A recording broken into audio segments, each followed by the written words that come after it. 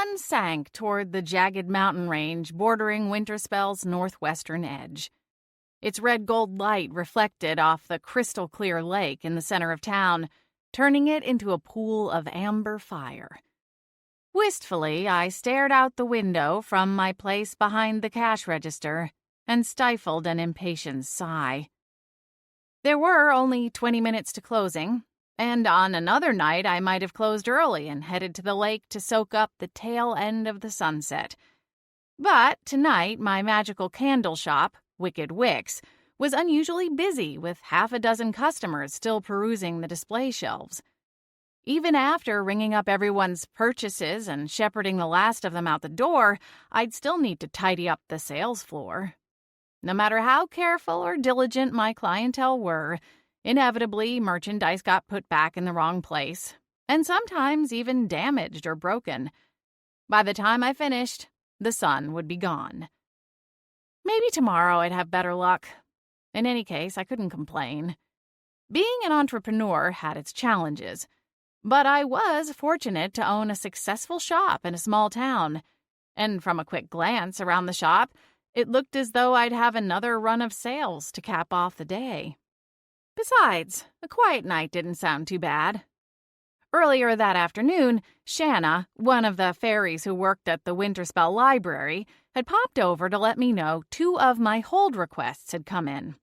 I could stop by on my bike ride home and pick them up, then maybe grab something from Whimsy's Delicatessen. I'd tell myself I would only read a few chapters and get to sleep at a decent hour, but I knew that was a lie. That was part of the thrill of it, getting sucked into a juicy chapter right before bed. A young man approached the counter and caught my attention.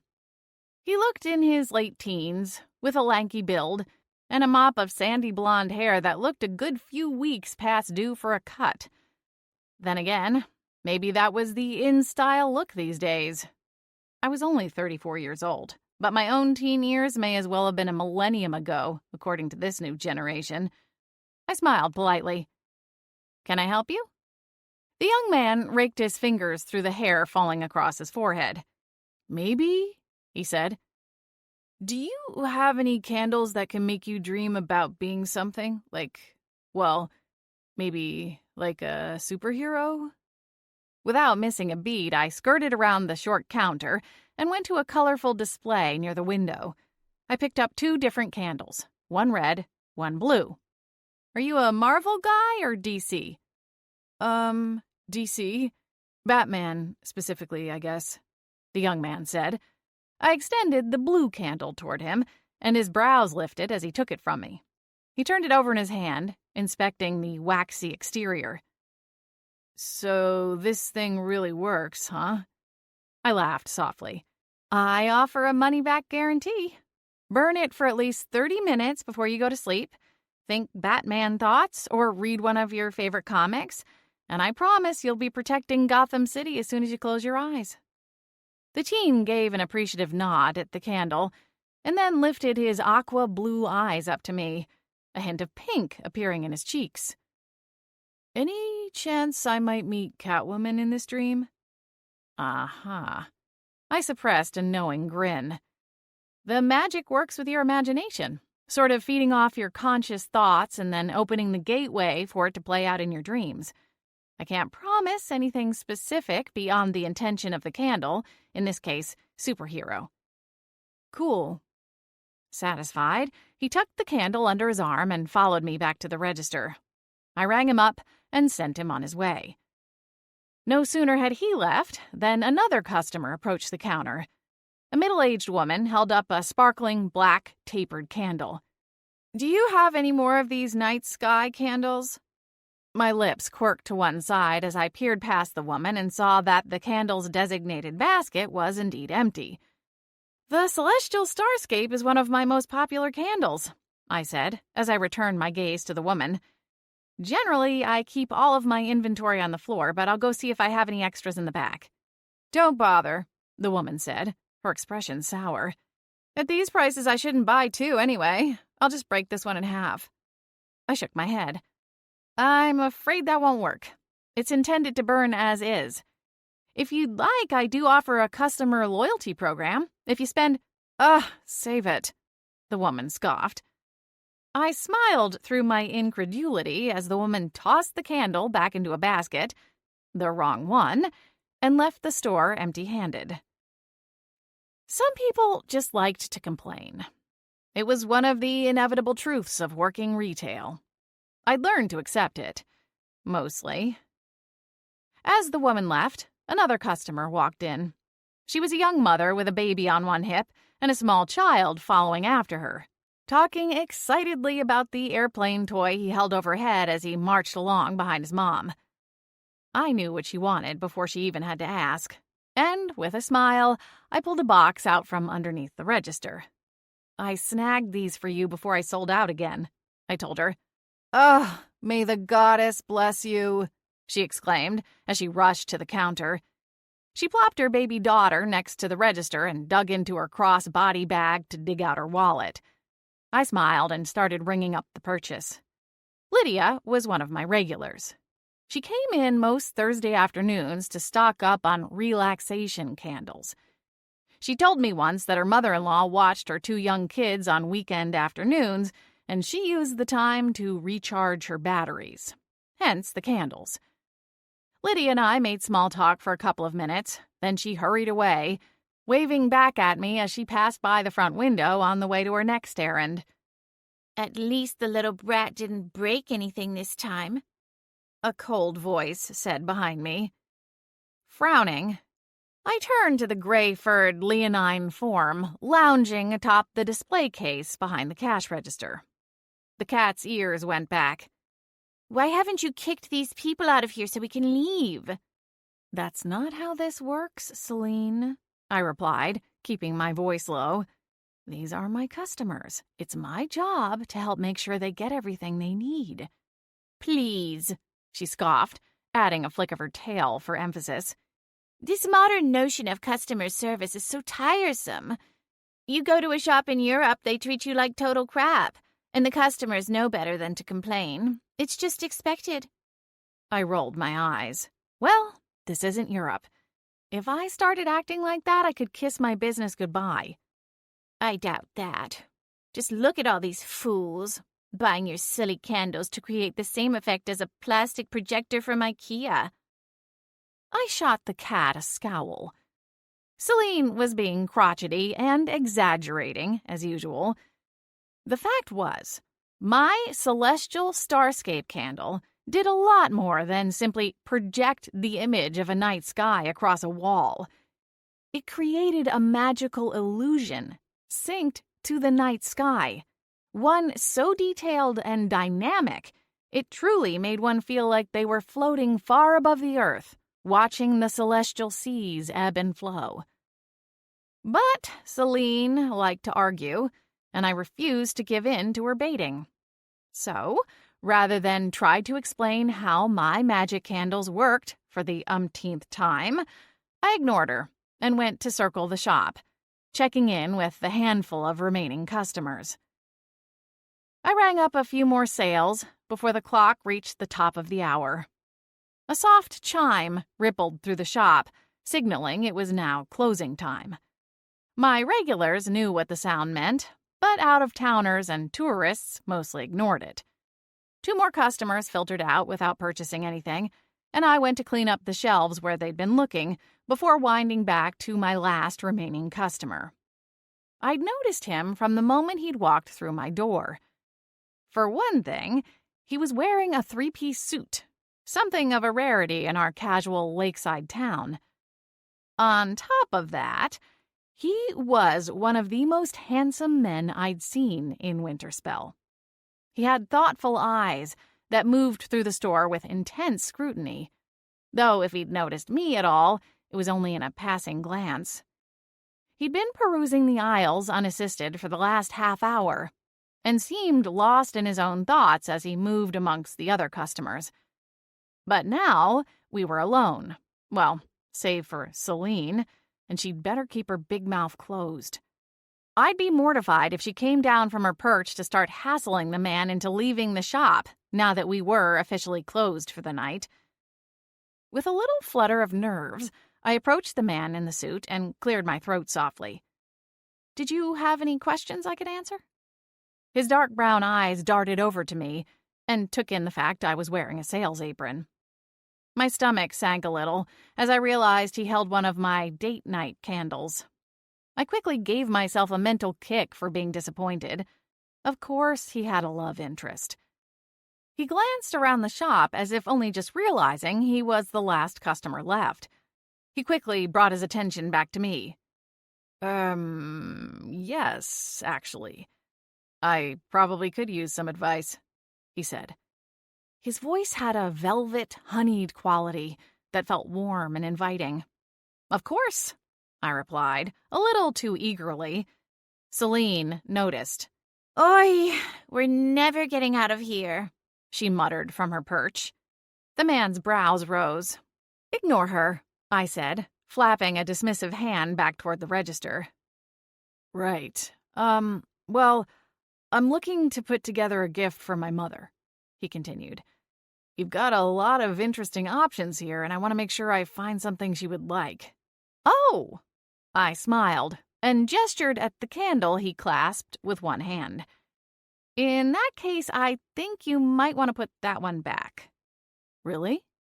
His face contorted in a frown as he stared at the candle.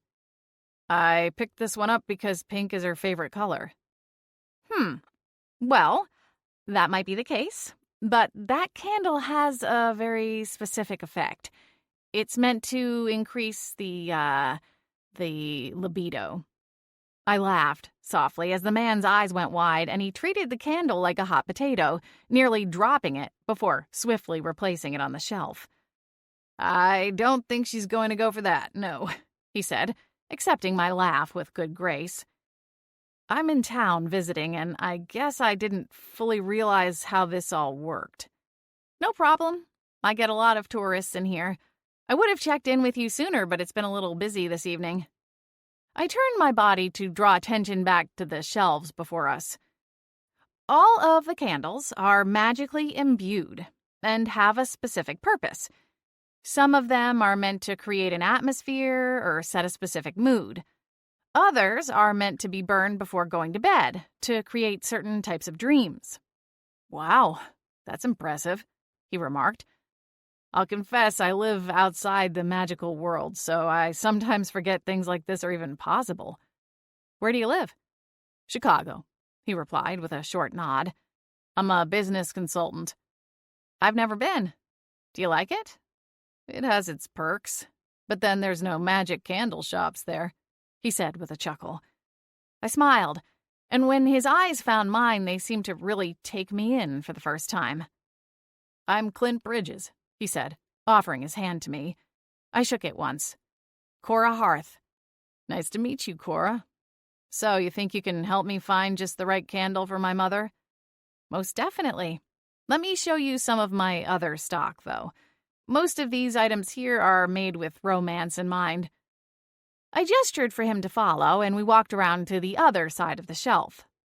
"It might help if you told me a little bit about your mother." "She's an earth witch, and, she likes bird watching, and—" Clint trailed off for a moment, then sighed. "Sorry, this is a lot harder than I thought. You see, I actually haven't seen my mother in quite a few years."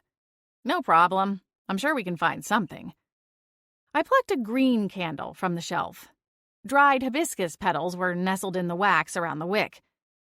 "This is a really popular one around Mother's Day. Burning this will fill a small room with the illusion of a tropical waterfall.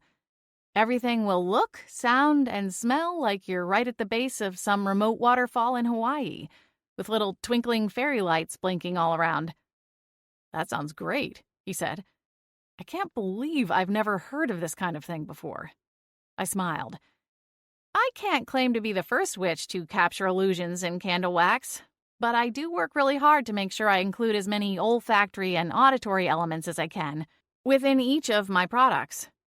Clint stared at the candle with reverence. Smiling, I hitched one shoulder. "Sometimes I tell people to think of it like the holodeck from Star Trek." "That I understand," Clint said, laughing softly. Aha! A fellow nerd, I teased. Tell you what, how about a little demonstration? Oh, sure. It's not like you're cutting into someone's dinner time, Selene complained from across the room.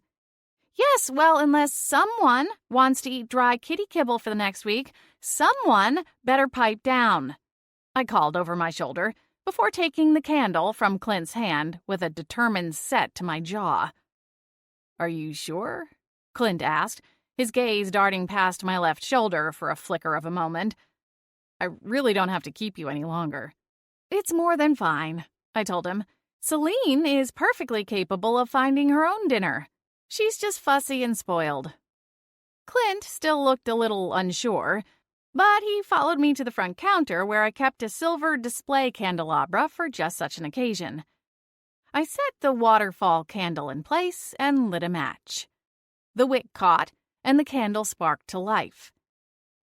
For a moment, nothing changed. Then, a whisper of a breeze swirled through the shop. It smells like hibiscus, Clint said, tilting his chin up. Is that the flowers or the magic? How long does it take to... The walls, shelves, and merchandise vanished.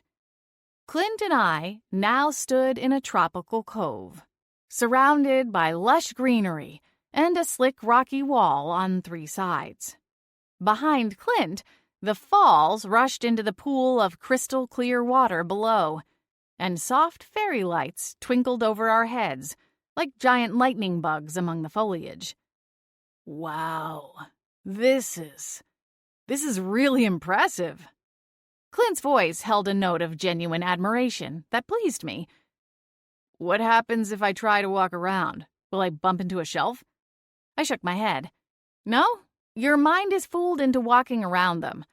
My candles are 100% safe.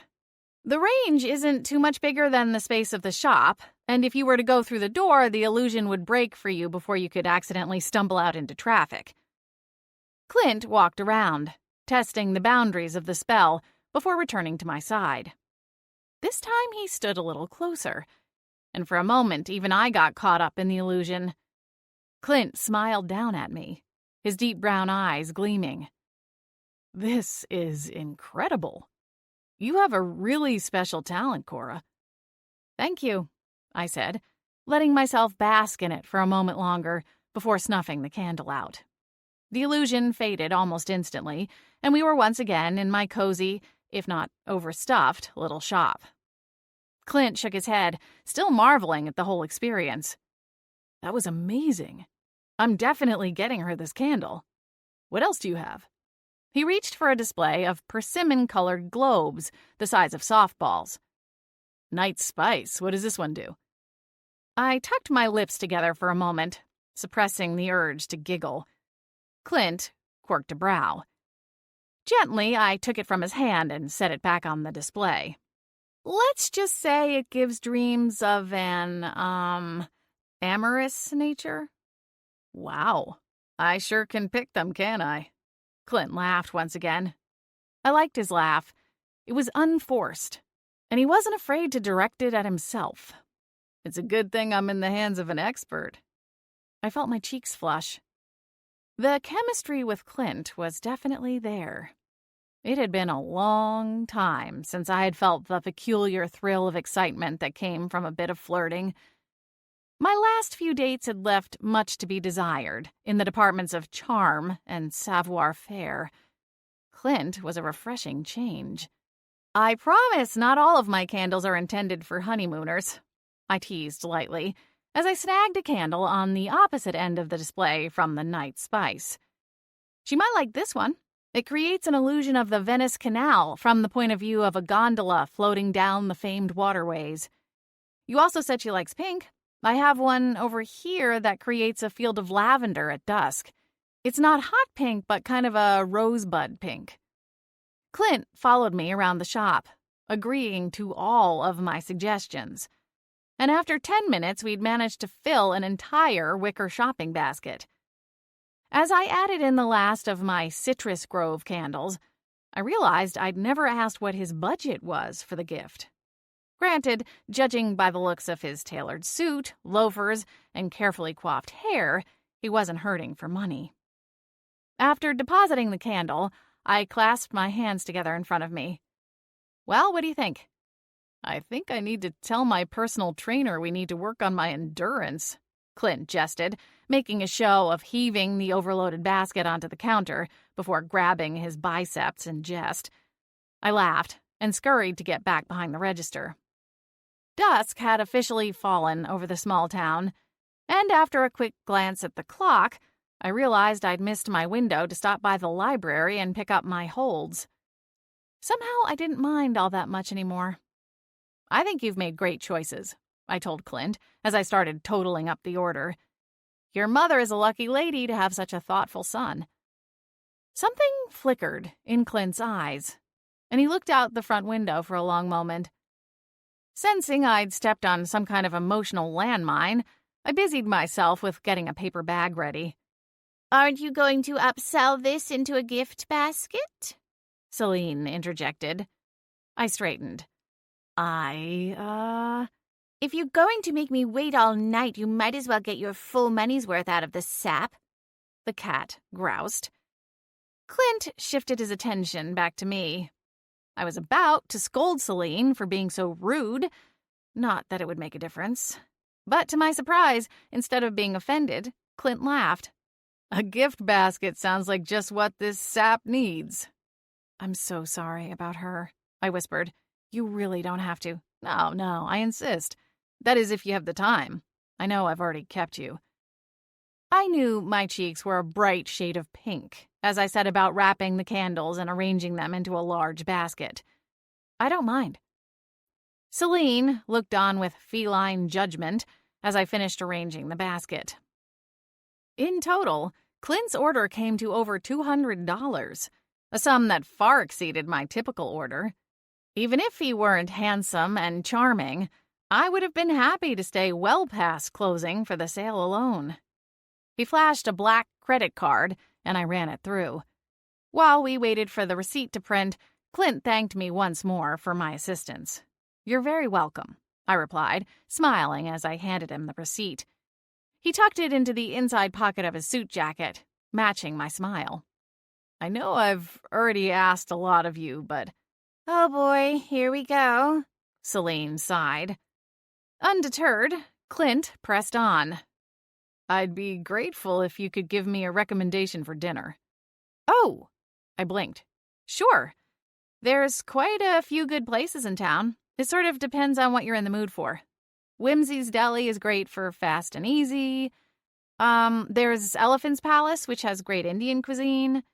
That sounds like it could hit the spot. It's just a few shops down from here, I said, gesturing out the front window in the direction of the restaurant. They're open for another 3 hours. Is there any chance you might be free to join me, now that you've gotten rid of your last annoying customer? Clint asked, with a shy half-smile. Selene flew over my shoulder and landed with a light thump on the counter. Unless my eyesight is failing, it looks like he's still here, she commented, glowering up at Clint with her bright blue eyes. Great. My first decent dinner date invitation in months, and my mouthy familiar was going to chase him off just to spite me. Generally speaking, a familiar was meant to assist a witch, to be her helper and confidant. Selene was interested in none of those things.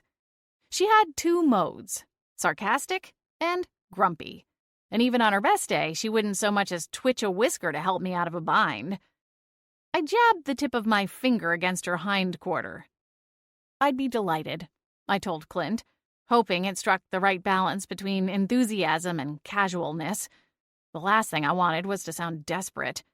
Great. Let me go put this in the car and we can walk over to the restaurant. Nodding, I turned and began pulling my apron off over my head. That sounds...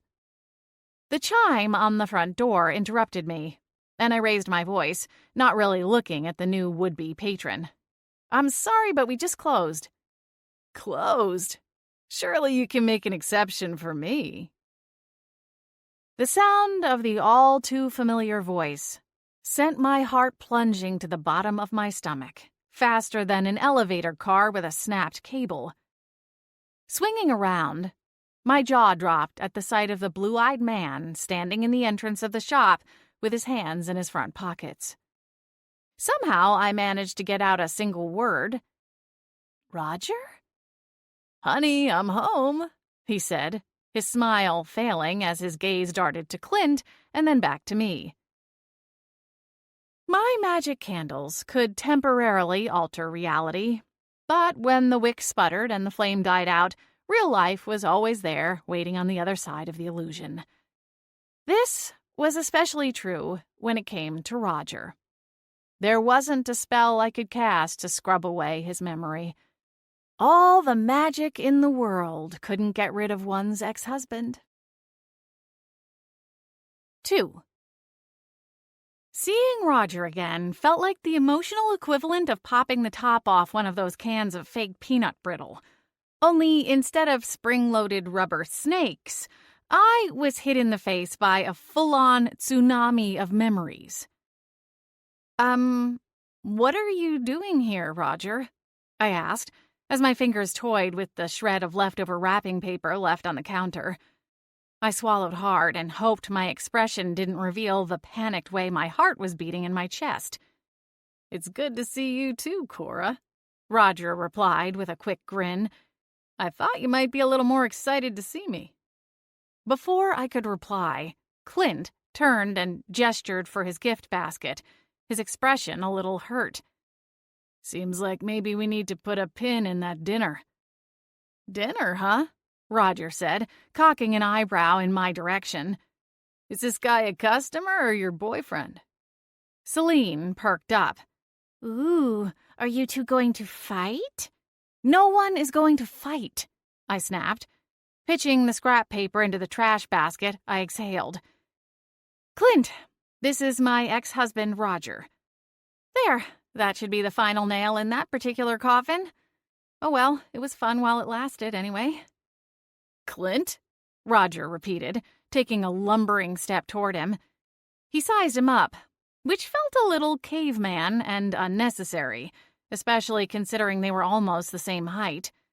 The difference between them was that Roger had a swimmer's build, with broad shoulders and a trim waist, whereas Clint was slimmer overall, but was likely not too far off Roger's weight.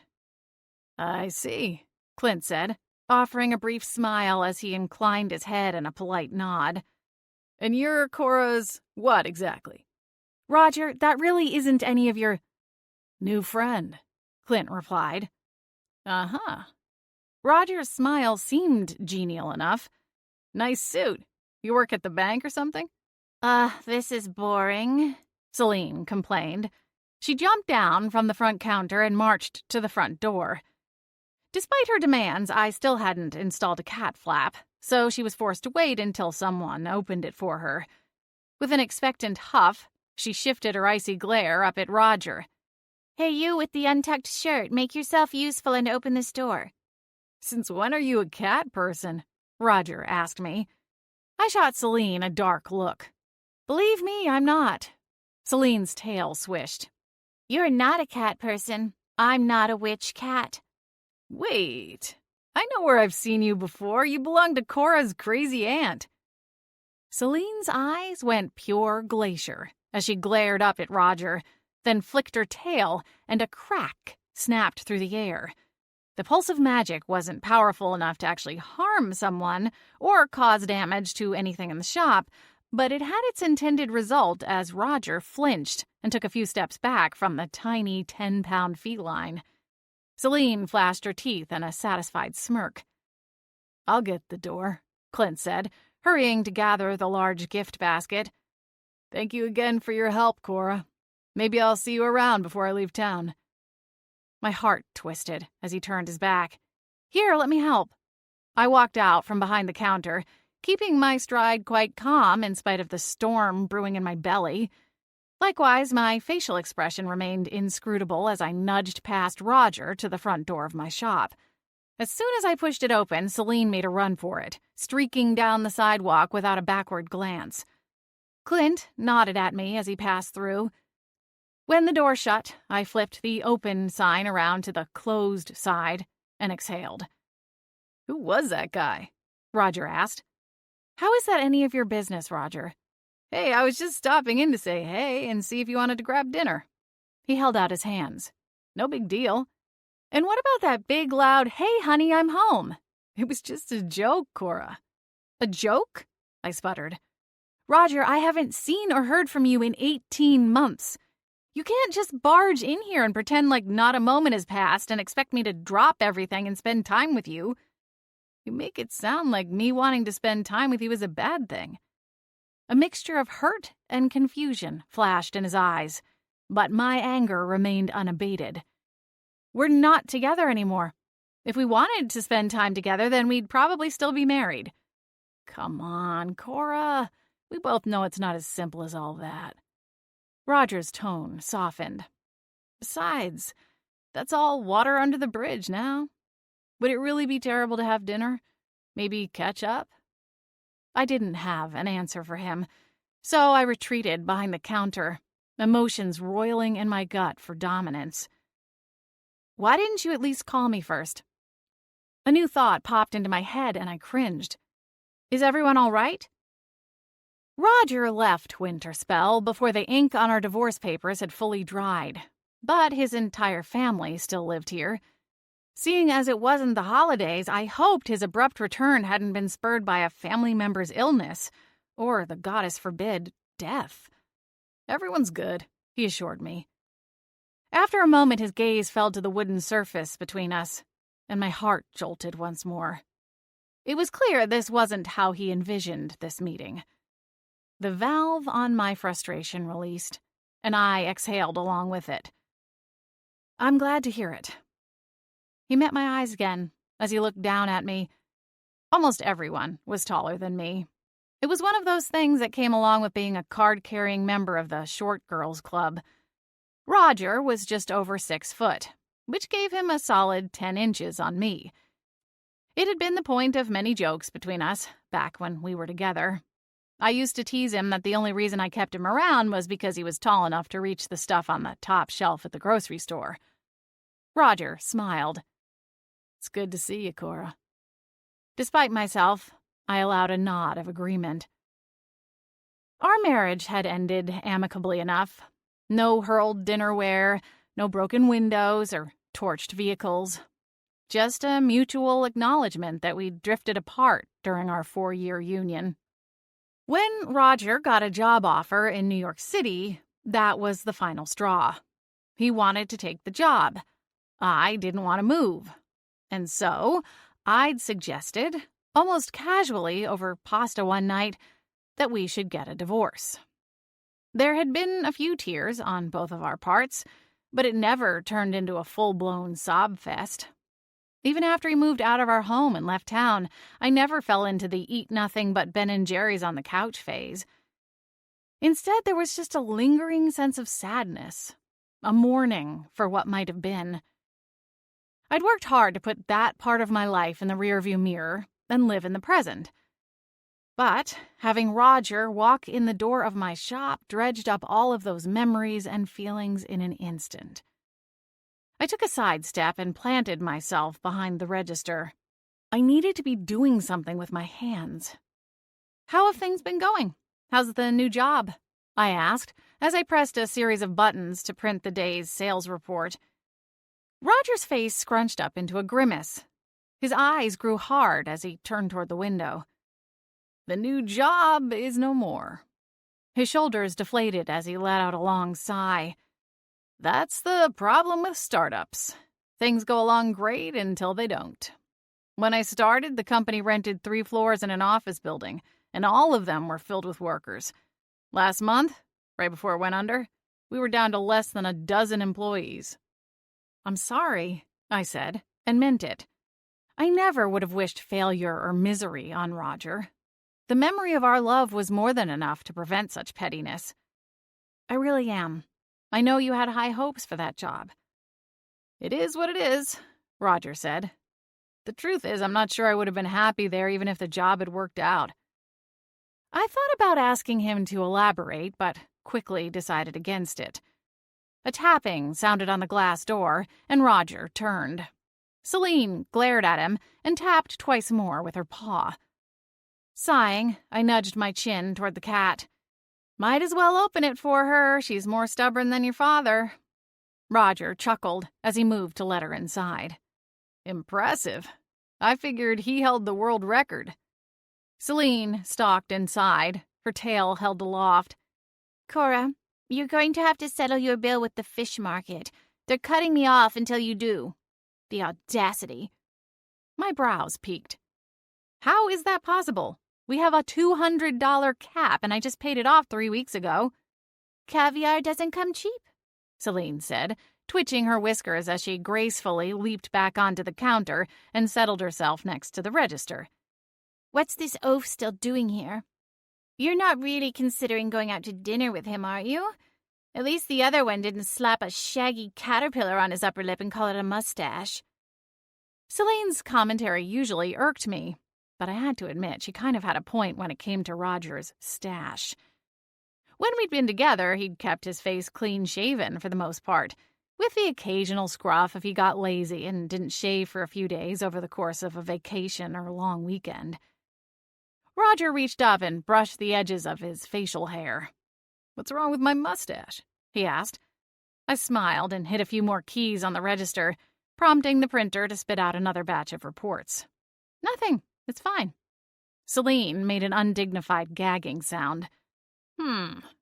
Roger finished smoothing his mustache, then slipped his hands back into the pockets of his well-worn jeans. "All right, so I've grown a mustache, lost my job, and fancy condo lease. That sums up how things are going for me. Your turn. What have you been up to?" Well, I've been... A whole lot of nothing. That's what she's been up to, Selene interjected. Do you know what time she went to bed last night? 8:30. 8:30. She might as well move into a nursing home and spend her nights complaining about the split pea soup. I cast a withering glare at Selene. Strike two, kitty cat. If I go to bed early, it's because I'm pulling 14-hour days here at the shop, I said, more for Selene's benefit than Roger's. "You're still running the place solo?" Roger asked, concern showing along his brow. "Where's Liana?" "She got a job working in the admin office at the high school. She needed the benefits, and I couldn't offer them to her. I had a couple of part-timers over the summer, but they were both college students and just left to get back to school, so I'm all alone now." I winced. I hadn't meant to sound quite so pathetic and lonely. Yeah, all alone, Selene piped in. Except for the men she meets after using those sexy time dream candles. I'll tell you what, she's her own best customer. That's it. I decided then and there it was strike 3 for Selene the cat. I called up a handful of magic and conjured a miniature tornado on the counter beside the cat. Selene leaped to her feet and scrambled to flee, all 4 feet moving like something out of a cartoon. But she failed to make headway against the cyclone. The swirling wind surrounded her, creating a soundproof bubble as her words were sucked into the vortex of wind before they could reach us. The silence only lasted for a few moments before she fired back with a magic jolt of her own that bought her just enough time to slip free of the wind. She let out a hiss, then scrambled up behind a shelf filled with candelabras. Ha! You're not the first witch to try and trap me in a tornado. You have to wake up pretty early in the morning to outsmart me, mortal. Do I need to call PETA? Roger teased, quirking a brow in my direction. She's not an animal, I muttered, scowling over my shoulder at the beast. She's a demon. Are you cat-sitting or something? No. I rubbed my temples and let out a heavy sigh. Aunt Lavender went off on one of her quests, leaving Selene behind. She showed up on my doorstep about 6 weeks ago, and now I'm stuck with her. Trust me, if I could break this spell, I'd have gone somewhere, anywhere else, Selene sniped from her cubby. I have to follow the Hearth family line from generation to generation until I die, which will be forever, unless those bumbling fates manage to figure out where I've hidden my last thread. She flashed a wicked grin. Roger frowned up at the cat. You're seriously immortal? Selene puffed out her chest. For all intents and purposes, cats are gifted with 9 lives, but I managed to wrestle my 9th lifeline from the old biddies, and without it, they can't send me packing to the underworld. Roger blinked. It's a whole thing, I said, dismissing Selene with a wave of my hand. She's cooked up this story, and it's really best if you don't— Story? Selene spat. I'm not making this up. Those hags probably still have scars on their hands from where I scratched them. Yeah, we get it. You're old, you're vicious, probably a saber-toothed tiger, yada yada. Selene narrowed her eyes. Just for that, I'm ordering twice the amount of caviar next week. Wow, you've really got a lot going on here, huh? Roger interjected. That's putting it mildly, I replied. Listen, I have to turn you down on the dinner thing. Oh, Roger said, unable to mask the disappointment in his tone. But maybe we can get together before you leave, I hastily amended. I mean, I'm sure we can find some time when our schedules coincide, that sort of thing. I was well aware of how banal my voice sounded. Roger nodded, then patted his palms on the edge of the front counter before backpedaling a step. All right. I'll see you later, then. He went to the front door and looked over his shoulder one last time. It really was good seeing you again, Cora. Take care of yourself. You too, okay? He smiled, and then was gone. I locked up the store and proceeded to count the till. I bundled up the cash with a rubber band and filled out a deposit slip, leaving aside $100 in bills and change to keep the register stocked. So what happened between you and the oaf? Selene asked, once I shut the cash drawer. By some miracle, she'd finally stopped trying to talk to me when I was in the middle of counting the money. I really don't want to talk about it, I replied. She must have sensed how close I was to blowing a gasket because she fell silent and let me finish my closing routine in peace. I went about my shop, straightening shelves and doing a casual mental inventory, so I knew what I'd need to whip up the following morning before opening. Next, I got the Windex and cleaned the glass cases where I held some of my more elaborately styled candelabras, ones wrought from expensive metals or bejeweled or both. I wrinkled my nose in disgust at the many finger smudges. Really, why did everyone have to paw at my display case? I got the push broom out and swept the wood floor, then took a long moment to consider whether I should mop or not. Sighing, I decided to give it a go. It wasn't like I had anything else to do. Kayaking was out, and the library was already closed. If I went home, I'd likely just veg on the couch with some trashy reality show I didn't even care about. Might as well be productive and save myself some time in the morning. So I finished mopping and dumped out the water in the utility sink in Wicked Wick's back of house. I gathered up my bank deposit and hid it inside my purse before turning out the lights and heading for home. I biked to the bank near the center of town and dropped my deposit in the after-hours slot before turning around and biking home. My ranch-style house only sat a few blocks from the center of town, so I biked most days, unless it was particularly treacherous in the winter. I got home and fed Selene, not bothering to banter with the surly cat, who was none too pleased with her day-old snapper. I heated up a bowl of leftovers for myself, adding a scoop of rice pilaf and a side salad, and as I sat down in front of the TV, I wondered if maybe Selene was right. Maybe I was boring.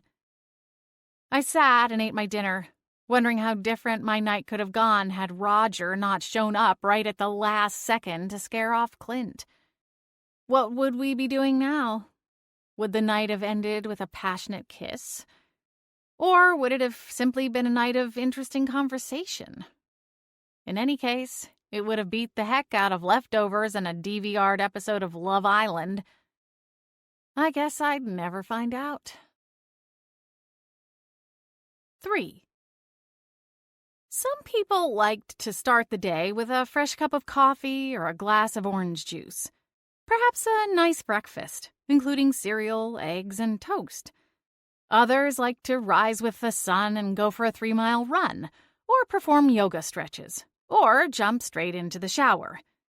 And then there were the people who liked to simply roll around in bed until the last moment before they absolutely had to get up. My morning ritual began with having a snarky cat sitting on my chest demanding breakfast. At least, most of the time it did. On the morning of the third day after Clint and Roger visited Wicked Wicks, I awakened to find something else sitting on my chest. "What's this?" My voice was thick with sleep. I had awakened from a dream where the handsome stranger Clint had returned to Wicked Wicks. And no, I didn't burn a special candle before bed. The handsome stranger just seemed to find his way into my dreams on his own. "Oh, just today's paper," Selene replied, her tone burgeoning with snark. "I'm sure you'll find the headline to be of particular interest." My eyes narrowed. I turned my head to face the cat perched on my bedside table. "What are you up to, Selene?" "Oh, I'm not up to anything. After all, it's not as if I'm the one who accepts dates from psychotic killers." Selene's tail twitched. "That's more under your purview, Cora." "Selene, I literally just woke up. I haven't had my coffee yet, and I don't have enough brain cells coming online to deal with your alleged wit. Just tell me what's going on." With a crack, Selene sent the blinds rolling open, blasting me with sunlight. "Read the headline for yourself. It's all quite self-explanatory from there." I grimaced, putting a hand in front of my face to block the bright sun searing my sleep-bleary eyes. "That was rude." "Just check the paper. It should answer all of your questions, and perhaps lead to a great deal more."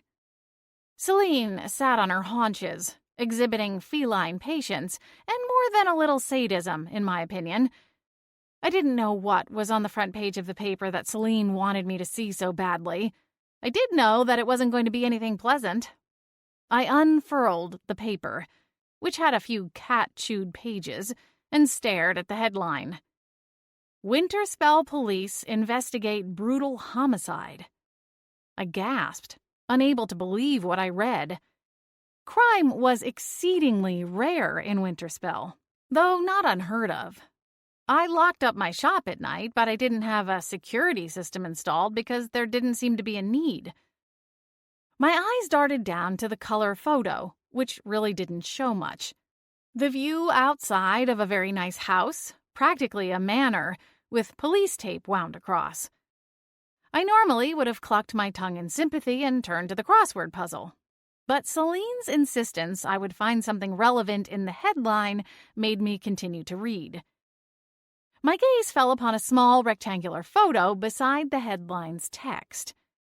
My lips flew open as a gasp escaped, because there, staring back at me from the paper, was Clint. Well, that explained why he hadn't been back to my shop. I'd hoped he might wander in for a second try at our date. "He was murdered?" I asked, my tired eyes not fully reading the article. "No, you dolt. He's the murderer," Selene scolded me. "What?" I read on, and my surprise only grew as the article unfolded. The murder victim was Seth Bridges. He was found by his wife in their home 2 nights ago, though the police weren't releasing any information on the cause of death. The surprising part was Clint's relation to Seth. Clint shared the same last name, Clint Bridges. The handsome stranger, the one I'd hit it off with so well, stood accused of murdering his own brother. Or at the least, I realized as I read on, he was a person of interest in the case, wanted for questioning. Did that mean he'd gone on the run? No wonder Selene had been so smug and cryptic. The cat had to be loving it, given her penchant for gossip. "This is just sad, Selene." I folded the paper closed and rubbed the sleep out of my eyes. "I can't imagine killing my brother." "You threaten to kill Evan all the time," Selene said. Last Yuletide you said, and I quote, "Evan, I'm going to throttle you if you don't shut up." He was about to tell Mom about the time I cut school to go skinny dipping with my friends back in high school. That's not appropriate Yuletide conversation. Besides, everyone knew I wasn't seriously going to kill him. I shook my head and sighed. I never did like violence, starting from a young age. I'd never liked war movies or anything with lots of blood and guts. Even as an adult, my entertainment tastes ranged from reality dating shows to Star Wars and comic book movies, but skipped over things like Saving Private Ryan. Sure, as a teen and during my brother's adolescent antics, there were times I would have liked to sock him in the face, but we never did get physical with one another. My family may not have been perfect, but they weren't that dysfunctional. I couldn't imagine life without my brother, let alone the thought of being the one to end his life. What a sad story, I said, setting the paper aside before rolling out of bed. That's all you have to say about it? Selene asked, scampering after me as I padded down the hall toward the kitchen. You almost went on a date with a murderer. First of all, we don't know if he did it, I told her as I stifled a yawn. He hasn't been arrested. Well, what if he did? She asked. I shrugged. It's not like they just found human remains in the guy's basement, Selene. You're making it sound like I narrowly avoided a brush with death. We don't know that you didn't, she insisted. It was too early for this kind of conversation. As far as I was concerned, it was a family tragedy. And if Clint was, in fact, a killer, the police would sort it out. In either case, I knew I wouldn't be seeing him again soon. So what difference did it really make? Ignoring the cat dancing around my feet, I set up the coffee pot and then went to the fridge and pulled out a tub of the $20 a pound, all-natural, chef-prepared, 100% organic cat food, which was the only brand the crotchety old cat would eat. A bag of Friskies simply wasn't an option. After carefully warming the bowl in the microwave and giving it a good stir to avoid any hot spots, I placed the food at Selene's feet. Luckily, she ate her morning meal with gusto and left me alone as I went about my morning routine. Mostly. While the coffee finished brewing, I shuffled down the hall to my bathroom. The rising sun caused me to squint as I passed by the east-facing picture window. The spectacular view warmed my heart most mornings, but the homicide in Winterspell cast an intangible pall over my spirits. I stepped into the shower before it had fully heated up and gasped, throwing a palm up to protect myself from the chill deluge. The cold water snapped me fully into wakefulness. I preferred the water to be very hot, even though my mother told me it would dry out my skin. When I emerged from the shower amid a cloud of steam, I felt a bit better. Despite my protests to Selene, it did feel somewhat ominous to have been so close to a murder, even if Clint wasn't the one behind his brother's untimely death. I'd never even heard of a murder in Winterspell before, at least not in recent memory. After dressing, I turned my mind to the day's list of tasks. I needed to stay late in order to replenish the stock at the shop for the upcoming week. After coffee and a light breakfast, I locked up the house and climbed onto my bike. Selene leaped into the basket hanging from the front, her paws resting on the wicker rim. Try not to hit every pothole on the way for a change. Don't make me hit a big one on purpose, I muttered. I pedaled to my shop, trying not to think of Clint, and largely failed until I pulled into the alley behind Wicked Wicks and slowed to a stop beside the metal utility door. While I extracted the keys from my purse, the door adjacent to my own swung open. A 10-inch tall, pink-haired, iridescent-winged woman flew out, waggling a pink wand adorned with a star shape. The wand emanated a field of glittering pixie dust, which enveloped the twin garbage bags floating in the air behind her. Oh, good morning, Cora. Good morning, Julia. Oh, sweet goddess, no, I must get inside before... I'm really glad I ran into you today, the little fairy said in her sprightly voice. I was hoping you'd try my new blend. I dropped the keys, while Selene indulged in a smug snicker. There was no escape now. Trying to keep from cringing, I grabbed the keys from the ground and slowly stood back up. This is made with actual coffee beans this time, right? Julia flicked her wand, and the heavy sacks of rubbish sailed into the air and plopped neatly inside the dumpster. Don't worry, it's not kidney bean coffee. I learned my lesson last time.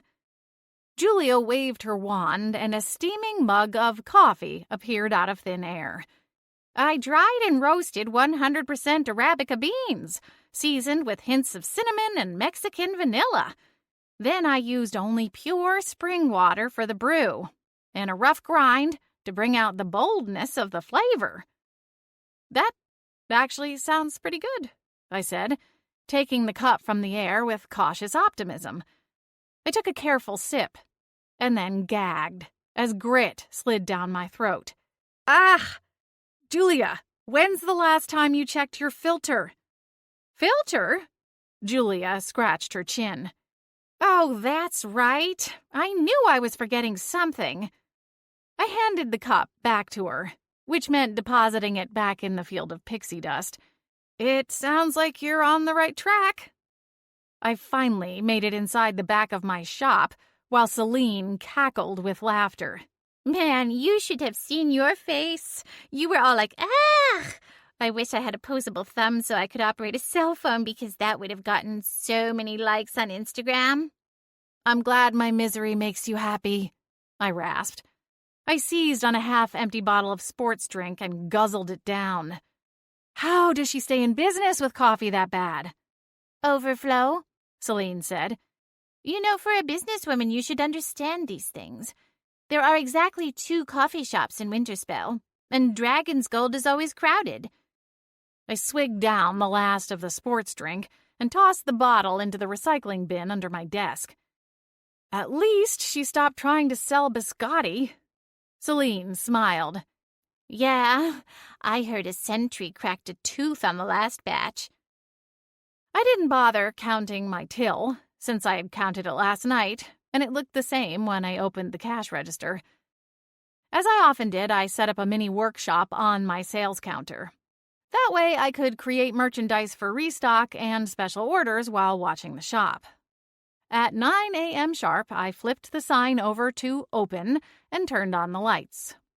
I had my first customer at 5 past the hour when Mrs. Blankenship came in for her usual. A candle that made her husband's cigar smoke turn into the same scent as bakery fresh cinnamon rolls. Around 10 in the morning, an adolescent witch came in with her parents. She proved fascinated with my candle-making process. How do the magical candles work? The girl's eyes squinted narrow as she watched me pour a stream of melted wax into a clay mold. Just like magic scrolls, potions, and infusions, magic needs a medium to interact with our world. You can use spoken words, syllables, and incantations, or you can use a physical medium. Like a candle? The girl said. Like a candle. I set the wick carefully, using a long metal strip to adjust the position slightly. What kind of candle is that? Well, this is a custom order. I left the mold to cool and solidify and flashed the girl a smile. It creates an interactive dream if you light it before bed, wherein you're transported to Coney Island. Coney Island? Why not Disney World? As I said, it's a custom order, and the customer who buys it used to live in New York. Being able to visit Coney Island in his dreams makes him feel less homesick. The girl's parents checked out, effectively ending the demonstration and the conversation in one fell swoop. I returned to creating merchandise, and between a steady stream of customers and my crafting, the day passed swiftly. I took a break for lunch, turning my sign to closed and pedaling down to the local deli. I returned to the shop bearing a chicken salad sandwich and cold iced tea. I had learned long ago that the fastest way to get business through my door was to try to eat. I tackled my sandwich bite by bite in between helping customers and occasionally working on my stock. I was slurping the last remnants of watery tea at the bottom of my cup when I went to lock up for the night. I counted up the day's business and whistled at the stack of bills. I would definitely be making a stop at the bank tonight. I dragged my bike out the back door, Selene already in the basket, and turned to lock up. I pushed the bike a few feet and looked up to find someone standing in my way. "Excuse me," I gasped when I saw who it was. Clint stood in the alleyway, clearly waiting for me. 4. I summoned a whirling dervish of wind in the center of my hand. It was instinctual more than anything, but I kept the swirling mini tornado just in case. "What are you doing here?" My heart was crammed into my throat, making it a struggle to get the words out. The last thing I had expected was to see Clint in my alleyway. "I saw the paper this morning," I told him. "Did you really kill your brother?" Thick brows came low over soulful brown eyes swimming with anxiety. "Of course I didn't kill him." "That's not what the paper said," Selene interjected. "Technically, the paper said he was a person of interest." I lowered my hand and closed my fist, snuffing out the cyclone. "What are you doing here, Clint?" I asked again. "I came because I need your help." Clint's shoulders deflated with a sigh as he cast his gaze to the ground between us. I don't really have anywhere else to turn, and the police told me not to leave town." Selene narrowed her eyes. "Hey, buddy, do you see a sign that says, 'We smuggle fugitives for a fee'? Get lost." "Hush, Selene." I considered Clint, noting his haggard appearance. Dark circles lurked under his eyes, and a day's growth of beard stubbled his features. From the looks of his bloodshot eyes and swollen face, he'd done some crying recently. "You really didn't kill your brother?" "No, I didn't." Clint ran a hand through his hair and shook his head in exasperation. "I told the police as much. I told them everything I know, but they refused to believe me." "Why not?" I asked. "Why are you talking to this crazed, psychotic killer?" Selene's tail twitched back and forth in agitation. "I mean, look at him. He's probably one of those so-called nice guys who sees red and just snaps. Then you'll wish you'd listened to me." "Selene, be quiet for once." I shifted my gaze back to Clint. "Go on." Clint hugged himself, suppressing a shudder. "I don't like to think about it, you know. It doesn't even seem real. I just saw Seth on Friday, and now he's gone." "So you did have contact with him?" I asked. "Listen to you. I guess you learned something binge-watching all those seasons of Law and Order." I ignored Selene as Clint spoke. "I saw him at our mother's lake house Friday morning. I tried to see him again later that afternoon, but he was in some kind of meeting." Clint shook his head. "I didn't even see him the second time, I swear, let alone kill him." "The cops have to be looking at you for more reasons than simple proximity." I swatted away a fly that seemed intent on landing on my face. Despite its wintry name, Winterspell in summer reached temperatures high enough to bead sweat on both our faces.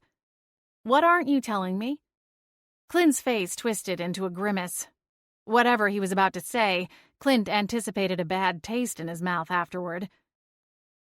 "I'm not visiting my family in Winterspell just by chance. My mother summoned me here because she wanted to discuss some changes that she made to her will." I cocked an eyebrow. "Go on." Clint sighed, lips becoming a thin, tight line. Look, I'm not the marrying kind, all right? I know it's kind of the expected thing to get married and have a couple of kids, and that's totally fine for other people. I just don't think that's going to be my life's path." "I see." I felt a bit disappointed, but then berated myself for it. After all, the man was an accused killer. "What does that have to do with your mother's will?" Clint's lips twisted in the ghost of a mirthless, sardonic smile. "My mother had originally wished to split the inheritance evenly between her two sons. However, when I told her that I wasn't going to start a family, She decided I didn't need as big a cut of the family estate. She changed the will, so my brother Seth would be inheriting the bulk of her wealth. The grin grew somewhat genuine. After all, he's already started his family. Or should I say, he had started. Clint looked as if he were battling a renewed wave of tears. He scrubbed a hand down his face before he continued speaking. Anyway, the police see that, the money, I mean, as plenty of motive for murder. That's why I'm the prime suspect. Oh wait, I'm sorry, person of interest. I felt sympathy blossom in my chest. In spite of the fact I didn't know Clint all that well, it didn't mean I still wasn't wary of him.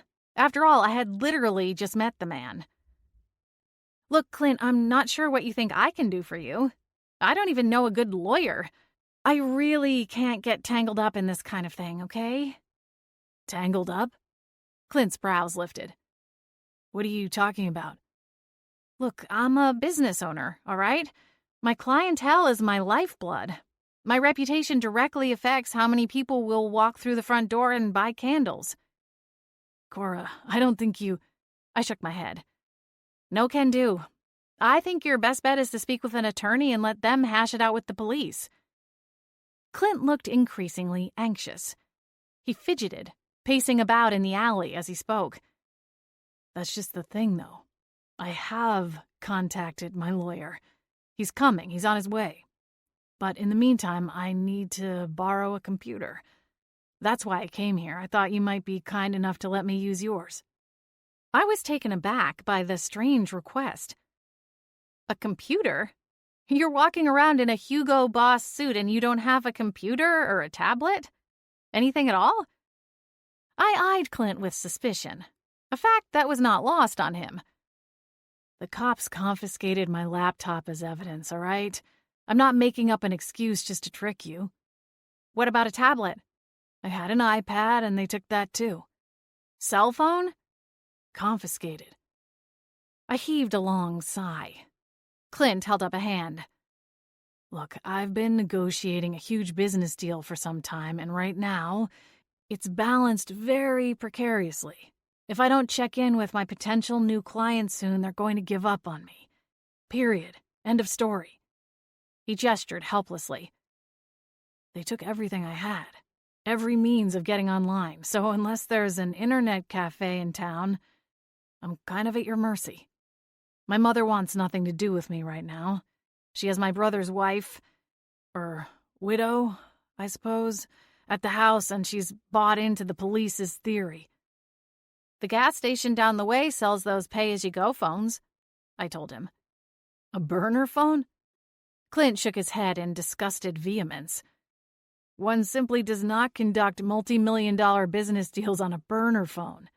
And it's not like there's an Apple store or Best Buy in Winterspell.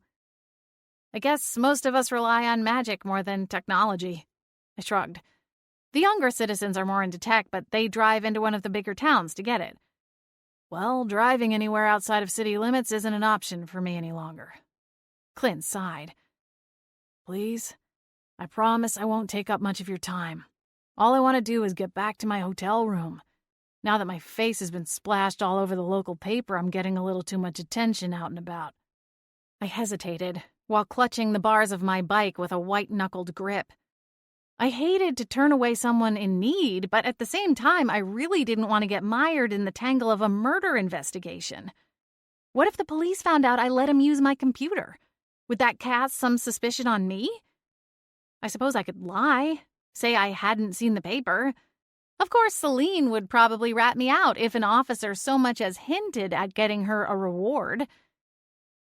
In the end, my basic human decency won out, but it was a close call. All right. Great. Here we go. Now we're going to get robbed and wrapped up in duct tape, just like on that episode of NCIS. Be quiet, Selene, I gasped. Do I really look threatening? Clint asked, with a slight scoff to the question. I don't even know how to use my own magic beyond a few party tricks. If anything, Cora is a threat to me. I'm not a threat to anyone, I said, unlocking the back door and allowing Clint inside. I decided to leave my bike sitting in the alley. No one was likely to steal it in Winterspell. Then again, I had thought the same about murder until this morning. I led him through the back area to my front of house. I pottered around the shop, looking for my laptop, while Clint perused my wares. You know, it would really simplify things if you sold me a candle that would convince the cops I was telling the truth. He lifted a wrapped-up blueberry-colored candle and idly examined it before setting it down. Say, weren't you telling me about some kind of lie detector candle? What? I paused as my fingers finally brushed the smooth case of my computer. It had been hiding in a drawer under my cash register. I said no such thing. I could have sworn you did. Clint searched carefully through my merchandise until he came up with a candle the color of Selene's eyes. Here it is right here. Heart's truth. That candle isn't a lie detector, Clint, I replied dryly. I said that it would cause a person to reveal their true desires. It's more of a decision-making tool. It reveals what you want, not what you've done. Can you give me an example?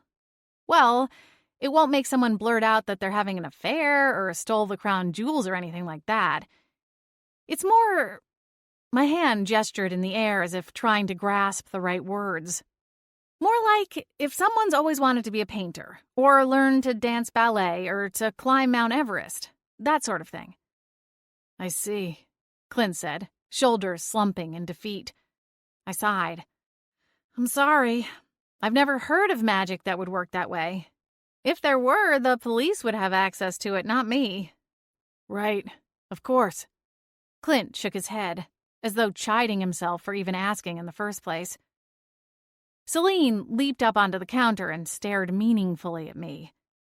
Once again, you insult me, Cora. What? How have I insulted you? Selene turned toward Clint, her tail twitching in annoyance. You told Mr. Ripper that you couldn't help him without even consulting me. Wait, your cat knows more about magic than you do? Clint sounded incredulous. Oh, don't sound so suspicious, you hairless ape. I'm the oldest and wisest sentient being in this here candle shop. Selene does have a lot of magical knowledge, I said slowly. Then my eyes narrowed. But she never, ever gives anything away for free. There's always a price, isn't there, Selene? I'll pay any price, Clint said eagerly. I'll do anything you want if you'll help me. Anything? Selene's blue eyes glittered with pure, unadulterated greed. Selene, don't you dare shake him down just because he's desperate. My voice trailed off as I glanced out the window and saw a police cruiser pulling up outside my shop, lights flashing. Oh no. In a panic, I grabbed Clint's arm and shoved him toward the back room. Go! Get moving! I relentlessly shooed him off the sales floor and into the back of house. I kept pushing until we were in a small storage room, out of sight of the front windows of my shop. Now stay! A knock at the door nearly caused me to jump out of my skin. Heart pounding, I held my finger to my lips and then turned away from Clint. I crept back to the open doorway separating the stock room from the sales floor and peered carefully out. A uniformed police officer stood at the front door of the shop. As I watched, he raised his hand and rapped on my door with his knuckles. A very insistent rapping at that. Well, Cora, Selene said, I guess you had a pretty good run, but this is it. Aiding and abetting a fugitive? Ah, man. Better start learning to carve a shiv and getting used to the idea of eating tater tots and fish sticks for the next 10 to 20. I was too frightened to be angry at my ancient familiar. What have I got myself into this time? 5. I wrestled with myself, poised at the edge of the archway separating the stockroom from the sales floor. Beyond the rows of shelves filled with candles, I could see the police officer peering through the sheer curtain hung in the plate glass window, hand cupped to reduce the glare of the setting sun. Well, no use in putting off the inevitable. Selene's ears twitched back. No worries. I'm sure you can pick up another degree or two while you're in the big house. What even makes you think that I'm going away to prison? I took Clint in on good faith. My eyes narrowed. Answer me that, Miss Smarty Pants. Miss Smarty Pants? Are we pulling the preschool level ordinance from our insult arsenal? We don't even know he's here for Clint, I fired back. And he wasn't arrested, remember? So I'm hardly aiding and abetting. Unless Clint lied, Selene countered. And let's be honest, your taste in men is questionable at best. It wouldn't really be a surprise to find you've fallen for a pathological liar, would it? I ground my teeth. Selene leaned in. If the cop wasn't here for Clint, then why did he have his lights flashing when he pulled up? I didn't have an answer for that. Yeah, that's what I thought. Face it. Shakedown, takedown. You're busted. What? I tilted my head to the side. What's that even from? Beverly Hills Cop. Oh, I don't think I was even born when that came out. So now we're being ageist? I put a finger to her nose. Quiet. Let me go see what he wants. I took a deep breath, held it for 4 seconds like my mother had taught me, and then let it out slowly through my nostrils. I opened my eyes and felt my heart rate had decreased at least a little bit. Steeling myself, I strode out of the back room confidently toward the front door. At least I hoped I looked confident, and not like someone about to break under the pressure of accidentally harboring a maybe fugitive. I noticed he'd turned his lights off, so I had that much to be grateful for at least. I took one final calming breath and opened the door. Can I help you? Sorry to bother you after business hours, ma'am. The 30-ish deputy spoke politely, but his eyes seemed hard and suspicious to my estimation. I see you're closed up for the evening, but do you have time to answer a few questions? Questions? About what? I winced inwardly at the banality of my own voice.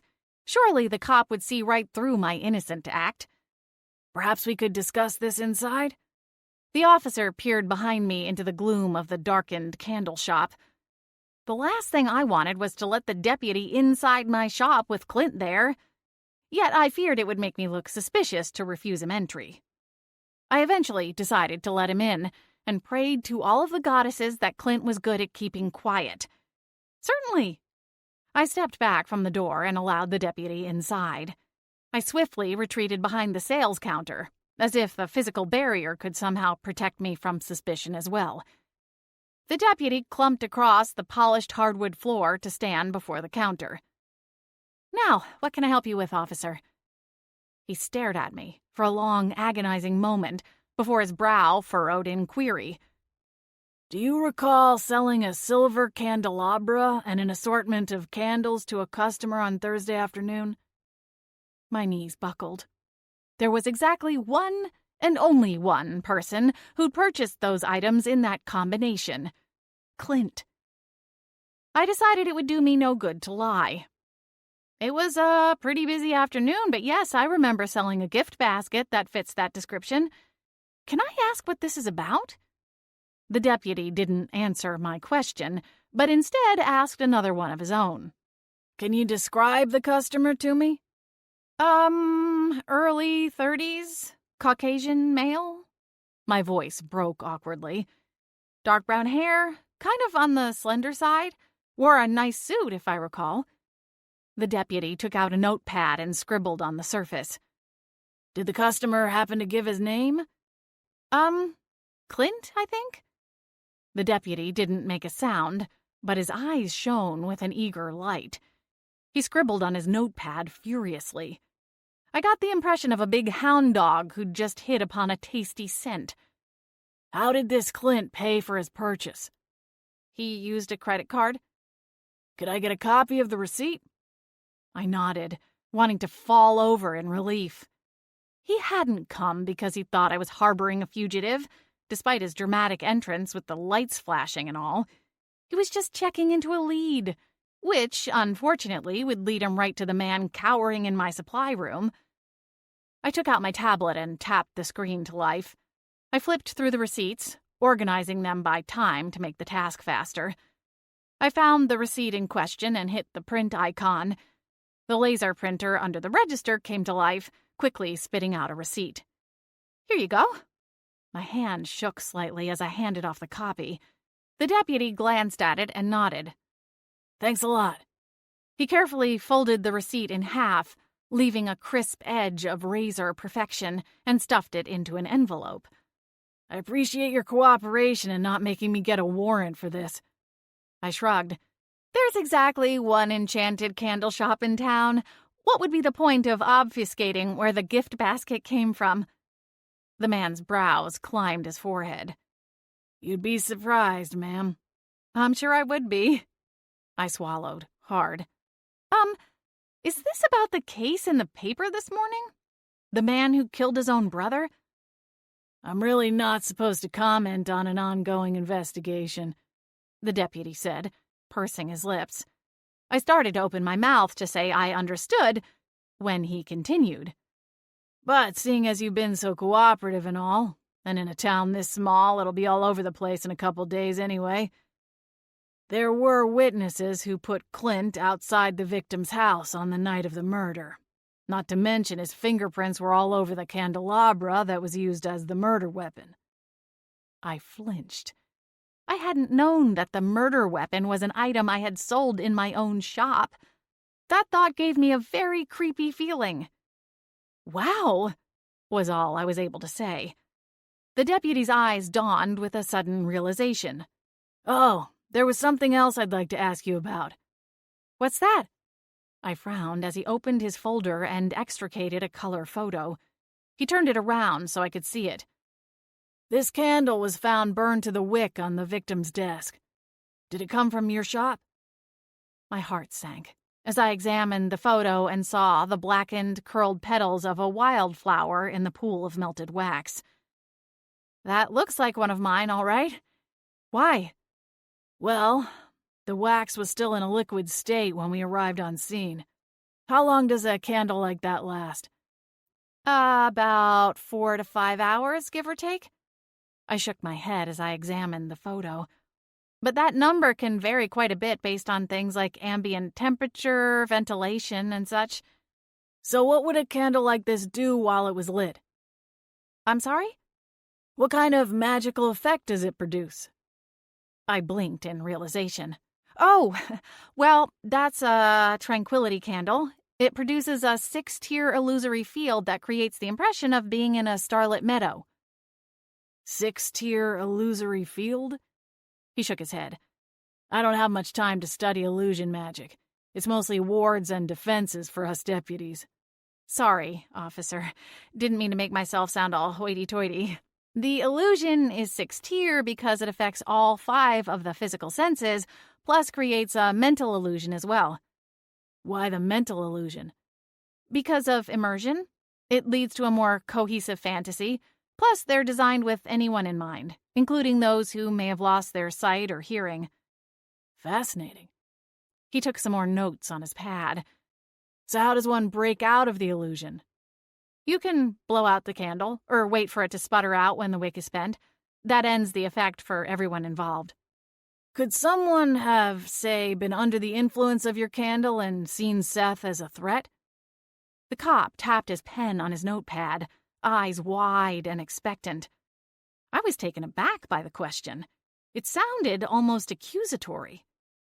"Why, no. No, there's no way. That's not how the illusion works. It only alters your perception of the environment, not any living creatures in the area of effect." The deputy nodded and scribbled down a note. "I see." I cleared my throat. I tended to drone on when speaking about my candles. "None of my products can cause any harm, officer. I promise you that." "From what we could tell, your candle didn't do a bit of harm." He snapped his notepad closed and stuffed it in his front pocket. With a click of his pen, he nodded politely at me. "It was the candelabra that did our victim in." He turned to leave, but I had one final question. "Oh, officer?" The deputy paused halfway to the door. "Yes, ma'am." "When you pulled up outside my shop, you had your lights flashing. I was just wondering why you had them on." The deputy's eyes widened. "Oh, that. Well, it's summer, A lot of tourists in town, and some of them have bored kids. I saw a couple of teens with a can of spray paint by your side wall. I flashed my lights to scare them off, but you might want to check and see if they left you any presents. Oh, thanks, I guess. He nodded and pushed his way out the front door. I felt my stomach bottom out. I gripped the edge of the counter, trying to will the nausea away as the deputy took his leave. As soon as the door closed behind him, I summoned up 2 cyclones, one in each palm, and rushed into the stock area. "Clint," I snapped, "you never said anything about being at Seth's house around the time of the murder, or that the candelabra I sold you wound up being the murder weapon." No response. I moved fully into the back of house area, but found no answers forthcoming from the bare drywall and finished concrete floors. "Clint? Hello?" I grew wary and summoned my magic once again. "Clint, are you in here? The cop is gone, and he wasn't even after you. Sorry, I flipped out and shoved you back here like a tawdry secret." I still received no response. My face contorted into a scowl. "This isn't funny. Come out already." I moved into the last corner of the stockroom and found nothing. No sign of Clint. I leaned on a shelf and frowned, trying to figure out what could have happened to him. Where the heck did he go? Are you talking about Clint? Selene asked, with grating innocence as she padded up. "No, I'm talking about the Mad Hatter. Of course I mean Clint. Where did he get off to? He was just here." "Oh, I don't think he stuck around long after that cop showed up." Selene was enjoying every moment of the game. I tried not to let on how frustrated I was. If Selene figured out that her antics were getting to me in any way, it would only prolong the agony. "Selene," I said, with exaggerated calmness and a casual tone, "did you happen to see what happened to Clint?" "Why, yes. Yes, I did." Selene licked her paw, eyes half-lidded. I fought down a nasty retort. "Can you tell me where he went, please?" "Of course I can." Selene looked at me for a long moment as if she were quite dumb, and went back to the bath. "Then tell me, please," I said, through gritted teeth. "He headed out the back right when the cop came." I guess he was worried. I cocked an eyebrow at Selene. The little cat seemed quite smug about something. "There's something you're not telling me." "Oh, I haven't even gotten to the good part." Her tail swished with excitement. "He took your laptop with him." "He what?" My voice went up an octave. "He stole my laptop?" "Well, these things happen when you harbor fugitives from justice." "Will you knock it off?" I shook my head. "Selene, why didn't you try to stop him when you saw him stealing my laptop?" The cat's eyes narrowed. "Excuse me?" Selene calmly licked her front paw, then peered up at me. "What, do I look like your mangy guard dog?" "No," I growled, "but maybe I should look into getting one of those. They might be the only thing that could keep you in line." 6. I don't know what made me madder. The fact that Clint had stolen my laptop, or the way that Selene made sure to rub it in. She spent the whole night making passive-aggressive statements to me about the whole affair. "Hey, can you get me the routing number for your account? Oh, that's right. You're out of checks, but you have a picture saved on the laptop. Where did that get off to again?" Or, "I'll bet you'd like to look at your sales invoices for last quarter. Too bad they're on the laptop. When's Clint supposed to get that back to you again?" And my personal favorite, "You don't suppose Clint is going to download some government secrets or something onto your hard drive, do you? Wouldn't that be so incriminating? But I'm sure he's a trustworthy sort. I mean, accused of murder and all." It was enough to get me thinking about conjuring up a windstorm and putting her through her own personal spin cycle like in a washing machine. But I managed to tamp that idea down, had a glass of wine, and went to bed. The next day, I closed up shop early because I had book club. Generally speaking, I wasn't a huge fan of book club, but it was one of the few purely social things I did in Winterspell. Plus, it was a chance to catch up with my friend Liana. I missed her since she took a job at the school and left Wicked Wicks. The host of book club is a woman I went to high school with, Judy Grimm. She's a fire witch, but not much of a caster. She chose not to go on to university and instead married young to start a family. Judy's all right, but she's a housewife with 2 maids and a personal chef. All that free time leads to her favorite hobby, gossiping. And stars above is she good at it. Mainly, I just go to see Liana. But there's some other folks in the sort of acquaintance category I hang out with, too. Most of the time, I couldn't care less about what book we're talking about. I do care about the snacks. That personal chef I mentioned? Yeah, it turns out she studied abroad and is nothing short of amazing. You never know what you're going to come across when you show up at book club. One week, there were these crab cakes with a flambé crust that just melted in our mouths.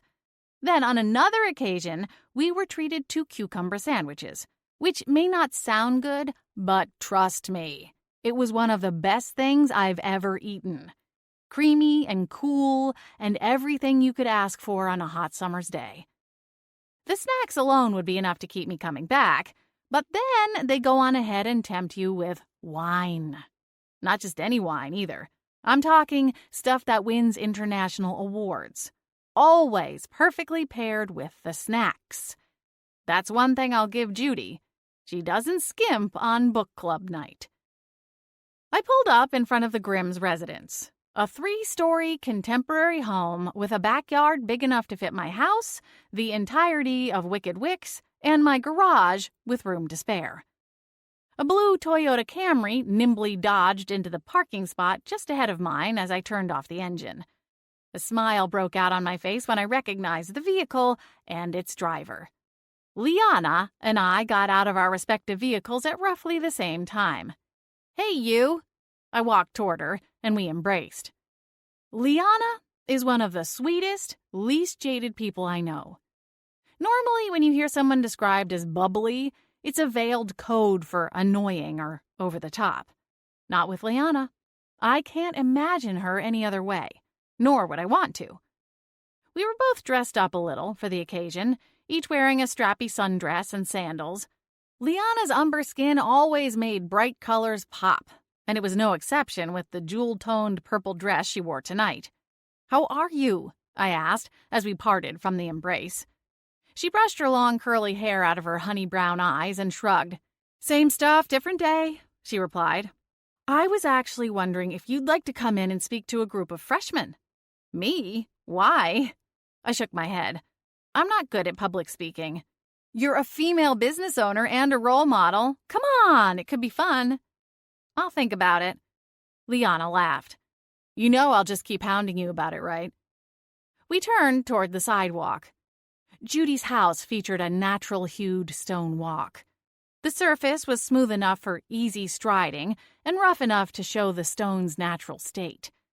Shrubbery sprouted up at intervals along the walk, which opened up into a courtyard area in front of the home's main entrance. "So, did you hear?" Liana asked. Though she hadn't provided context, I had no trouble knowing she was talking about the murder investigation. "Yes, I did. So tragic." My face scrunched up in anger because thinking of the murder made me think of Clint, which made me think of my laptop. I hadn't filed a police report, though I wasn't sure why not. It was on my list of things to do the coming weekend. Isn't it, though? Just when you think you're safe. Say, do you remember what we were supposed to read for book club this week? Oh, sweet goddess. Liana clapped a hand to her head and sighed. What was it, Gone Girl? Oh, Lord, I fell asleep during the movie. I groaned. Whoever decided that Ben Affleck could act? Liana laughed. I remember thinking he was cute back when we were in high school, but the kids now just make memes about how goddess awful he was as Batman. We shared a laugh as we reached the front door. I rang the doorbell and then stood back to wait. After several moments, Liana and I exchanged glances. That's weird. Are we supposed to just go in? I don't know. Usually the maid answers by now. The door popped open, and a middle-aged woman in simple gray garments nodded in greeting. Welcome. Mrs. Grimm is on the patio. The patio? Liana frowned. That's kind of strange. We almost never have book club on the patio. Liana and I followed the maid through the gallery and down a short hallway to the kitchen. My mouth watered at the sight of all the delectable treats arrayed on neat trays upon the marble countertops. It looked as if no one had even partaken of the snacks yet. My confusion grew when we reached the back patio and found everyone clustered around one woman, someone I'd only met in passing before. I couldn't recall her name, but I felt as if I should. The woman was visibly pregnant and cradled her stomach as she sat in a patio chair.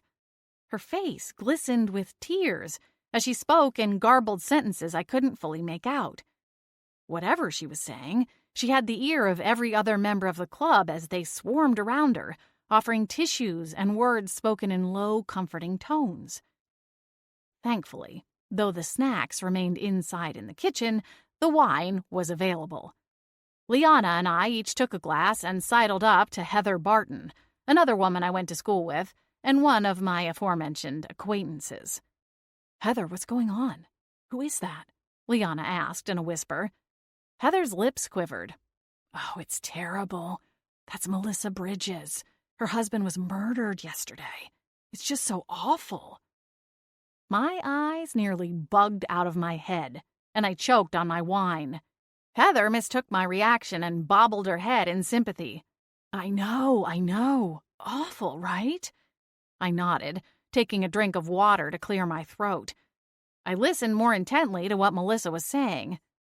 I mean, he was just there, laying on the floor. At first I thought he was playing a prank. Melissa broke down while the women of book club consoled her. I just still can't believe he's really gone. And it was the brother? Judy asked. Melissa turned her tear-streaked face toward our hostess and nodded. Clint, I just don't understand what would make someone do something so awful. I mean, I was trying to get Seth and Clint on better terms again. They were estranged? I found myself asking. Clint hadn't mentioned that part either. Melissa nodded, then wetly blew her nose on a tissue. I really wanted to bridge the gap between them, you know? I mean, I'm sure that Clint was mad about the will and all, but I had Seth mostly convinced to hand over a good portion of his inheritance anyway, no matter what the will said. Nods went up around the book club. I'm sure you did your best, Melissa. She blew her nose again and took a long drink of wine. That's it, girl. Drink some more wine. It will help. Another woman asked if she wanted anything from the kitchen, but Melissa's face screwed up in misery and she began crying again. I keep thinking, what if I just stayed home that night? What if I'd been there? Then none of this would have happened. After that, she broke down into shoulder-shaking sobs. Several of the women told her she couldn't have known and urged her not to go there. My heart welled with sympathy for her, but I also couldn't resist trying to pry a little more information out of her. Melissa, can you think of anyone else who might have wanted to hurt your husband? Someone besides his brother? Melissa shook her head and sobbed harder. I got dirty looks from just about every pair of eyes at book club, not including Liana. Although even she had this, "What's wrong with you?" look in her eyes. When we showed up, Melissa's sobbing fit had put that week's book club meeting on life support. Then, when I asked my somewhat insensitive but sagacious question, I pulled the plug on it and eulogized it. Everyone dispersed, though I did make sure to grab a couple of crab cakes for the road. Liana and I made our way down the sidewalk, heading for the street. She gave me a quizzical look.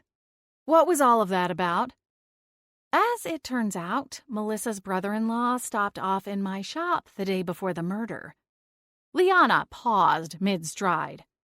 Okay, hold up. What? He said he was in town to visit his mom, and he wanted to purchase a gift for her. I sold him a really expensive gift basket, and somehow in the process of it all, well, he asked me to dinner with him. Shut up. Liana's eyes were as wide as dinner plates. Did you say yes? I didn't have a chance to say anything because Roger turned up right about then and he asked me to dinner too. Liana laughed and nibbled on the crab cake she held wrapped in a cocktail napkin. Girl, you have just got to have the worst luck in all of Winterspell. I still can't believe Roger is back in town. Tell me about it, I groaned. Anyway, last night, Clint showed up again, this time asking to use my computer. Then this officer showed up, so I told him to hide and, well, long story short, he stole my laptop. This just keeps getting more and more screwed up, Liana said, with a sympathetic shake of her head. Although I do want to circle back to the part where you were about to go on a date for the first time in months and didn't tell me. I rolled my eyes as I smiled. I was a little busy telling you about the Roger thing. It seemed like the more pressing of the two events. It's not every day your ex-husband shows up and asks you to dinner. Thank the goddess, Liana muttered. We joined the general exodus heading for the cars parked along the street. A woman named Sissy, a.k.a. the book club's #1 gossip bunny, hustled up to us, her eyes shining with barely contained delight. Here we go, I whispered to Liana, who giggled. Can you believe it? A murder in our town. It really is ghastly, I said, trying to get around her so I could reach my car and escape. Without missing a beat, she stepped to the side and blocked my path. Well, I would never say this in front of poor Melissa, but if you ask me, she's better off without that Seth. What an awful thing to say, Liana gasped. I'm sorry, but it's true, Sissy insisted, before looking about as if worried we were being eavesdropped upon. The truth was, the rest of our book club now saw Liana and me as the wounded gazelles, and were using the opportunity to slink away and escape while the lioness was busy. Sissy leaned in and whispered, He's been spotted cavorting around town with a bartender at Merlin's Well. Cavorting? I asked. Well, that's the polite term for it, Sissy said, her penciled-on eyebrows waggling. I mean, the man's wife was pregnant, and he cheats on her with some piece of fluff serving fuzzy navels and draft beer. The shame. She winked at us. But you didn't hear that from me. Ta-ta! I heaved a sigh of relief. The ordeal was over. I drove back home and relayed the information to Selene. She listened with surprising patience, her blue eyes rapt with attention.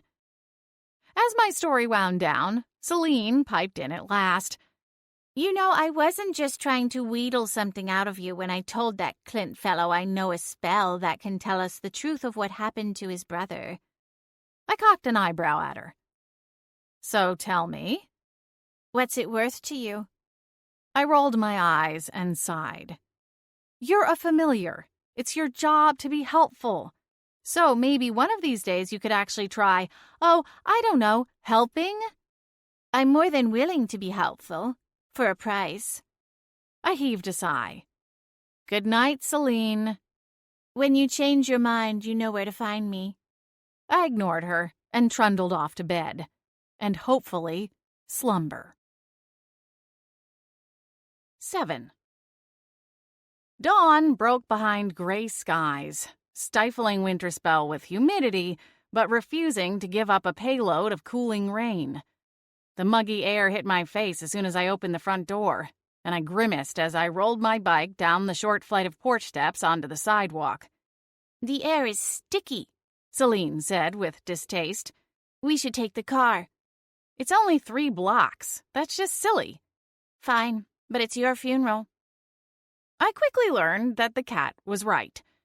About a block's worth of pedaling, even taking my time, resulted in my clothes plastered to my body with a layer of sweat. By the time I reached the shop, I was blinking the sweat out of my eyes and feeling like I needed a second shower. Ugh, where is autumn when you need it? I muttered to myself as I summoned up a wind to air dry after running a cold cloth over my face, neck, and arms. Seems like we're overdue for some rain. You'd think the city council could get off their lazy rear ends and get some water witches on the case. Selene groused from her place on the front counter. Yeah, I don't think it works like that, I told her, as I began setting out my candle-making supplies. Selene glared up at me. Oh, now you're going to tell me how magic works? Ha! Imagine the gall. At some point during the morning, Selene slipped out the shop's propped-open back door, something she did quite often. I knew better than to worry. Selene was more than capable of handling herself. If anything, it was the rest of Winterspell I should be concerned about. As I unwound a length of wick from a large spool, a woman approached the counter, her eyes filled with trepidation. Hi, can I help you? I hear you do custom orders, she said, voice breaking. I got the impression whatever her request was, it embarrassed her more than a little. I do, I said cautiously. Please don't let this be something weird. Could you make one that... She lowered her voice and leaned forward over the counter. One that gave you the impression you were a sloth hanging from a tree over the Congo. Oh, I said, relieved, if a little bit confused. Why, I imagine that I can help with that, yes. Is there anything specific you want from the experience? She shook her head. Just the ability to hang around in a tree and sleep all day with nobody to bother me is more than enough. I took out my special request form, a small tablet about half the size of a notebook, and tore off the top sheet before handing it to her. Just fill this out, please, and check the box next to the size of the candle you want. Size matters? The bigger the candle, the longer it lasts, I said with a chuckle. She wandered off to fill out the form while I went through my stack of unfulfilled custom order requests. Ever since Bridgerton got popular, I'd been dealing with a lot of costume period piece requests. It had gotten to the point where I considered adding it to my regular shelf stock. I worked my way through a couple of custom orders, then went back to making my bestseller, the relaxation candle. It seemed like stress was not in short supply in our fair town of Winterspell. The woman finished her request sheet and was a bit disappointed when I told her it would take 3 days to complete. She put down a deposit worth 10% of the total, as is my policy, and took her leave. I fielded another weird request, this one from a man who wanted the experience of watching a Roadrunner/Wile E. Coyote cartoon where the coyote actually wins. It's not even the weirdest request I'd had that week, but it stood out in my mind for some reason. One thing about being busy, the day goes by fast. A growling belly spurred me to check and see if it was time for lunch, noonish, and I was shocked to see it was 3:15. I went through a recovery on my shop, retailer jargon for straightening up after a rush, and hastened to get through at least a few more custom orders. I didn't want to make the sloth lady wait any longer for her candle than I had told her. As I carefully pried apart the mold of a Meadows Eve candle, Selene came slinking back into the shop and went straight to the glass water bowl I kept for her. After a drink, she leaped up onto the counter, her blue eyes intent. Hey, what you doing? She batted at a tiny pair of pliers until they went over the edge of the counter and clattered to the floor. Oopsies, she said with a laugh. Selene, where have you been? I bent over and picked up the pliers. You've been gone for hours. I stopped by Lavender's place to say hey. You mean to roll around in her catnip plants. You're high. The cat twitched her whiskers, but didn't bother denying my observation. Oh, lighten up, she finally quipped, before getting distracted by a tiny reflection bouncing off my watch onto the wall behind me. Ooh, Cora, look! I honestly wasn't sure which version of her I liked better. At least when she was high on catnip, she wasn't nagging or insulting me. The place is looking rough, Selene continued, her gaze still following the shiny spot on the wall. She's still not back from her trip. The shades are drawn, yards overgrown, her mail slot is overflowing. My brow furrowed with concern. You don't think something happened to her, do you? Lavender? Nah. Selene stretched out her spine, flattening out until her belly brushed the counter. She's probably just off on one of her excursions. Trying to find a hidden pyramid in the South American jungle, or trying to uncover Amelia Earhart's plane to prove her theory that the poor dear was a time witch. That sort of thing. Yes, but from what you said, she's been gone for well over a month now. It seems like we should maybe do something at some point, right? Ha! When I was Lavender's familiar, we went on a 3-month excursion through the Scottish Highlands looking for some enchanted rock formation, Selene said. Personally, I think she just fell asleep after watching one too many episodes of Outlander and dreamed the whole thing up. In any case, your aunt can take care of herself. She's been doing it since before you were born. Right, but back then she had you, I pointed out, keeping my tone gentle. The circumstances under which Selene came to be my familiar were something of a sore spot with the cat. Not that I could blame her. As she aged, Aunt Lavender grew more eccentric and flightier. So long as I'd known her, she'd always been one of those head-in-the-clouds type of people, but it had grown worse over time. She started forgetting to take Selene with her on trips, and the cat suffered. It wasn't a case of a pet missing their owner. With Selene, there is a magical component to her companionship, something deeper than a guardian and their beloved animal. When Lavender left Selene behind, Selene's own magical lifeblood began to weaken and drain away, leaving her almost completely paralyzed by weakness. At her advanced age, magic was essentially all that was holding her together. Well, that and this so-called 9th life she always yammered on about, though I'm pretty sure that's all just a tall tale. In any case, insufferable though she may be, Selene didn't deserve to slowly waste away, waiting for Lavender's return. So, when she'd shown up on my doorstep 6 weeks ago and explained all of this to me, I'd had no choice but to agree to take her on as my own familiar. I wasn't sure how my Aunt Lavender would take the news once she returned to Winterspell, but I hoped she would understand and not be upset with either Selene or me. "She'll be fine. Don't be such a worrywart," Selene said, her tone a little snappy. "Heck, I'm on my last life and I've still got more cojones than most of this town." You never had cojones. Never mind. I sighed and rubbed my temples. You really think Aunt Lavender is okay? Selene canted her head, still watching the reflection bouncing off my watch. "Of course. The city might not be too happy with her right now, considering all the notices on her porch." The city left notices on her porch? "Yeah, about trimming her grass and such. I don't blame them either. Her yard has practically become a jungle. Good hunting grounds for me, but I imagine the neighbors aren't too fond of it." This is why I hate Bermuda grass. It's a weed. I sighed. I'll bring it up at dinner tonight. "Oh, that's right. Dinner at your mother's place. Do you suppose she's making salmon patties?" I don't know what she's making, Selene. Do you want me to ask? "Of course not. Don't trouble her." I put my hands on my hips and stared at the gray cat. Selene, we go through this every time. You ask if it's going to be salmon patties. I offer to call Mom and ask, and you tell me not to bother.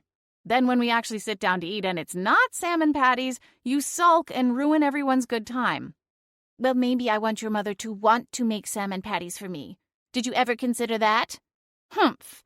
I've protected and served witches of multiple generations of your family. One might think a little bit of gratitude is in order." I went back to work, but I managed to sneak out a text asking Mom to please, pretty please with sugar on top, make some freaking salmon patties. For everyone's sake. When it was about 10 minutes to closing time, I got a text from Mom. A thumbs up. She still doesn't have a smartphone, making do with her old flip model. Like many of Winterspell's older residents, she prefers magic to technology. Of course, my mother tends to adopt that policy in the extreme. She has a huge vegetable garden that dominates most of her backyard. She makes her own apple cider vinegar in a tree stump out there, too. Every Yuletide, we all get gifts of her homemade soap and shampoo, which is actually a real treat. My skin is much softer when I use her homespun products. I guess that's where I got my own crafting knack from. I closed up the shop and biked home for a quick shower and change of clothes before I headed to Mom's. Then Selene and I piled into my car and made the short drive across town. Mom's house sits at the edge of a pond, with evergreen trees providing shade in the summer and a windbreak in the winter. I parked in the driveway, noting my brother Evan's minivan was already in evidence. As I stepped out of my car, I became aware of a piercing shriek. Actually, 2 shrieks. A smile tugged the corners of my mouth as my nieces, Ruby and Emmy, thundered around the corner of the house like a herd of tiny elephants. "Hi, Auntie Cora!" they called in unison. They were wielding fly swatters like swords, pretending to chase a dragon or some such. I felt a slight twinge of disgust. Those fly swatters normally hung in my mother's kitchen, and let's just say they got put to a lot of use in the summer because Mom likes to cook with the back door open. I waved at them on my way to the front porch, making a mental note not to allow the girls to attack me with the fly guts-spattered swords before stepping inside. The way things work around my mom's house is that when you're expected, you don't bother knocking. It wasn't the home where I'd grown up. Mom had only bought this house about 8 years ago. But even still, the place was bursting with some of my favorite memories. Home was wherever my family gathered. I strode into the kitchen and found my mother flitting about, stirring this and flipping that and looking like a true maestro in her element. Her short gray hair belied her spryness. She paused to take a sip from a glass of wine on the counter and spotted me. "Hey there, sunshine, how was the day?" She paused long enough to give me a side hug, so as not to soil my garments with her used apron. "Oh, you know, tail end of tourist season." I pitched in a little to help with the cooking. Mom hardly needed my assistance, but she expressed gratitude to have it. As I poked around, I noticed a dark cake pan sitting off to the side and peeled back the layer of foil protecting it. "Are you making turtle brownies?" "Hands off," she snapped playfully. "Don't let the twins know. They'll hound me relentlessly until those brownies come out of the oven if they find out." I grinned. And we know Grandma has a real big problem with the N-O word when it comes to her little sunbeams. Mom laughed. "Guilty as charged. I've waited my whole life to be a grandma and spoil my grandbabies rotten." "And how do you feel about spoiling ancient protectors?" Selene asked, marching into the kitchen. Mom smiled and gestured at the oven. "Don't worry, Selene. I've got your favorite already set to broiling." "Excellent. See, Cora? You could learn a thing or two from your mother." Mom and I exchanged a giggle behind the cat's back. Well, look who showed up. Fashionably late as ever," a male voice said. I turned to find the grinning face of my brother, Evan. "Hey, Evs." We hugged briefly, and then he gave me a noogie, tousling my short hair every which way. I smacked him on the arm and set about fixing it. "Oh, you two, I swear, sometimes it's like you never advance past the age of 8. Mom sighed. "You two?" I repeated. "What did I do?" We eventually all sat down to dinner, Cheyenne and Evan wrangling their children and getting them to wash up first. I was glad to see the fly swatters had been dunked in the pond. At least that should wash off some of the fly guts. While we dug into our salmon patties and mashed potatoes, Mom likes to use the gravy for both, I brought up the subject that had been bothering me. "Has anyone heard from Aunt Lavender recently?" "Not since the end of June," Mom said, her face scrunching up in thought. "I remember trying to pin her down for our 4th of July barbecue, and she was acting non-committal as usual." "Why do you ask?"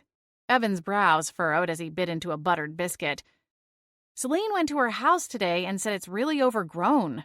The city has been leaving notices on the porch. They're going to fine her if she doesn't clean it up soon." I see." Mom dabbed at her mouth with a napkin and frowned. "You know how hard it is to get a hold of your aunt when she's off on one of her quests. She won't even carry a cell phone, and if she did, how would she charge it? Still, I can't help but feel a little worried." Mom nodded. "I'll use the scrying mirror to see if I can't locate her after dinner." Evan swigged some iced tea, then cleared his throat. "Tell you what, Tomorrow after work, I'll stop by Lavender's place and see if I can't tidy it up. Are you sure you don't mind? Mom asked. Of course not. It'll be nice to get some fresh air. I smiled to myself, thinking it really meant he could spend an afternoon away from home, drinking his way through a couple of beers without his wife or little girls interrupting. Maybe the girls could come too, Cheyenne said, smiling at her husband. You know they love to help, and I really could use a pedicure. I bet Trista could fit me in tomorrow. Evan frowned, but Ruby and Emmy were already bouncing around excited, so he couldn't burst their bubble. All right, but you owe me one, he told his wife before kissing her cheek. Cheyenne beamed, victorious. Did you all see the paper this weekend? Mom asked, changing the subject. Oh my goodness, Cheyenne said, shaking her head in sympathy. That poor family. I can't believe they think his own brother did it, Evan added with a frown. Why don't you ask Cora? Selene said smugly. She knows all about it. Selene, I warned. The accused killer asked her for a date, and she said yes. I rolled my eyes and tossed my dinnerware down in disgust. No way, Evan said, his eyes going wide. And I thought your taste in men couldn't get any worse than that kid with the mullet in 7th grade. Ow! Cheyenne poked her elbow into his ribs, a bit gentler the second time, eyes glaring a warning. Atomic elbow by Mom, Ruby shouted. Emmy joined in her glee, clapping vigorously. Can we just talk about something else? I sighed. Please? Well, dear, did you know Roger's back in town? Mom poked into a pile of peas on her plate with exaggerated casualness. How did you know that? So you did know. He stopped by for a visit. I smacked myself in the face and muttered. I couldn't win no matter what I did. By the time I left Mom's house, my belly was distended with a food baby, and I was laden with enough leftovers to feed an army. Why Mom always has to cook like she's feeding an entire football team, I have no idea. But I never complained. I hope you're happy with yourself, I told Selene as we backed out of the driveway. Thanks to your antics at dinner, these leftover salmon patties are all mine. 8. At the heart of it, Winterspell is a tourist town. Witches, wizards, shifters, and the occasional vampire come into town from all over to vacation in a place where they can let their supernatural freak flag fly. Its remote location, magical protection, and plethora of outdoor activities make it the perfect retreat from the non-magical world. On the weekends, the crystal clear lake in the center of town is swarmed with kayakers, backpackers, campers, fishermen. You name it, people are doing it. The flood of visitors also means that during the summer months, I never get a weekend day off. Instead, I close my shop on Wednesdays to ensure at least one full day of rest and relaxation. Though more often than not, I just wind up working on new candle ideas at home in my spare bedroom turned workshop. On the plus side, Wednesdays were usually less busy around town, even at the peak of tourist season, as a lot of people opted for a long weekend with Thursday, Friday, or Monday, Tuesday as their bumper. So it worked quite well. I didn't miss out on a lot of business, and the lake was less congested. This was especially true now, as summer was fading and schools were soon to be back in session. I woke up that morning, eager to put my troubles behind me, in a literal and figurative sense, if only for a little while. Selene was still snoozing on her tufted pillow in the living room, so I quietly made my coffee and packed up what I'd need for the day, careful not to disturb her. I set out a bowl of her expensive kitty chow, and then went out to the garage to gather my equipment for a lengthy kayaking excursion. I'm a seasoned vet when it comes to preparing for a kayaking trip. Extra paddle? Check. Paddle leash? Check. Compass and radio? Both able to float? Check and check. I even went the extra mile and took along my flare gun, in case I got lost while doing some hiking later in the afternoon. Though it was fairly unlikely I would become lost, as I'd become quite accustomed to the trails around Winterspell. I loaded up my kayak on top of my car and drove out to the big lake. The sun shone bright and hot, but I knew it would be cooler on the water. Mountain springs fed the lake via the small streams around Winterspell, tempering the summer's heat. I parked the car and lugged my boat down to the water. I launched out onto the lake and paddled until I'd built up some momentum. I was one of a handful of people on the lake, and most of them were a good distance away. The surface remained calm and still, reflecting the beautiful mountains rearing up from the landscape with mirror-like perfection. The lake, simply put, was my happy place. I couldn't think of anywhere I felt more free, more like myself, than being out on the water. Mom used to tease me that I'd been born under the wrong elemental sign. Elemental witches are generally granted their power based on when they were born. I was an air witch, having been born in the autumn. Air witches could have a range of powers, everything from telekinesis to weather magic to being a powerful tracker, or, in my case, an illusionist. Other signs like water, earth, and fire all had their own expressions of power. And as with most attributes, magical or not, everyone had a varying degree.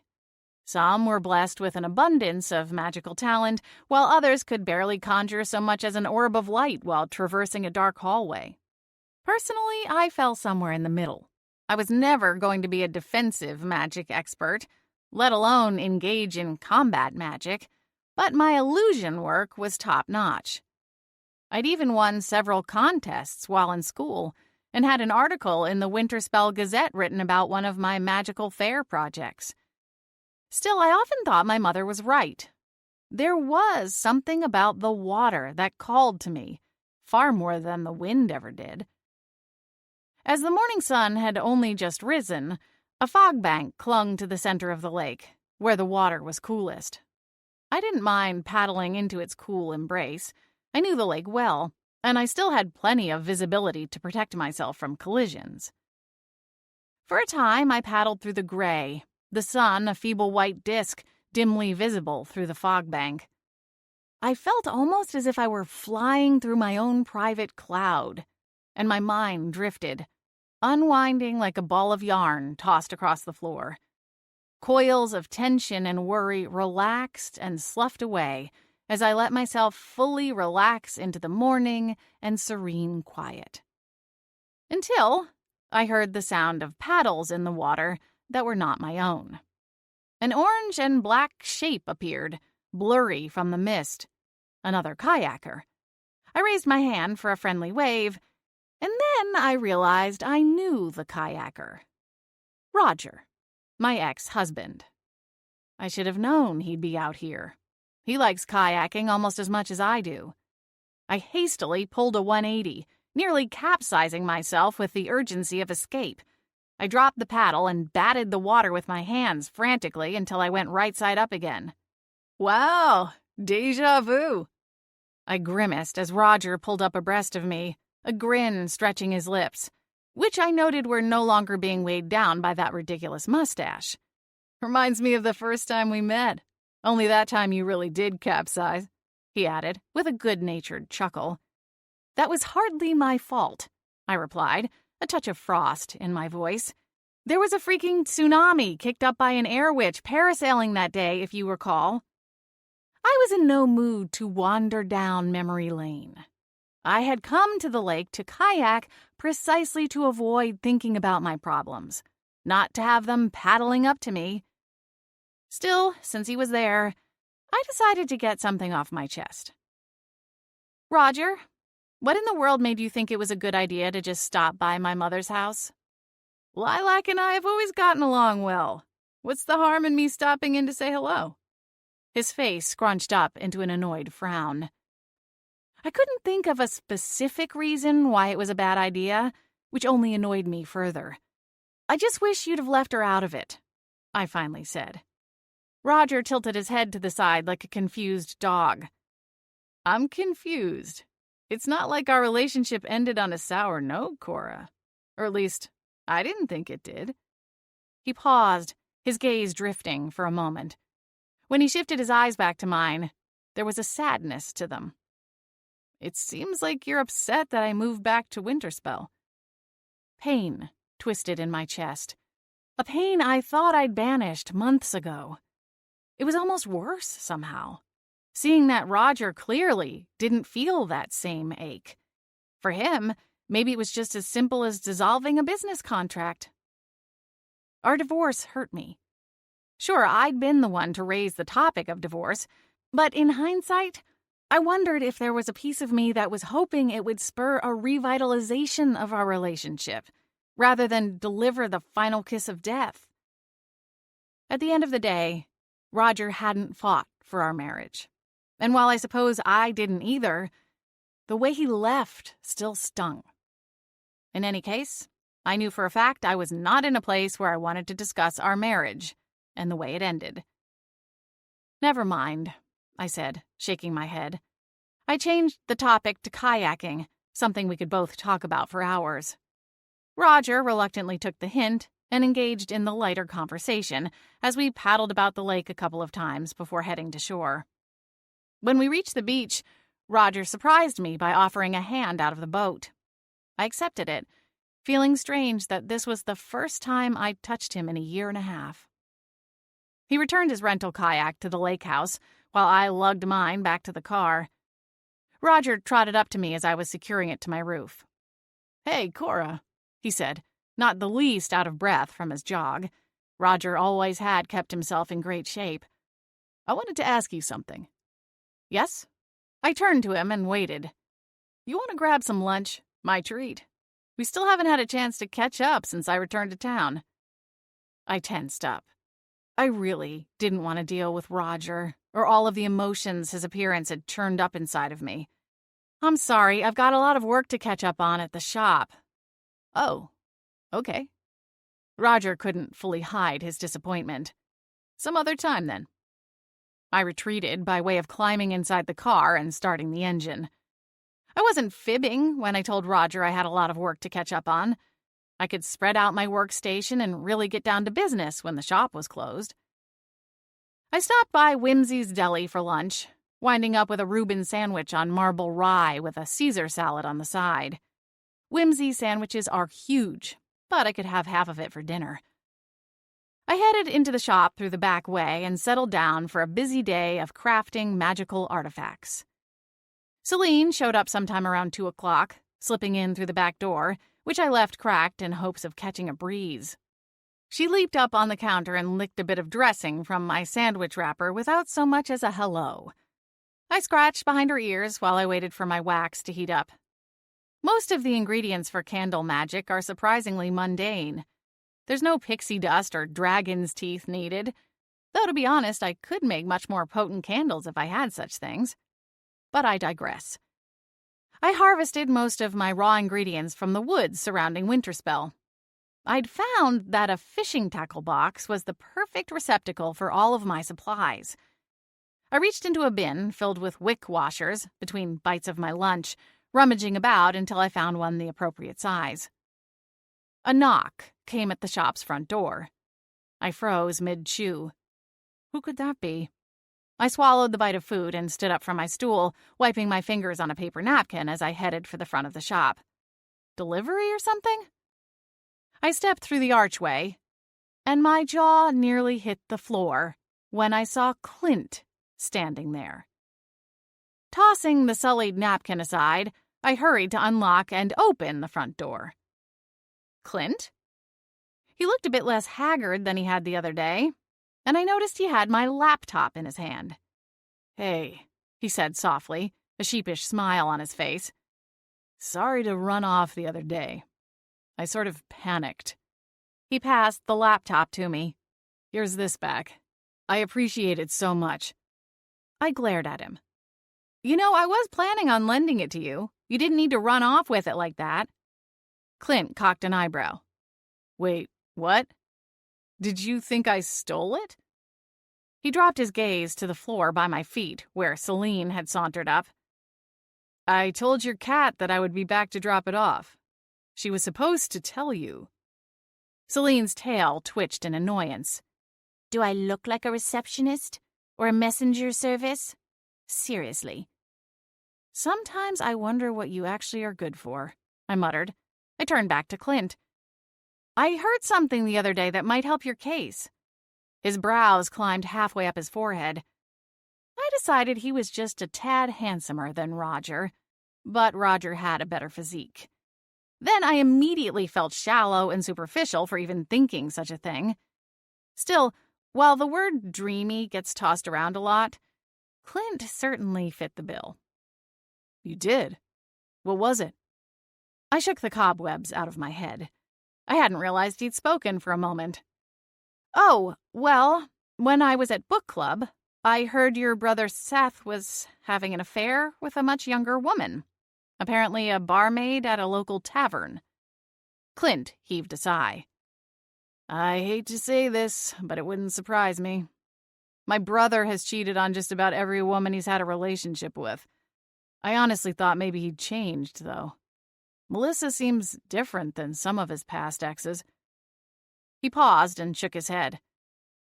Sorry, I didn't mean to dump more of my family's drama onto you.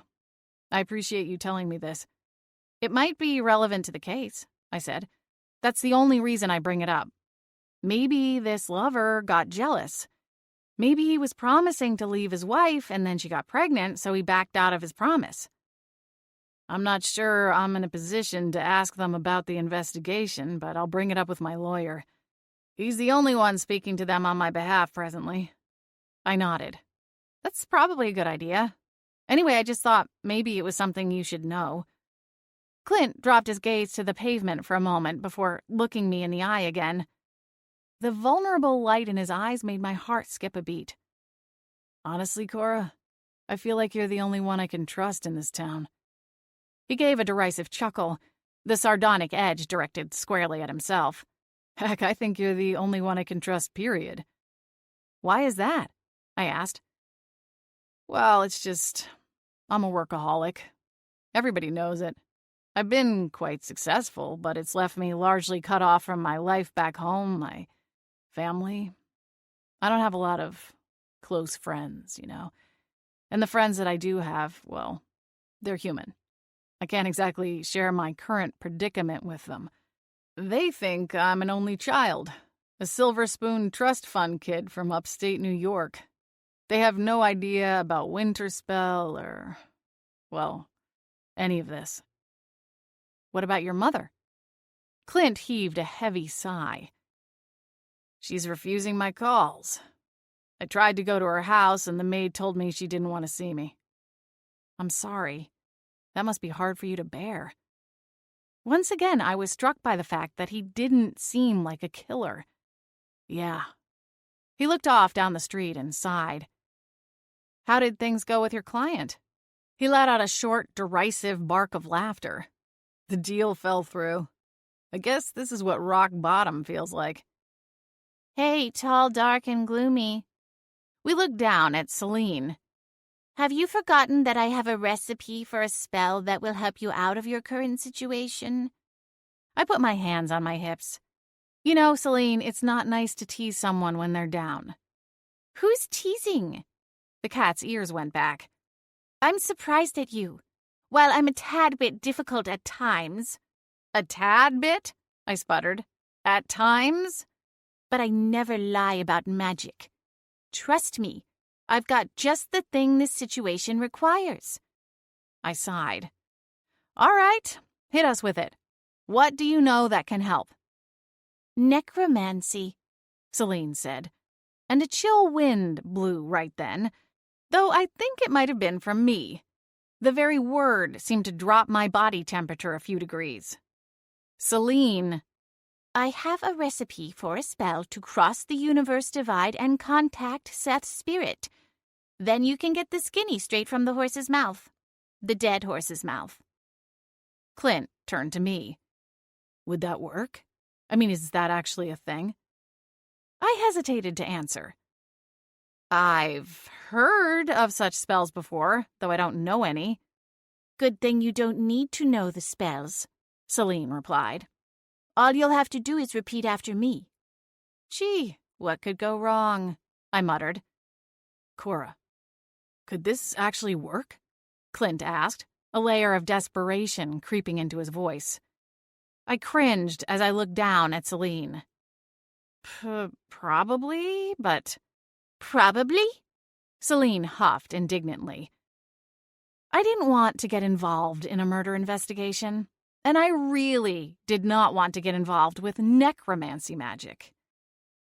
But I felt sorry for Clint. At the moment, he had no one in all the world, not even his own family. Oh, come on, Cora. Where is your sense of adventure? Selene scoffed. What's the use of magic if you can't help out a friend? I'm assuming that's a fair definition for the two of you. Otherwise, you would have called the coppers by now to come round him up. Well, Squeezing my eyes tight, I drew in a deep breath and pushed aside my swirling thoughts. When I opened them again, Clint's dark eyes were staring back at me, intense and pleading. With a heavy exhale, I nodded. Okay, fine. If Selene is willing to share her knowledge, then I'm willing to assist you in this. You will? Gratitude writ itself large across his handsome face. I really appreciate that. Thank you. Excellent, Selene purred. Now, as to the matter of payment. I frowned. Oh boy, here it comes. I'm quite tired of using a plastic litter pan, Selene began. Especially the cheap, shallow one Cora purchased when I moved in. It's come to my attention that there is something called a Cyber Litter 5000 on the market. Selene, that thing costs nearly $1,000. Selene twitched her tail.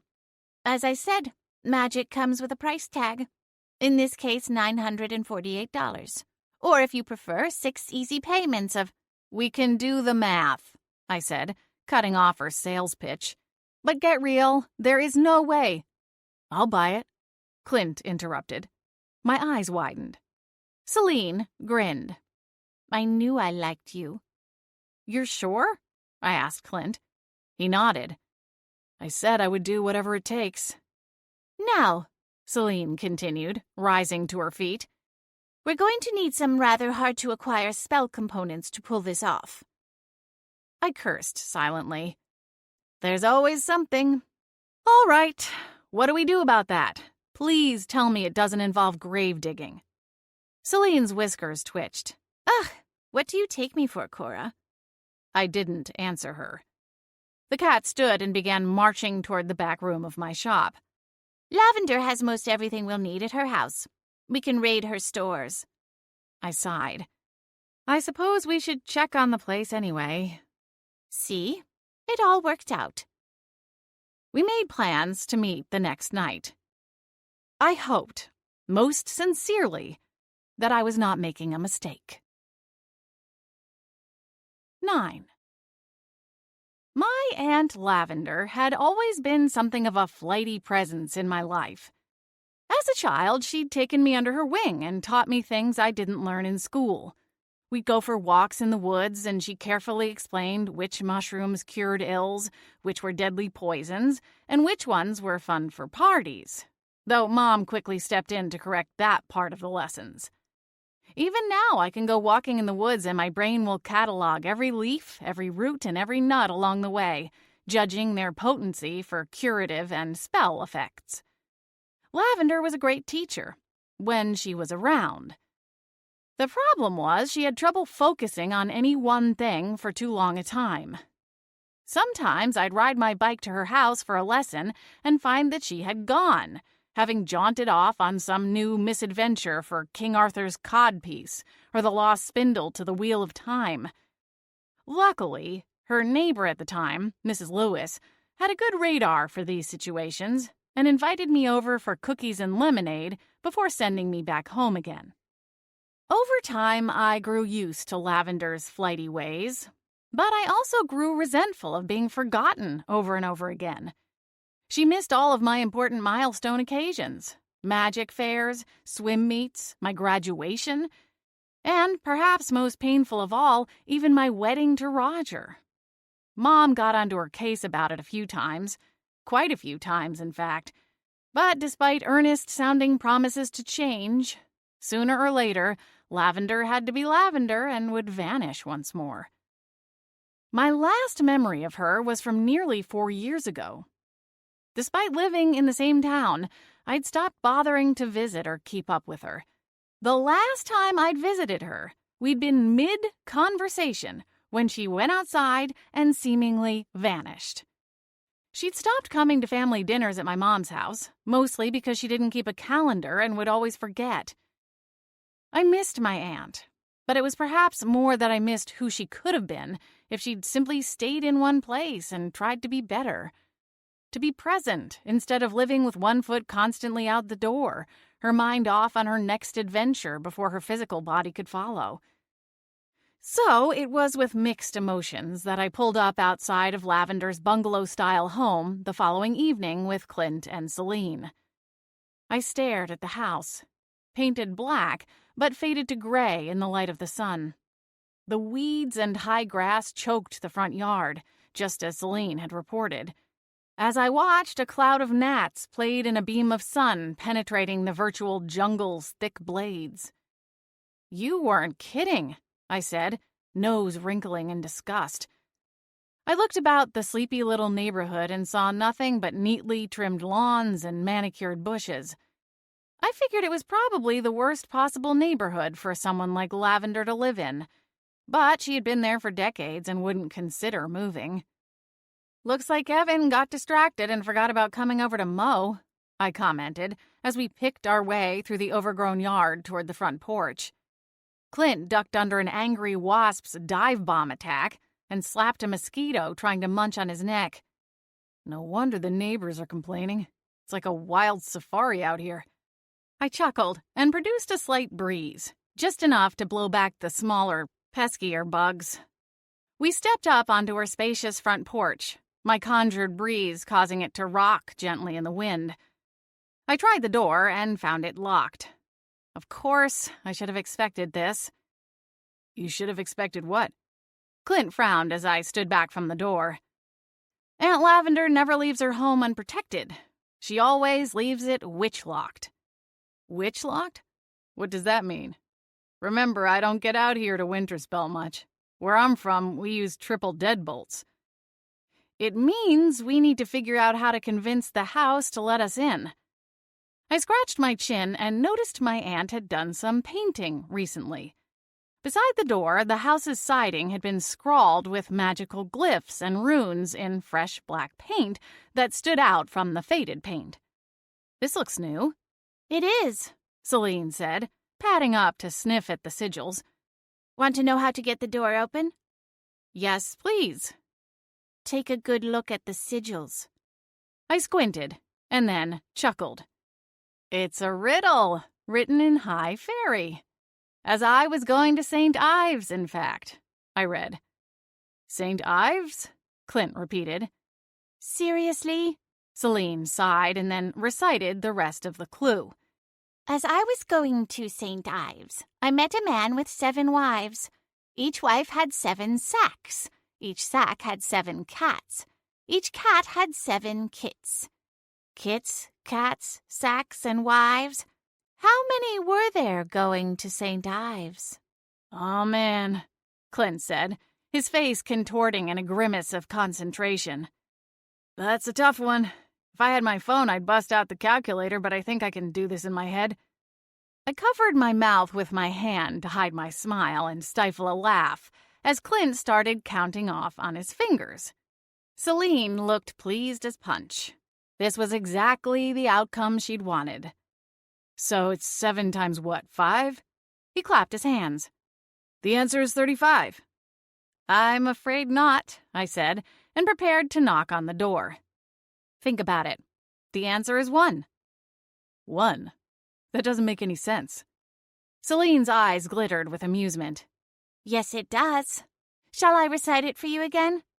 "Not now, Selene," I said, taking a deep breath. "All I have to do is knock the appropriate number of times, and the house will let us in. In this case, that's 1. "Are you sure?" Clint asked. "Positive. Mostly." "Wait," he said, as I lifted my fist. "What happens if you knock the wrong number of times?" Selene's blue eyes gleamed as she looked up at him. "Well," Lavender had a penchant for transporting would-be thieves into the caldera of an active volcano, but she's hopefully mellowed with age. What? Laughing, I rapped one time on the door and waited. The runes on the wall glowed, startling Clint once again, and the door swung open. Easy peasy. I pushed the door fully open, or tried to. It hit something and wouldn't budge any further. I should warn you, my Aunt Lavender is something of a hoarder. I squeezed inside the bungalow, finding that the barrier preventing the door's movement was a stack of National Geographic magazines piled to the 10-foot ceiling. There were more stacks of magazines immediately flanking the front door, forming a kind of hallway. Come on. Don't worry, it's cluttered and a bit claustrophobic, but Aunt Lavender would never let it get gross. There's no roaches or rats to worry about, but you might run into the occasional spider. Are you afraid of spiders, Clint? Selene asked with a wicked smile. Who isn't? He stepped over a stack of leather-bound spell books that had collapsed in the makeshift hallway. I can't even tell which part of the house we're in. This is the living room. Passage splits up ahead at the spools of thread. To the left is the bathroom and kitchen, to the right the bedroom. I sidled through the magazines and books until I came upon a veritable fortress made of Velveeta cheese blocks. That stuff has the same half-life as uranium, and Lavender was always stockpiling it for whatever reason. She certainly likes cheese. Yeah, you should have seen Cora when she spent a month living on nothing but mac and cheese. Constipation like the world has never known. TMI, Selene. I turned to Clint and sighed. I'm sorry it's such a mess. No, it's fine. Like you said, it's not dirty, just, a little dusty. Clint shrieked and jumped about a foot. Selene laughed, flicking her tail as she stood atop the cheese tower. Ha! You thought the brush of my tail on the back of your neck was a creepy little spider, didn't you, Clint? Selene, can you try not to give him a heart attack? The goddess knows there isn't room in here for a team of paramedics to work. I shook my head in dismay. What do we need for the spell? We need the silver tea service from the kitchen, Lavender's potion kit, some silver-infused chalk, and a vial of cobra venom. She keeps it in the fridge. You can't miss it. I grimaced. Oh, and the catnip-infused cat treats. Definitely need those. Selene added, before jumping to the top of a buried piano in the corner. Right, of course. I rolled my eyes. Listen, Clint, I'll gather everything up. Try not to get lost. You may never return. Clint laughed, but it trailed off when I didn't join him. He turned to Selene. She's joking, right? Well, there might be the corpse of a vacuum cleaner salesman in here somewhere, but I'll never tell. I shook my head in helplessness at Selene's continued ribbing of Clint. I found the tea service, venom, and potion kit easily enough, but the chalk proved difficult to locate. I wound up digging through boxes filled with every assortment of junk one could imagine, and quite a few that would be impossible to. In Lavender's bedroom, I discovered one clear spot beside her bed, an area on the far wall. My mouth fell open when I saw, atop an overstuffed bookcase, a space cleared out for a photo of myself and Evan when we were in our early 20s. The picture had been taken at a family reunion Mom hosted out at the campgrounds. Lavender had only remembered to show up on the last day, when most of our extended family had already departed to get back home.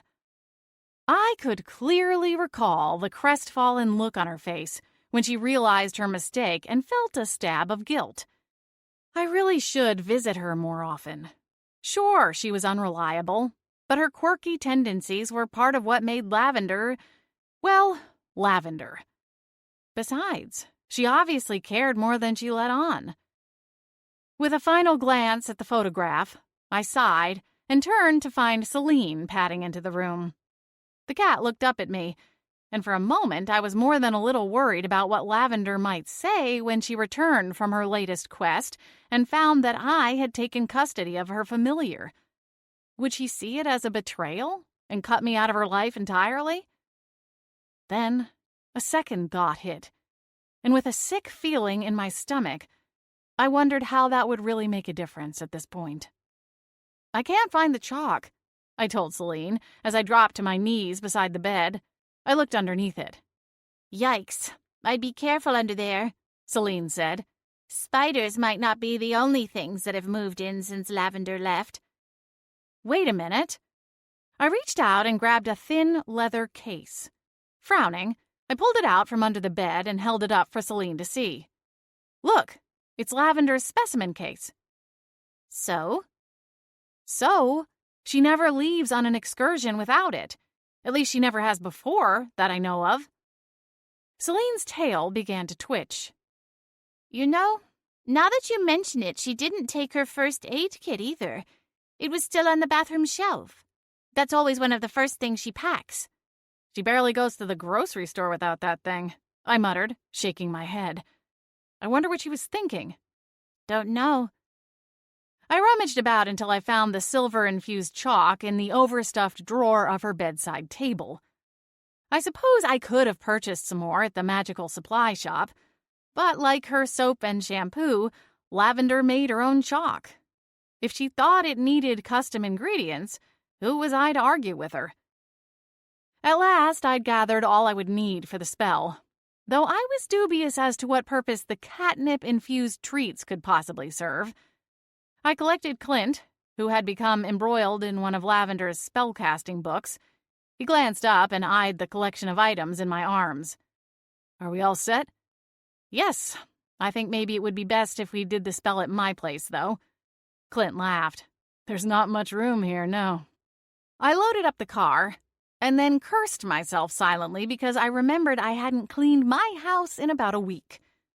Like Aunt Lavender, I didn't leave dirty dishes or food lying about, but I was certain there would be a few dust bunnies. Then again, with what Clint had endured in Aunt Lavender's house, I supposed a couple of dust bunnies wouldn't be the thing to scare him off. My anxiety spiked as we pulled into the driveway. Listen, I'm not the world's best housekeeper, and I've been really busy." "Don't sweat it. How can I complain after you've helped me so much? Besides, you should have seen my first bachelor pad." "No, something tells me it's a very good thing I never beheld it," I said with a laugh. "I still remember the state of my brother's bachelor pad back in the day, and let me just say, ew. My sister-in-law should be sainted or knighted or something for taming that hot mess." Clint smiled as we took the steps up to the front door. "I didn't know you had a brother." I paused, my fingers freezing on my keyring as I realized the implication. "Oh, I'm sorry. I shouldn't be talking about my brother when yours is—" Clint stopped me with a gentle hand on my arm. No, Cora, please. I don't mind. Are you the elder sibling?" With a nervous smile, I shook my head. "Younger. Evan is 4 years older than me. I'll be 35 on my next birthday, and he just turned 39. He's married and has 2 girls, twins. My nieces Ruby and Emmy. They're 5. "Sounds nice," Clint said, with a warm grin, despite the sad look in his eyes. I undid the deadbolt and swung it open. From my place at the front door, I spied a stray bra on the sofa, likely discarded at the end of a very long workday, and quickly blew a puff of wind to send it flying down the hallway, out of sight, before stepping inside and allowing Clint entrance. "Hey," I asked, "are you hungry? I don't have a lot of groceries in the house, but I'm sure I could whip up something for us." "I could eat, but I don't want you to go to any trouble." "Not at all." I busied myself in the kitchen while he sat down at the table. "How does some leftover tuna salad sound?" "Sounds great." I busied myself with the meal preparation while we chatted. With brioche toasting in the oven, I peppered him with questions regarding his life outside of Winterspell, in an attempt to get his mind off the investigation and his brother's death.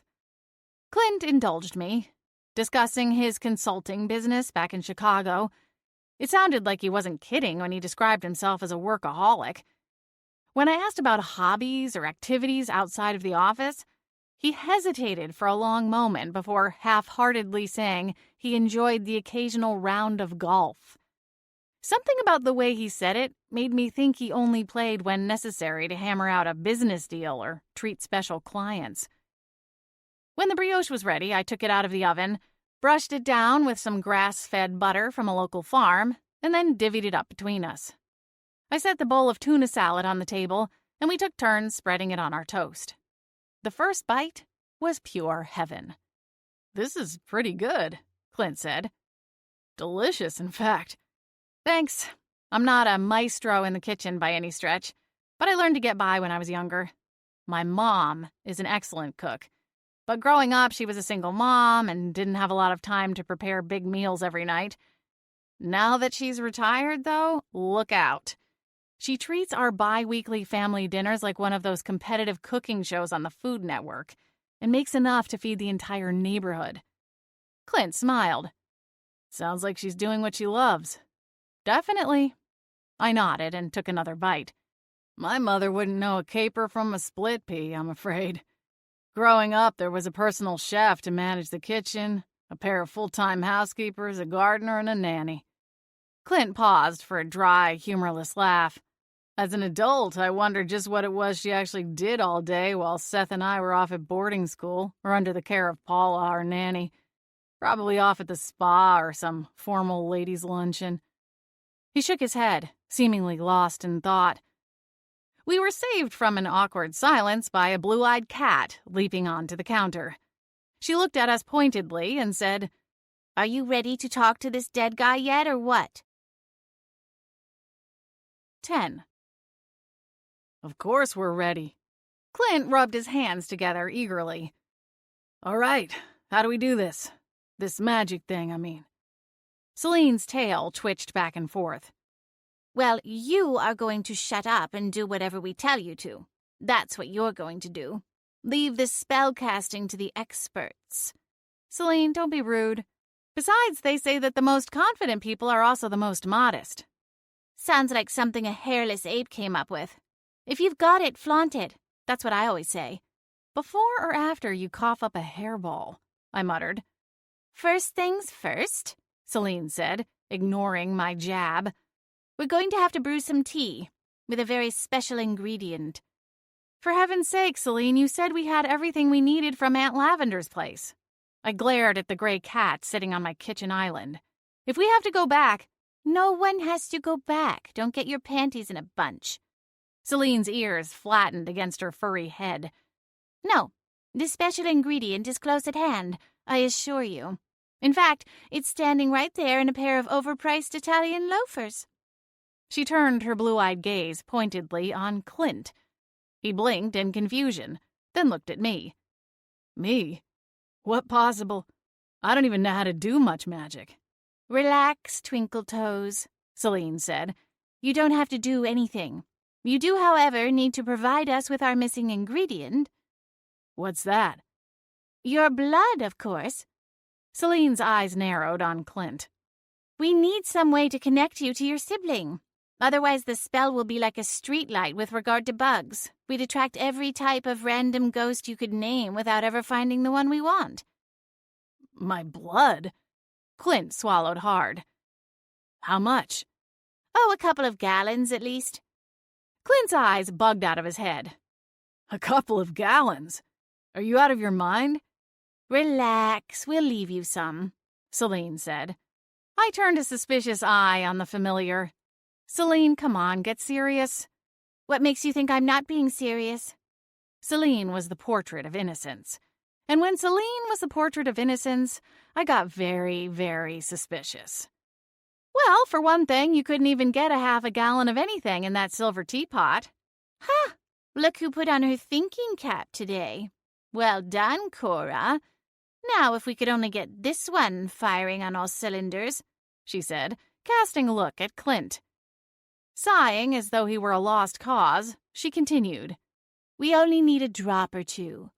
She leaped to the kitchen counter, which was usually a big no-no, and began peering around the contents of Lavender's potion kit. "Now, did you see where that spoon got off to?" "This one?" I picked up an old-fashioned hammered copper spoon. Rustic and utilitarian, it exuded a vintage aura. I felt the stirrings of magic and realized it had been used for rituals in the past. "Yeah, that's the one. We have to use that to harvest the blood." You Want me to cut him with a spoon? I looked at the device incredulously. Selene spoke a word, and the metal seemed to melt until the end of the spoon tapered into a very fine point, almost like a needle. Oh, I grimaced. Something about a magical spoon that could turn into a shiv at a moment's notice was more than a little unsettling. Okay. Can you roll up your sleeve? Clint visibly swallowed, but didn't argue. With a leery look, he undid his cufflink and rolled up his sleeve. Once his arm was bare, I lowered the needle toward his skin. Are you an idiot? Selene walked over and circled the bottle of rubbing alcohol. Sterilize the area first. Jeez. I pulled this spoon out of Lavender's house and carried it here in my mouth for Merlin's sake. Oh, good idea. Yeah, of course it was. By the way, Clint, when was the last time you had a tetanus shot? I don't recall. Do I need one? His brows furrowed in confusion. Selene flicked the tip of her tail. I'm sure it will be fine. I used a folded-up paper towel to administer the rubbing alcohol. Clint tensed up as the needle neared his skin. I could tell he was trying to tough it out for appearance's sake. When the needle almost touched his skin, he turned his eyes away at the very last moment. The needle punctured his skin, and I removed it quickly. A little blood trickled out, and I glanced around for something to collect it in, kicking myself for not being more prepared. Suddenly, the spoon in my hand morphed again, and a perfectly round bead of blood sat in the now ladle-shaped end. What the? Get the man a tissue, Selene scolded. We don't need him dripping all over the floor. I eat down there. Here, I said, offering Clint a clean paper towel to staunch the bleeding. Selene relaxed and guided me through the next step. All right, now hang on to that. We won't add it until after the tea leaves steep for at least 2 minutes. Wait, you mean I have to hold this thing the whole time while the kettle heats up? Why didn't we get the blood last? Good point. That probably would have been smarter. This reminds me of the time Benjamin Franklin forgot to pack his glass harmonica. Must have been right before the Battle of Bennington, which wasn't even fought in Bennington, by the way. Selene, let's not get off topic. The kettle soon whistled, and I sprinkled the white tea leaves in the cup of steaming water and had Clint set a timer on the microwave. I added the venom and a few other ingredients in the order Selene prescribed. Once the concoction steeped the allotted time, I stirred in the single drop of blood and then set the spoon aside. All right, what now? Now we're going to summon Clint's dead brother. Think of the cup of tea like a 2-way ticket. The drop of blood calls him to us, and the cobra venom sends him back to the shadow realm. Are you sure we'll get Seth? Clint asked. Of course, Selene snapped. I mean, how many dead relatives do you really think are kicking around near our plane of existence anyway? Selene turned to me. You get to do this next part of the spell. Remember the incantation I taught you on the way home? I nodded, then spoke the words of the spell in the old witch tongue. Clint frowned in confusion. I took it he didn't understand the words I said. If he had, he would have heard a long and flowery invitation to Seth Bridges to join us for tea. Sometimes magic isn't as complicated as it seems. We waited a moment.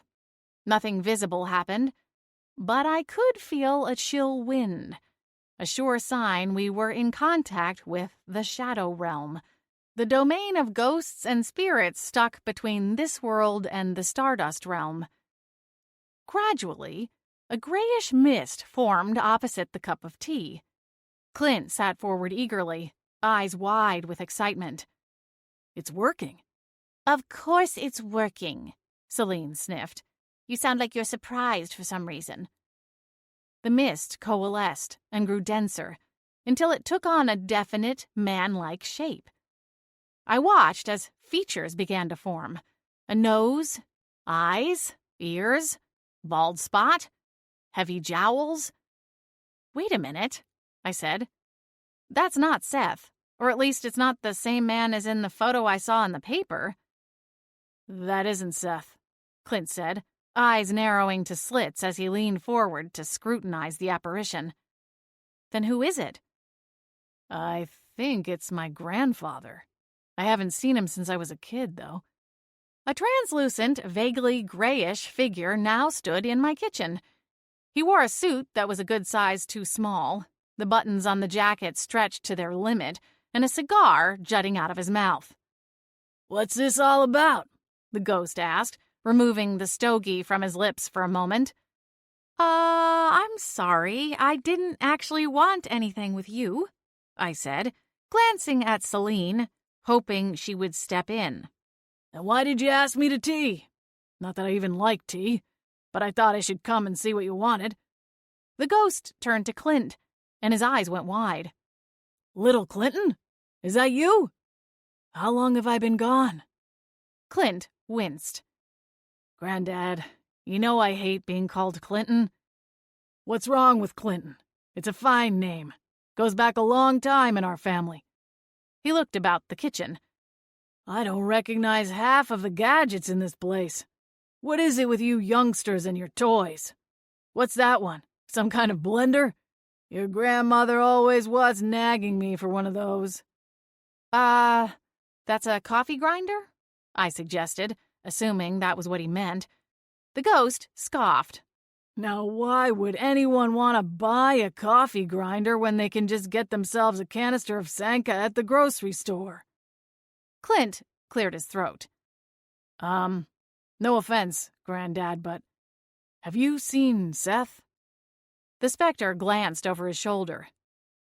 "He's around here somewhere. He won't stop bellyaching about his bad luck. I keep telling him to let it go.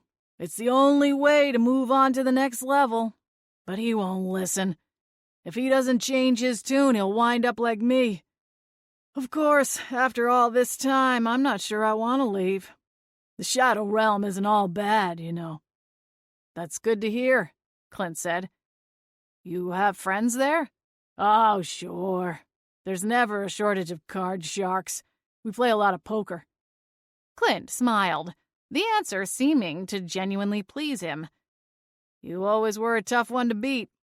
The ghost beamed with pride and took another puff from the cigar. "Thank you, my boy. Listen, I don't know how much time we have. So could you go and get Seth for me? Can you bring him here?" Gramps snorted. "I see how it is. You haven't even been to my grave since you were 12, and now you want me to do you a favor?" Clint cleared his throat, looking quite sheepish. "Yes?" "I'm only teasing, Clinton, my boy. I'm glad you have a life. Live it to the fullest. I'll be here to catch up when you're done. Maybe we can play a hand of Texas Hold'em before you shuffle on to the Stardust Realm." "I'd like that, Granddad." Clint smiled. "All right, let me go find your whiny brother." The ghost vanished in a puff of smoke. I turned to Selene and quirked an eyebrow. "What?" she asked. "This isn't going nearly as smoothly as you promised." "It'll work, trust me." I pursed my lips. "If it doesn't, you can forget about your Cyber Litter 5000. "Hey, I am a cat of my word. Don't you go reneging when this works like a charm." "Shh." I pointed at the new spot of mist that had begun to form across my counter. "Someone's coming. Let's hope it's Seth." Clint sat up straight, his eyes serious and hard. Gradually, features began to appear, just like last time. Only this time around, it really was Seth who appeared. "Seth." Clint swallowed hard. "I'm so sorry for what happened to you." "You're sorry?" Seth's ghostly eyes narrowed. "For what? Were you the one who put me here?" "No." Clint shook his head vehemently. Then his eyes widened. "Wait, you don't know who killed you? How is that possible?" Seth's translucent hand moved up to cover his ectoplasmic face. Though ghosts don't have a corporeal form to speak of, they often act as if they do. Selene had explained it in the car. She said that there is something of a phantom period, where ghosts forget they aren't human and will continue to walk around furniture and living people, even though they could pass right through them. It seemed Seth was still in that phase, which was understandable. He hadn't even been dead a week. The ghost shook his head. I just don't remember. I'm sorry. One minute I was there, and then... I cleared my throat. Seth? He raised his, dare I say, haunted gaze to meet my own. Yes? Maybe it would help if you started at the beginning. What do you mean? Well, what happened when you came home for the, last time? Seth's ghostly eyes grew distant. When he spoke, his voice had dropped an octave. I got home from the office and headed right for the wine rack. I really needed a drink. I made myself a glass of Chardonnay and headed into my study to relax. Why did you need to relax? His translucent brow furrowed in thought. I'd had an argument with my business partner. A really nasty one. Clint and I gave each other a look. Money is the root of all evil, or so they say. It wouldn't be the first time someone had murdered their business partner. What else do you remember? I prompted Seth. Well, not much else. I put a Marty Robbins vinyl on the turntable. Big Iron was playing, and I had drunk about half the glass of Chardonnay. I don't remember what time it was, but I know it was early evening. I think... He rubbed the back of his head, the exact spot where the candlestick had done him in, I assumed. I'm sorry. I just don't remember. Seth, I asked, was there anyone else in the house with you at the time? No, Seth replied, shaking his head. Melissa was out running errands. Man, Clint said. I was really hoping you knew what happened to you, Seth. The cops think I did it. Seth's face contorted in a sneer. I don't know, Clint. That seems like a pretty good line of reasoning to me, especially after Mom cut you out of the will. She didn't cut me out of the will. Well, not completely, anyway. But it doesn't matter in any case. I've got plenty of money on my own. So you say, but you always were a greedy little kid when we were growing up, Seth sneered. You were never satisfied with anything. You always had to have a little bit more. Clint looked at me as if asking me to explain his brother's behavior. I can't believe what I'm hearing. Are you kidding me? I'm greedy? Me? I don't think so. Let's swing that judgmental pendulum back your way, Seth. You're the one who can't get enough, judging by the way you've been running around town with your 20-something side piece. How dare you? Seth bellowed. You know, I would have thought my own brother would be a little more sympathetic to my plight. I died too young. I'll never accomplish any of the things I wanted to do in my life. You married a good woman, Clint offered. Oh, please, Seth sneered. Anybody can get married. I wanted to climb Mount Everest and ski the Swiss Alps and publish a novel before I died. Now I won't get to do any of that. Seth. You've never uttered one word about wanting to climb a mountain anywhere. Clint glared at his dead brother. Not only that, but you hate skiing. You always get a cold and wind up sulking in the lodge, falling down drunk. How dare you? I'm quite literally the victim here. The murder victim. It's not fair. I was supposed to do so much more, to be so much more.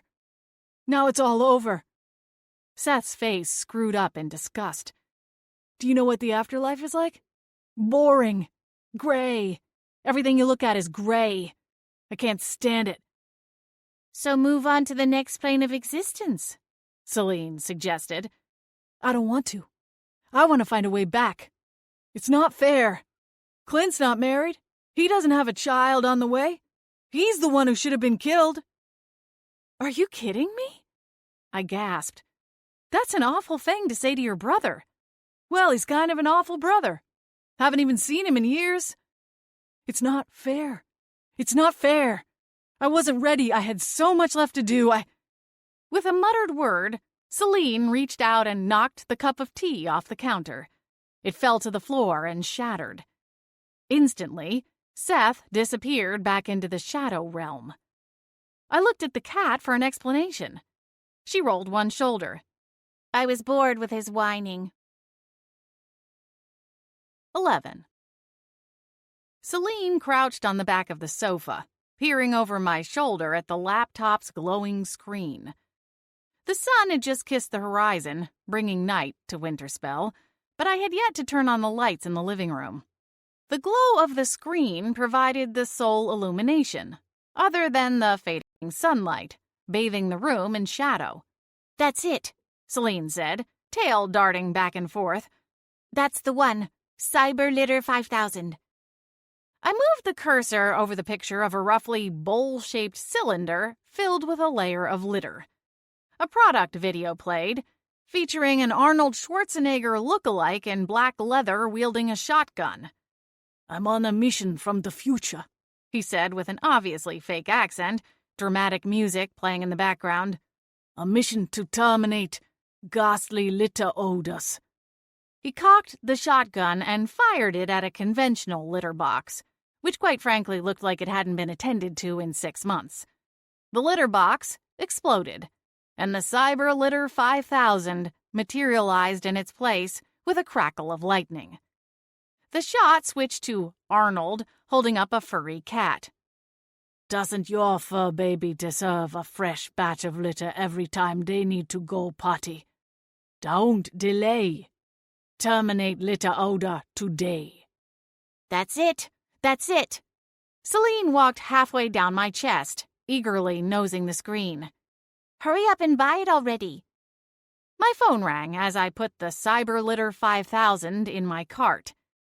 Clint had written me a check before hurrying to leave my house following the conversation with his brother. The whole confrontation had rattled him, and almost as soon as Seth was gone, so too was Clint. I glanced over at my phone, ignoring Selene's protests to tune it out and continue the purchase. Liana's number was on the screen, and for a moment I was glad to have a happy distraction after the emotionally charged evening, but then remembered what day it was. Nearly every Thursday, Liana tried to coax me into going to ladies' night at Merlin's Well. Sometimes I could resist. Others, I could not. Tonight I was pretty bushed from dealing with Clint as well as my busy shop. I almost didn't answer, but I didn't want to be rude and send her straight to voicemail. I pressed the green icon and accepted the call, quickly putting it on speaker. "Hey, you." "Hey, yourself. What you up to tonight?" Her innocent question belied her mischievous intent. She wanted to lure me out, and while part of me sort of wanted to be lured, I wouldn't let on that I felt that way. Our eternal dance continued. Buying a fancy litter box for Selene? Have you ever heard of the Cyber Litter 5000? Don't those things cost like a fortune? Yes, but I'm not paying for it. Selene managed to extort it out of Clint Bridges. Extort? Selene sputtered. Extort? How dare you? I earned that money fair and square. I said that I had a spell to let Clint contact his dead brother, and I delivered. It's not my fault his brother had no useful information and was kind of an annoying jerk. I sighed and rolled my eyes. You see what I'm dealing with here? Wackiness aside, it sounds to me like Selene has a point.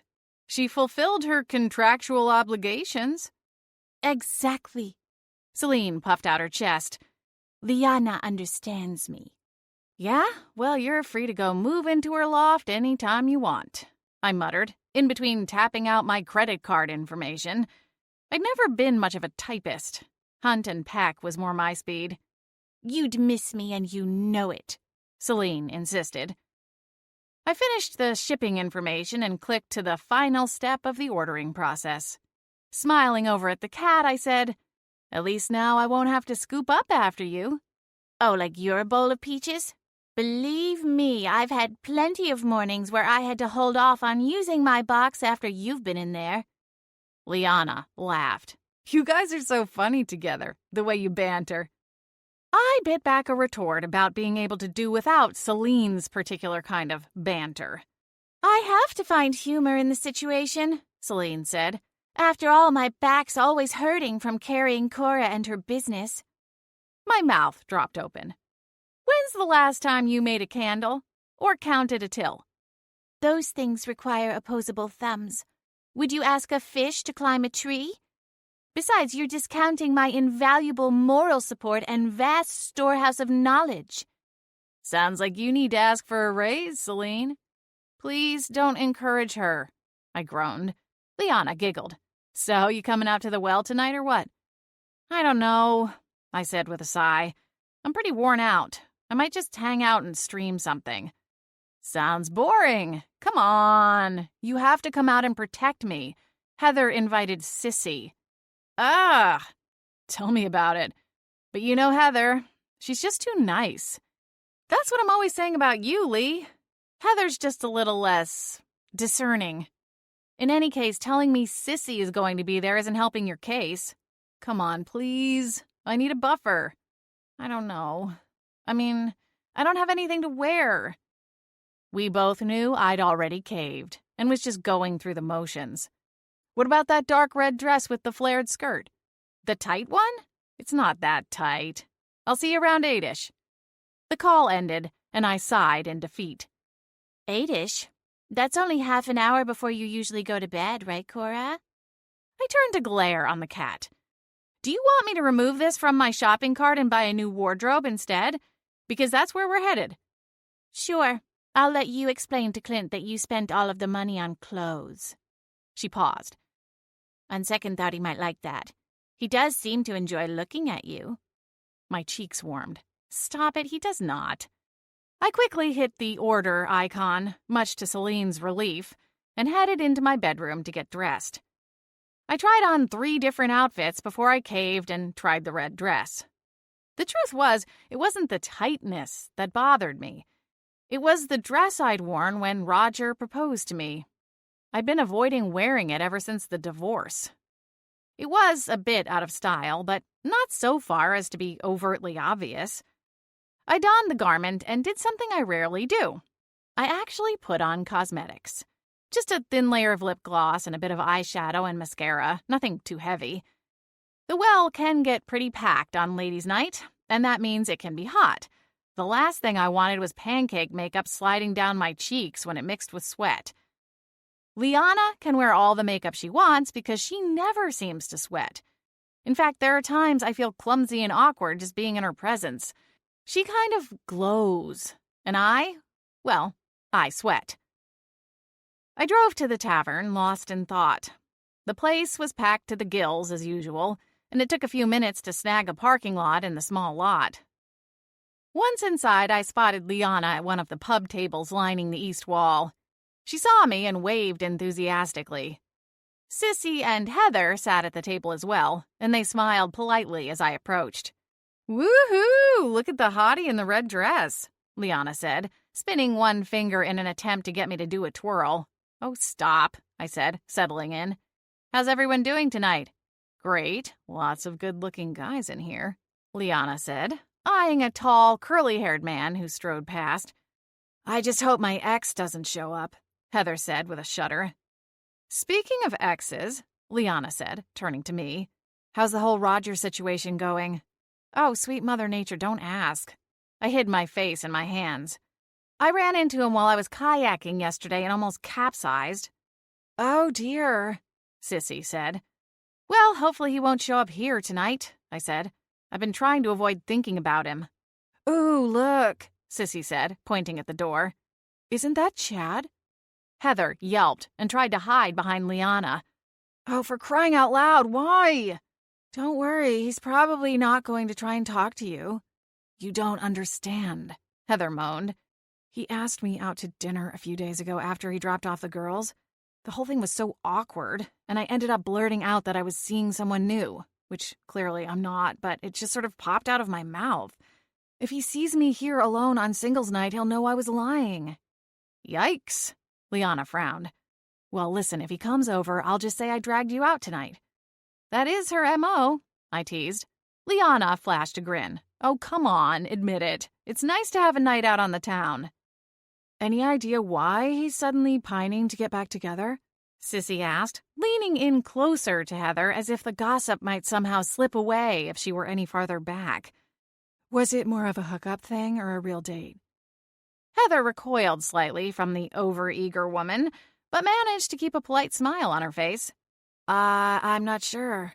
It was sort of out of the blue, but we did have a nice conversation a few weekends ago at Lily's soccer game. Heather paused and twisted her paper cocktail napkin until it was coming apart in her hands. Oh, I don't know. Should I go over and say hello? Well, is there a chance you might want to get back together with him? Liana asked, her tone sympathetic. I know the divorce is still pretty fresh, but is there a chance that maybe you want to try again? I don't know. Heather gave a nervous shake of her head and then reached for her wine glass. Judging by the look on her face, she was wishing she'd ordered something stronger. I guess I just want to keep my options open. This is my first time being single since I was 21. Speaking of options, Sissy said, there's that bartender I was telling you about. The one Melissa's dead husband was parading all over town. I followed her gaze to the door and saw a red-haired woman in a tight bodysuit enter the bar. I couldn't tell if she was off duty or just about to punch in for her shift.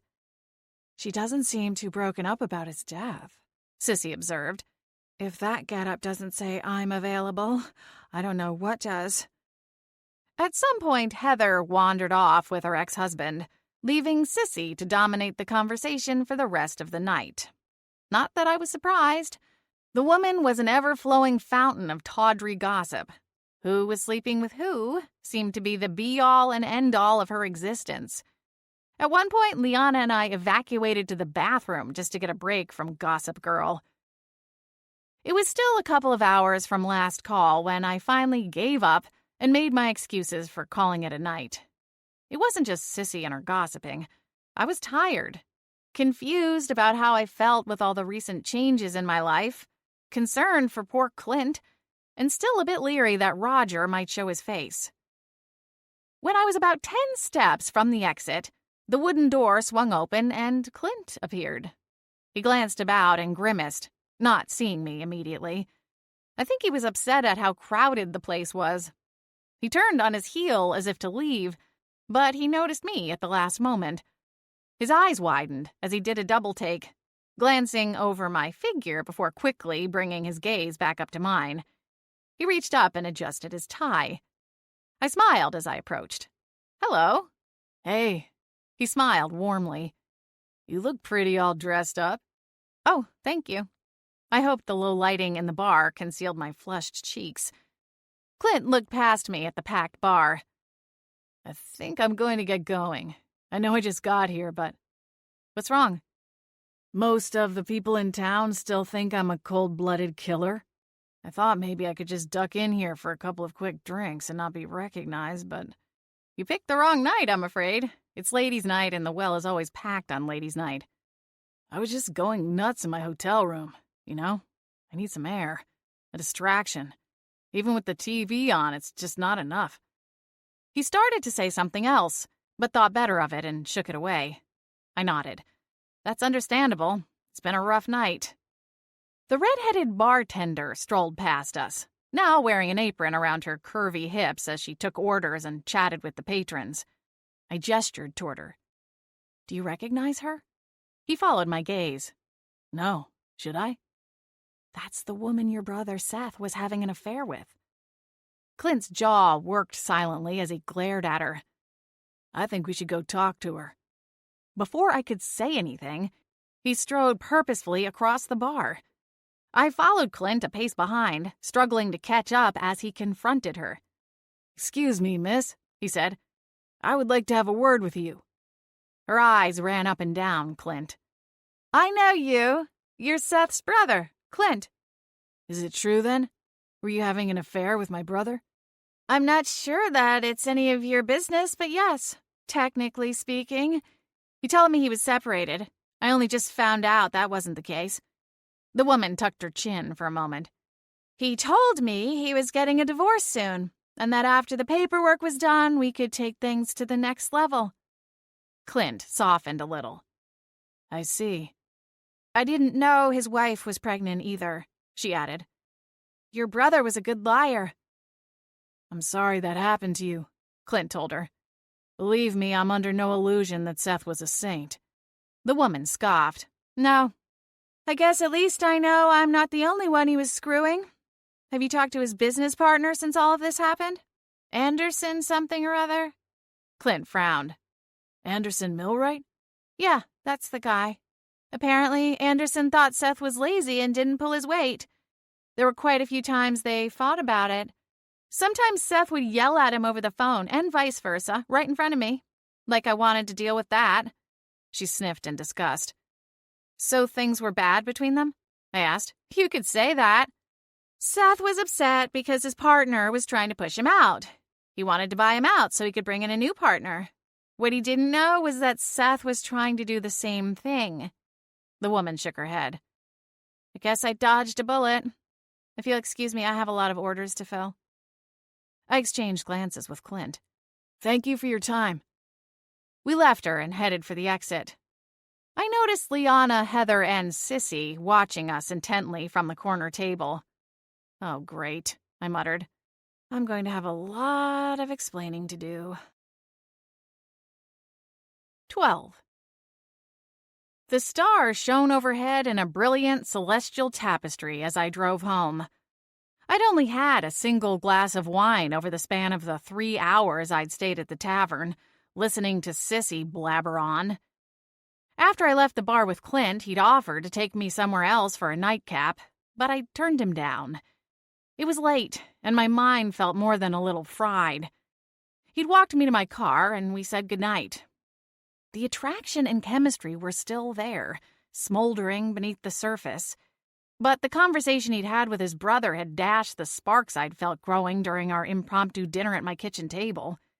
Was a romance even possible in the midst of such a heavy and emotionally charged situation? And even if it was it what I wanted? I honestly didn't know. A week ago, when Clint had been just a handsome stranger, a customer in my shop, the possibility of a romance had thrilled me. But now, the idea was wrapped in layers of complications, and I wasn't sure how we'd manage to untangle them. It was hard to think about Clint without thinking of the terrible murder itself. Seth didn't know who'd killed him. He couldn't even remember lighting my candle. However, he had been quick to accuse Clint of his murder. There was clearly no love lost between the two brothers. Sibling rivalry didn't mean murder, though. More and more, a picture was emerging of Seth Bridges, and it was not a very flattering one. Cheating on his wife, sloughing off the workload onto his business partner, while simultaneously trying to cheat him out of the business they'd built together. And the things he'd said about Clint? Unforgivable. He wasn't the type of man I could feel a lot of sympathy for, but that didn't mean he deserved death. What it did mean was that there were more than a few people who might have wanted him dead. Men like that, who plowed through life with little to no regard for others, usually weren't short on enemies and critics. In fact, I was starting to wonder if his business partner could have done the deed. It certainly sounded like he had motivation to do so. I didn't know him personally, however, and decided to reserve judgment until I could find out more, both about him and his situation with Seth. When I pulled up in front of my house, I was no closer to finding mental solace.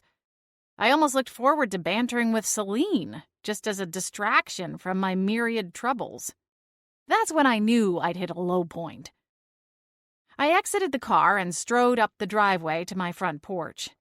Tiny sprites glowed like golden fireflies in the night and drew a smile from me, despite my heavy thoughts. One of them alighted on a long blade of grass, silhouetting itself against its own light. I fumbled with the keys, then pushed the front door open. I flipped on lights and looked about for Selene, but she didn't seem to be around. "Selene? Are you home?" No response.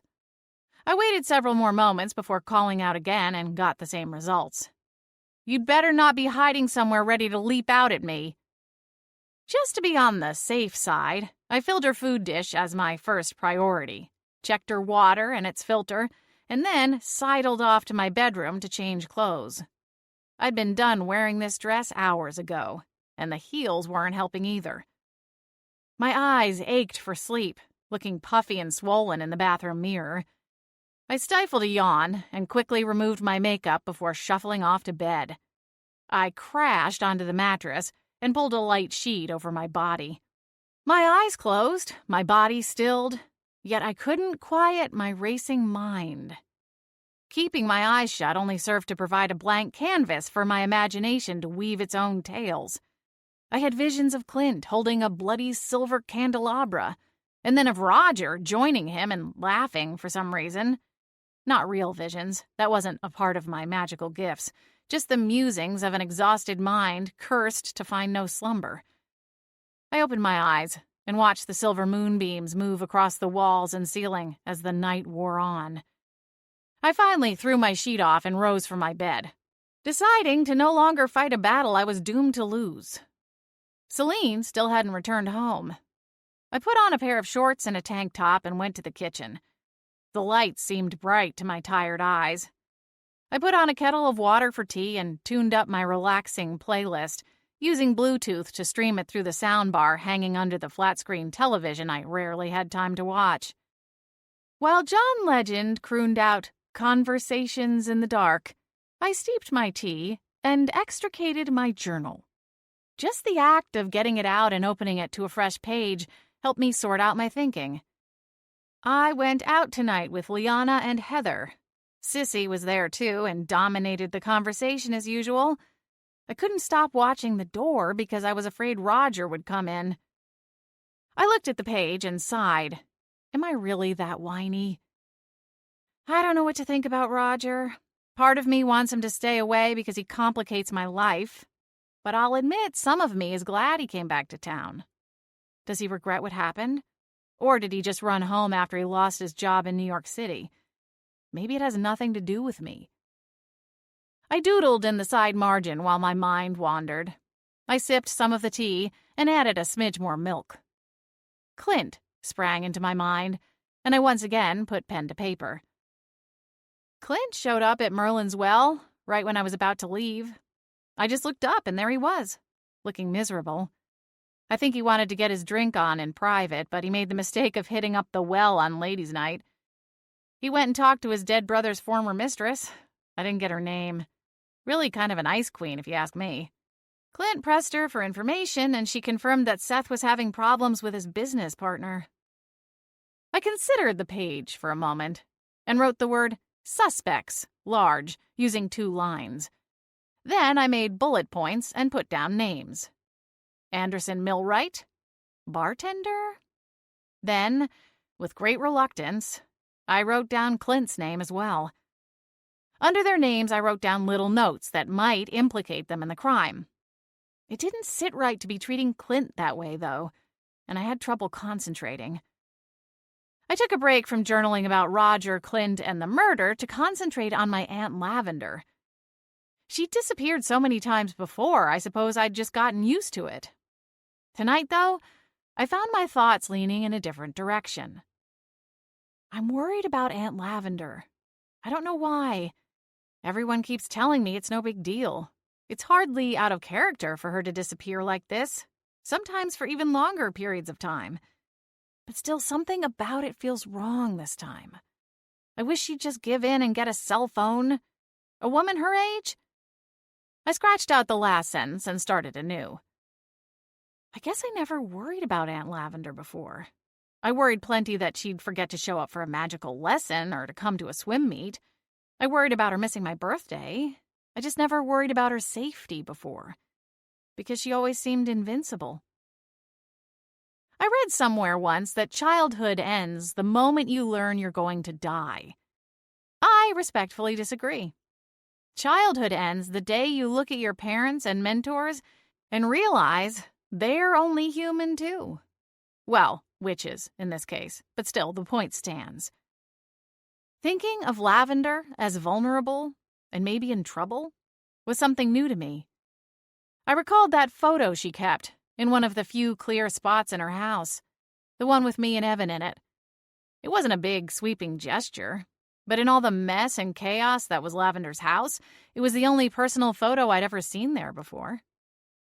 I laid my pen down and closed the journal. I picked up my cell to skip a song and noticed it wasn't as late as I'd thought. There was a good chance my mom was still awake. I found myself calling her before I'd really consciously made the decision. She'd said she would try to find Lavender with her scrying mirror. Maybe she'd already found out where she was and had forgotten to call and let me know. Cora? My mother's voice didn't have the thickness of sleep, so I figured I was right and she'd yet to retire for the evening. You're up late? Yeah, I couldn't sleep. I rubbed my eyes with the heels of my hands. Selene's still gone and the house is empty, and I guess I'm worried about Aunt Lavender. I see. Mom's voice had that kind of lilt you hear when someone has bad news and doesn't want to tell you. I hated to ask the question that next spilled from my lips because I felt I already knew the answer. Did you happen to find Aunt Lavender with the scrying mirror? Mom hesitated a moment before answering. No, I didn't. Even though I'd been expecting the news, it still hit me like a gut punch. I sighed and leaned back in my chair. That doesn't mean she's not alive and well, dear, Mom said hastily. There are a lot of reasons why the scrying mirror might not work. She could be in the fairy realm, or in a cavern filled with dragonstone, or any number of things. Who are you trying to convince, Mom? Me or yourself? Mom heaved a long sigh. Can it be both? Yes, it certainly can be both. I pursed my lips, wishing my mother could have made herself sound more convincing. I almost told her about Aunt Lavender leaving so much of her normal equipment behind for this jaunt, but I decided to keep it to myself. Mom was already worried, and the last thing I wanted to do was heap more problems onto her shoulders. The two sisters were somewhat estranged, thanks to years of missed obligations and hurt feelings, but I never doubted she loved Lavender. I don't know what to say, really. Mom's voice held a note of self-recrimination. Your Aunt Lavender has been in more places than Johnny Cash. I almost feel silly worrying about her at all.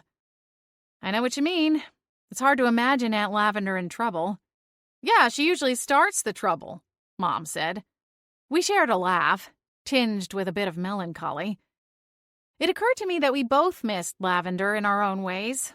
I guess maybe we just got so used to the idea of her always coming back from her wild adventures in One Piece, we kind of took her for granted. I hope she's all right, I said, as our laughter wound down. Me too. Well, if you hear anything about Aunt Lavender, I'll be sure to let you know. Love you, Cora. Love you too, Mom. I ended the call and sighed. I still didn't feel like sleeping. I slipped on a pair of sweats over my shorts, grabbed my keys, and headed out to Aunt Lavender's house. At night, it seemed foreboding. The graying paint appeared as ebon black, as if it were a house of horrors rather than a charming bungalow. The trees flanking her house took on a sinister cast, their branches becoming skeletal fingers rasping at the siding, as if seeking entry to suck the life out of those who dwelt within. I suppressed a shudder. What would I have to worry about in a haunted house anyway? I'm a witch, right? Haunted houses should be ho-hum. I couldn't shake the feeling that something was amiss, even as I knocked on the front door a single time, and the house allowed me entry. I pushed inside and flipped on the lights. The house seemed a lot less creepy with the lights on, that was for certain.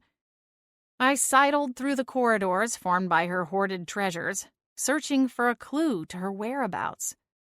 Along the way, I stopped to fix a tumble of paperback books that had fallen across the path. I tried looking in drawers for Aunt Lavender's journal, but couldn't find it.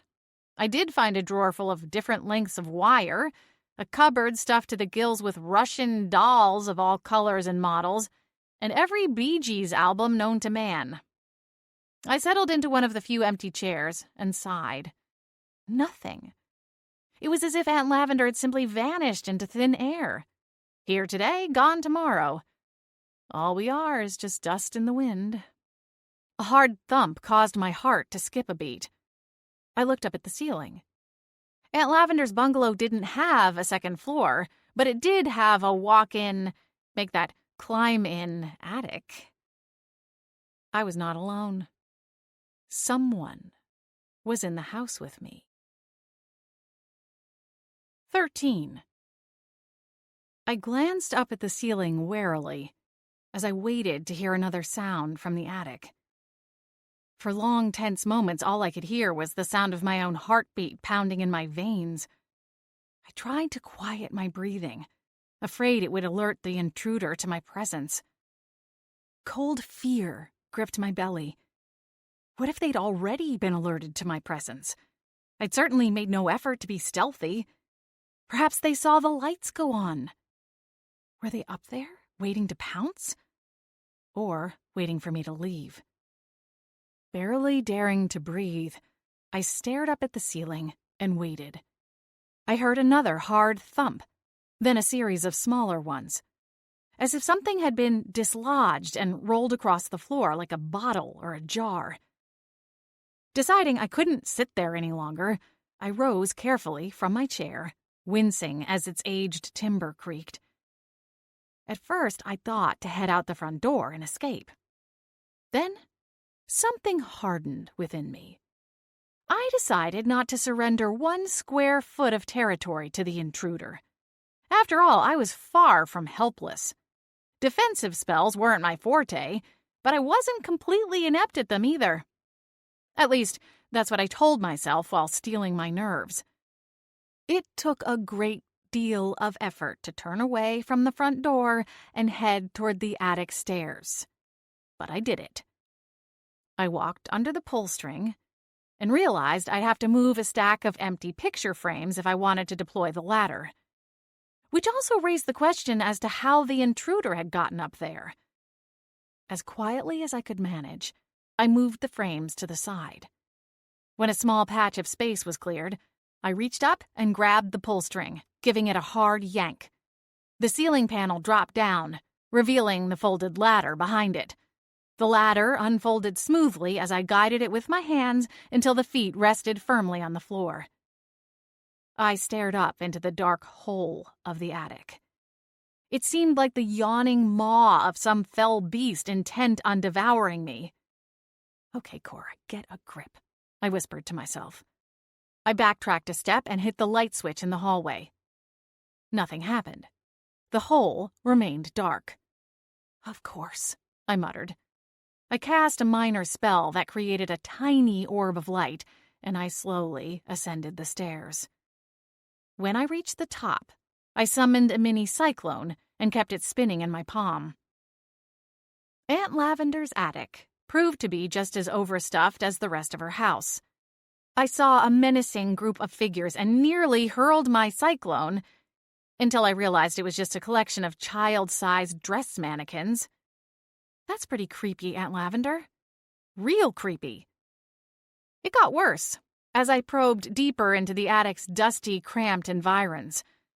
I came across a collection of clown marionettes that gave the mannequins a run for their money on the bone-chilling scale. Their beady black-painted eyes seemed to follow me as I went. I kept the cyclone going in my hand as a kind of security blanket. I came across an empty mason jar lying on the wooden timbers of the attic floor. One of the old ones, made of glass so thick and green you could not see very well through it. I began to doubt myself. Maybe the jar had fallen and rolled across the floor on its own. That wasn't out of the realm of reasonable possibilities, was it? Still, I felt as if there had to be someone, or something. My naked eyes belied that notion, but I could feel a presence in the room. I completed my sweep of the attic, or at least the places a human body could fit, even with contortion, then replaced the mason jar in its spot and grunted at my own foolishness. I extinguished the orb of light and the cyclone of wind, admonishing myself for my own paranoia, then headed for the ladder. A dark shape leaped out of the shadows at me. "Boo!" I shrieked and fell over a stack of styrofoam egg crates in my efforts to escape. I became aware of feline laughter, which is felt more than heard. Selene leaped up onto a crate and peered down at me with her azure-eyed gaze. Ha! You should have seen your face. Did you pee yourself? Tell me that you peed yourself because that would really put a cherry on it for me. Selene? I sat up in a huff. What are you doing skulking around Lavender's attic in the middle of the night? I could ask you why you're skulking around the main floor in the middle of the night. I wasn't skulking, I gasped in exasperation. I mean, come on, I was searching. Well, so was I. I was also searching. For what? Selene's ears went back, and her head drooped toward the floor. I was looking for clues as to where Lavender might have gotten off to. Same as you, I'd imagine. I was not used to the acerbic cat being sincere. I wasn't sure I liked the implications. As long as Selene was making wisecracks and trying to make my life miserable, it was like a sign from the mother that all was well with the universe. I felt justified in my worry for Lavender like never before. When was the last time you saw Lavender, Selene? I asked softly. I told you. It was only a day or two before I came to live with you. Selene looked out the tiny attic window, tail swishing slowly. It was open, explaining her access to the stifling room. We were having dinner, she said, after a long moment. Lavender was all over the place, jabbering on, unable to stay focused on one topic for more than a few minutes at a time. It's how she always gets right before she leaves on one of her jaunts. I nodded. I knew that behavior. Lavender's flighty tendencies increased tenfold when she was planning an adventure. She rushed about her home like mad, gathering supplies, collecting notes, and babbling on incessantly about whatever her latest obsession was. One month, it would be a search for the Sword of Damascus. The next, the Hanging Gardens of Babylon. It seemed like Lavender always had a new quest, a new frontier to be explored. I was the wind witch in the family, yet she often acted like a tornado. And it was best to stand back and stay out of her way while she rampaged through life. When I'd been younger, I'd begged Lavender to take me with her. She'd always refused, telling me, maybe next time. After a while, I stopped asking because next time never came. So she was about to go on one of her adventures then. That means she could be back any day now. I don't know. Selene's tail twitched in agitation. In hindsight, she never mentioned going on an excursion. Then there's the fact that she left so many of her staples behind. It's not like her, even at her most frenzied. I wiped the sweat off my brow and sighed. Tell you what, let's continue this discussion downstairs. This attic is too hot for me to think clearly. We convened down in the kitchen. I took the liberty to brew a cup of tea on the stove while Selene continued her tale. I asked Lavender if she was planning a trip. She told me no. Selene's ears went back. She told me no, but when I woke the next day, she was gone. She'd never lied to me like that before. Not in our 16 years together. Selene slumped. Her head and tail pointed toward the floor. For only the second time since meeting her, I felt an actual stab of sympathy for the cat. Maybe she had a good reason for not telling you what was going on. Like what? Selene looked up at me sullenly. What possible reason could she have had to keep me in the dark? Well, I cleared my throat awkwardly. What if she were trying to protect you? From what? Since when has Lavender ever really taken the time to think about someone other than herself anyway? I was surprised by the bitterness in Selene's tone. It mirrored that which dwelt within my own chest any time the subject of Aunt Lavender came up. It struck me that the cat felt abandoned. Perhaps every bit as abandoned as I had when Lavender would forget about a promise she made to me. It stung. Even though I knew she didn't mean to hurt me, it did. There must be something we're missing. Some clue. What had she been working on? She always gathers a bunch of books and texts when she's plotting something. She'd been shutting me out of her work, Selene admitted. Keeping doors closed so I couldn't get inside and see what she was reading. It wasn't like her. But then we'd been having our own relationship trials as of late. You never told me that part, I said softly. I told you why I came to live with you. I told you what happened when she left me behind the last time. It was awful. I thought I would die. All I could do was lie around and feel my magic drain away little by little. The cat shuddered. I've served the Hearth family for generations. I'm bound to the family line. Normally, I don't join a new witch until the old one passes. Right, I nodded. You did tell me that part. Though if I'm being honest, I'm still not sure how it works. How the binding rituals we did were able to take effect while your previous guardian was still alive. A new and terrible thought struck me like a bite from a snake. Unless... Selene's eyes flashed cold as ice. Don't even say it. Lavender isn't dead. I just took matters into my own paws. That's all, she hissed. I knew you were boring as heck, but I also knew you were one thing Lavender could never be. Reliable. I bristled. The word didn't sound like a compliment, but Selene was in a foul mood. I wasn't going to push her buttons further. Okay, I said, exhaling slowly.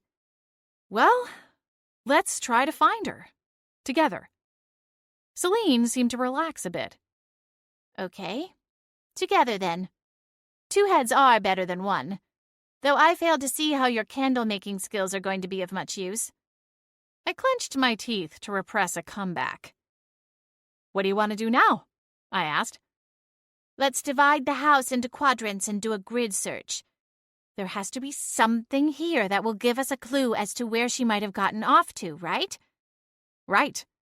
At least you have opposable thumbs, Selene muttered, striding down the hallway toward the back bedrooms. I opened all of the doors, and we moved through the cramped environs of her house, searching high and low, me being high, her being low, for any signs Lavender might have left that would clue us in to her destination. I rummaged through boxes, emptied out drawers, and dug into her closets in search of evidence, yet came up with nothing time and time again. Judging by the way Selene muttered and hissed as she rummaged around on her level, I assumed her efforts were met with a similar lack of success. This is hopeless. Selene bounded up to the top of the National Geographic magazine stacks and glared about. I don't know what we were expecting. A note? Ha! Lavender couldn't plan far enough ahead to compose a note. Well, I don't see any sign of where she went, but let's look on the bright side. I looked about us and shook my head. We also haven't found any signs of foul play. That's good, right? The absence of evidence is not evidence of absence, Selene said. I'm way too tired to try and make sense of that right now, I said, through a barely stifled yawn. Selene looked around.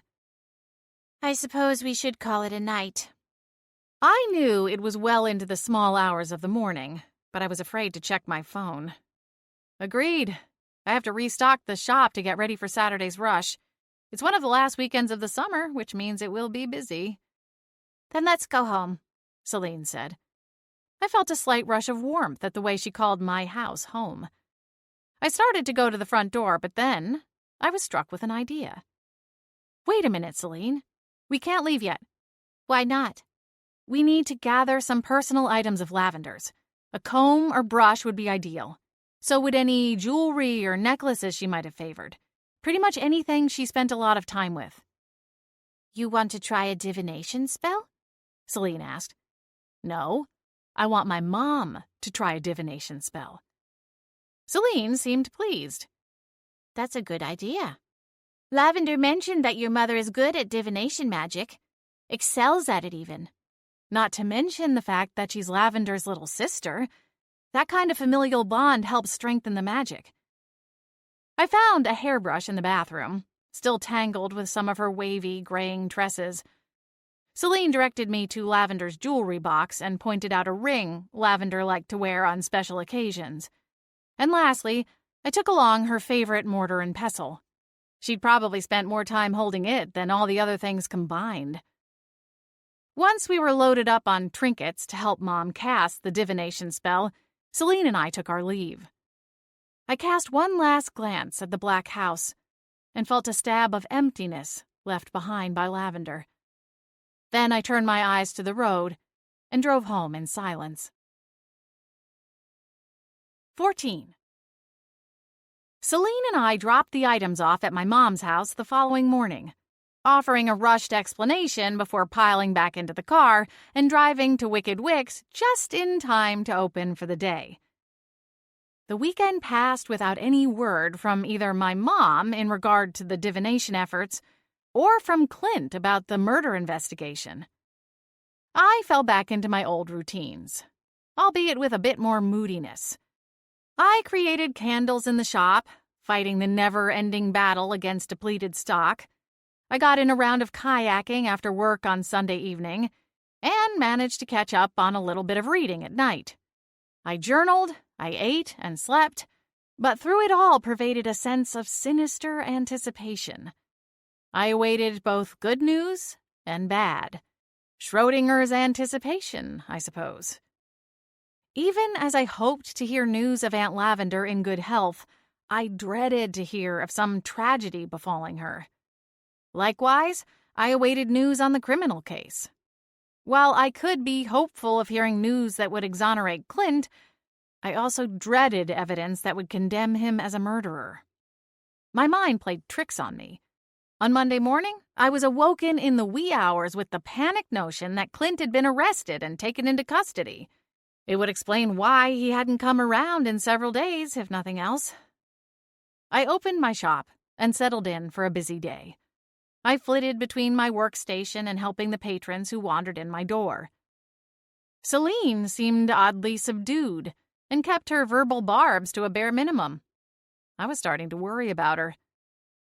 After returning from a rushed lunch break, I was working to get back into the flow when the brass bell hanging above the entrance rang. "Welcome," I called, without looking up from my work. When no one replied, I glanced up and gasped in surprise. "Roger?" "Hello again." Roger's handsome face was cleanly shaven, his skin smooth and tight. He smelled of just the right amount of cologne. Not like some guys who take a bath in the stuff. In addition, he wore a light green check-pattern tie over a charcoal shirt, tailored to his athletically slim form for a flattering fit. He looked like a male fashion model in a magazine ad who had just stepped off the page. "You look great, Cora." I felt a flush come to my cheeks and dropped my gaze to the counter. "Thank you." Roger glanced down at the takeout cup holder in his hands. 2 drink cups were situated on one side, while a pastry bag sat in the other 2 cups. "I come bearing gifts," he said. He set the cardboard drink holder on the counter, and I breathed a sigh of relief at the sight of the Dragon's Gold coffee logo on the side. At least he'd remembered to steer clear of poor Julia next door. "What's this for?" I asked. His dark eyes glowed with delight as he set aside the pastry bag, which emanated a wonderful aroma. "Just thought you might need a Monday afternoon pick-me-up. I imagine you had a busy weekend. I drove by yesterday and it looked like you had a packed house." I smiled. It was pretty nuts. I reached for one of the cups, but Roger redirected me to the other one. "That one is yours." He gestured at the cluttered workstation. "Business is booming. Why not hire a permanent employee to help ease your burden?" I took a sip of the coffee and found he remembered my favorite drink. Warm vanilla and brown sugar rolled over my tongue in a sea of frothy oat milk and espresso. "I probably should," I replied after that first swallow. "It has been super busy all summer. Although, as they say, hard on the feet, easy on the bottom line." Roger laughed. "I suppose that's one way of looking at things." "Is that for me too?" I asked, grinning at the pastry bag. "Indeed it is." Roger replied, with a grin of his own. He pulled the bag open, and my smile widened even further at the sight of a chocolate dragon horde cookie, a signature creation from the independent coffee house. Think chocolate chip cookies with some extra amenities, like toffee and peanut butter chips. I don't know the exact recipe, and I'm loath to learn it because I enjoy the mystery. I take it you're still into these cookies? Roger said with a chuckle as he watched my eyes light up.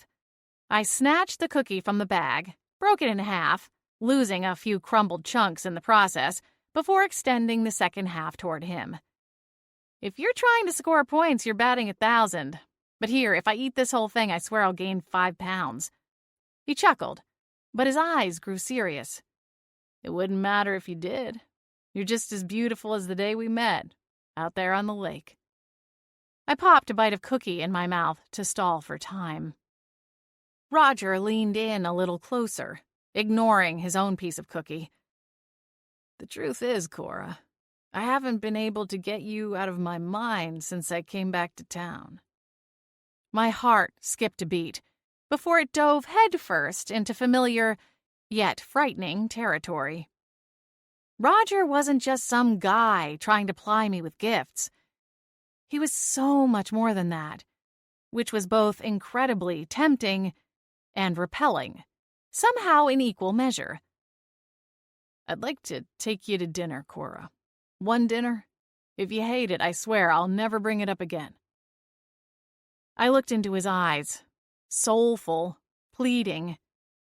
I couldn't help but wonder, what if? This is the Roger I fell in love with. Attentive, thoughtful, focused on me, caring about me. I miss this Roger so very much. Roger, I heaved a sigh. I don't know if that's such a good idea. Why not? His voice wasn't petulant or indignant, just questioning, and a bit hurt. Look, it's the first time we've really seen each other since the divorce. I'm not sure we should just go pole vaulting into anything. It's not pole vaulting, Roger laughed. I'd missed his laugh as well. It's just dinner. I looked at him askance. Roger, given our history, there's no way in heck you can convince me that this is just dinner. Not in a million years. At least he had the good sense to ditch that ridiculous mustache, Selene quipped from behind me. I jolted, having completely forgotten she'd come to the shop with me that morning. What happened? She continued. Did the 70s call and demand it back? Roger cocked an eyebrow at Selene, unsure if he wanted to be amused or insulted. We all know you're after more than just a little dinner, Selene added. Let's examine the evidence. Exhibit A, your freshly shaven face. Cora didn't like the mustache, so you ditched it. Exhibit B, you brought an admitted bribe along, hoping to take advantage of the endorphins running through poor Cora's brain while she ate her favorite cookie and drank her favorite coffee. Poor Cora? I repeated with a scowl. Selene, I'm not some kind of child who gets a sugar high and forgets how to act. Besides, it's a latte, not a love potion.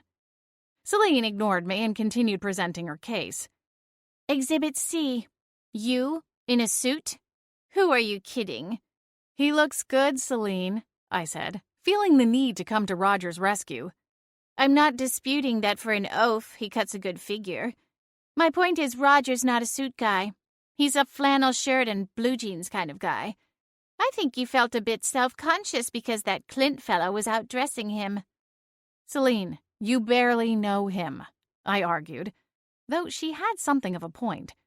Was he going to a job interview after this or something? Roger's cheeks turned a bit crimson, and he laughed helplessly. All right. I admit I was looking for more than just dinner when I came in the door. My phone rang. Not the shop phone, my personal cell.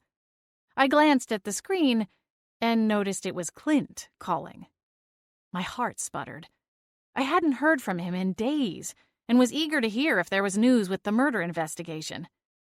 I have to take this. Roger stood by awkwardly while I picked up the phone and turned my back on the shop. Clint? Where have you been? I was worried sick. I thought maybe you'd been arrested or something.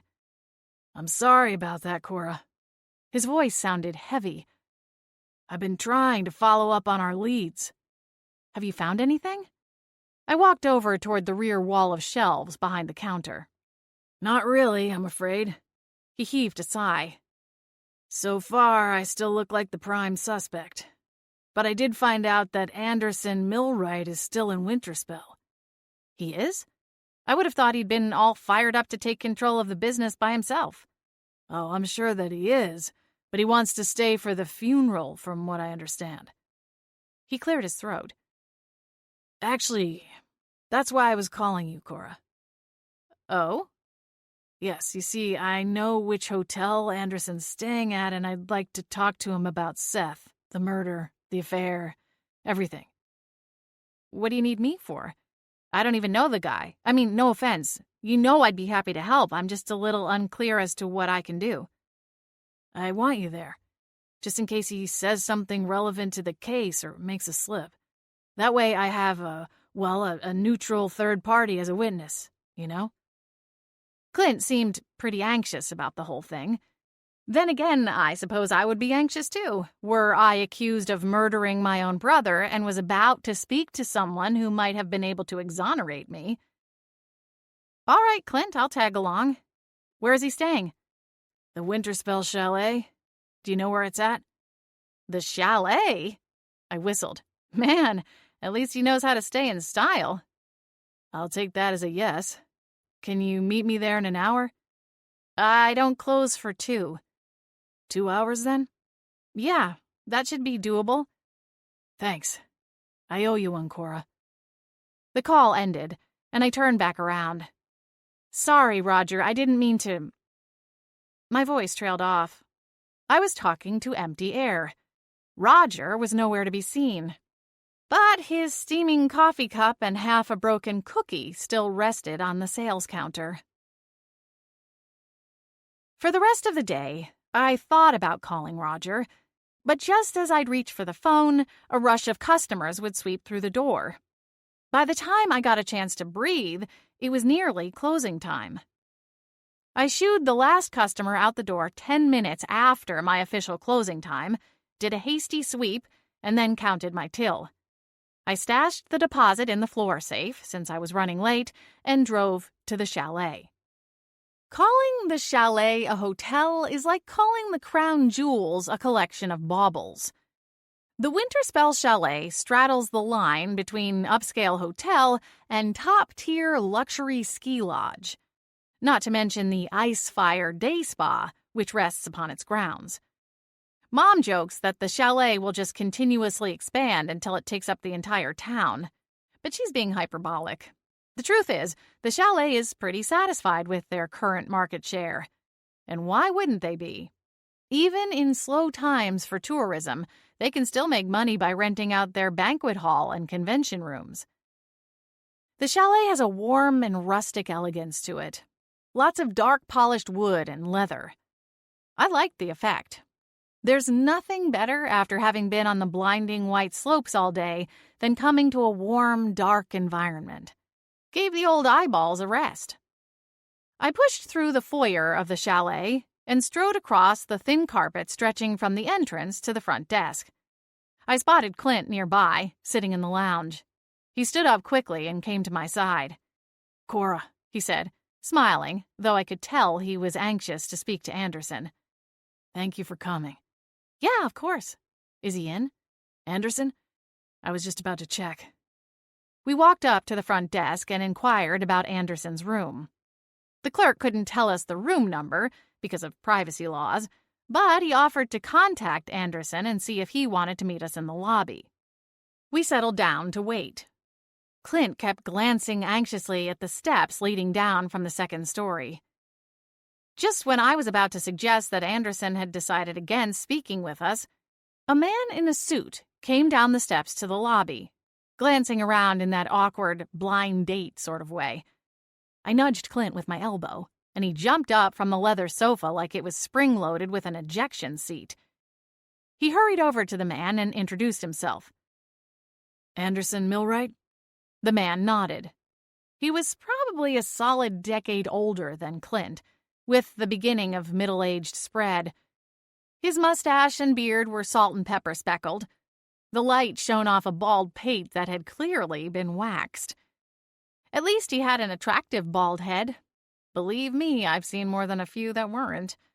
Although oddly enough, that seemed to be a new habit I'd picked up. I blamed Selene.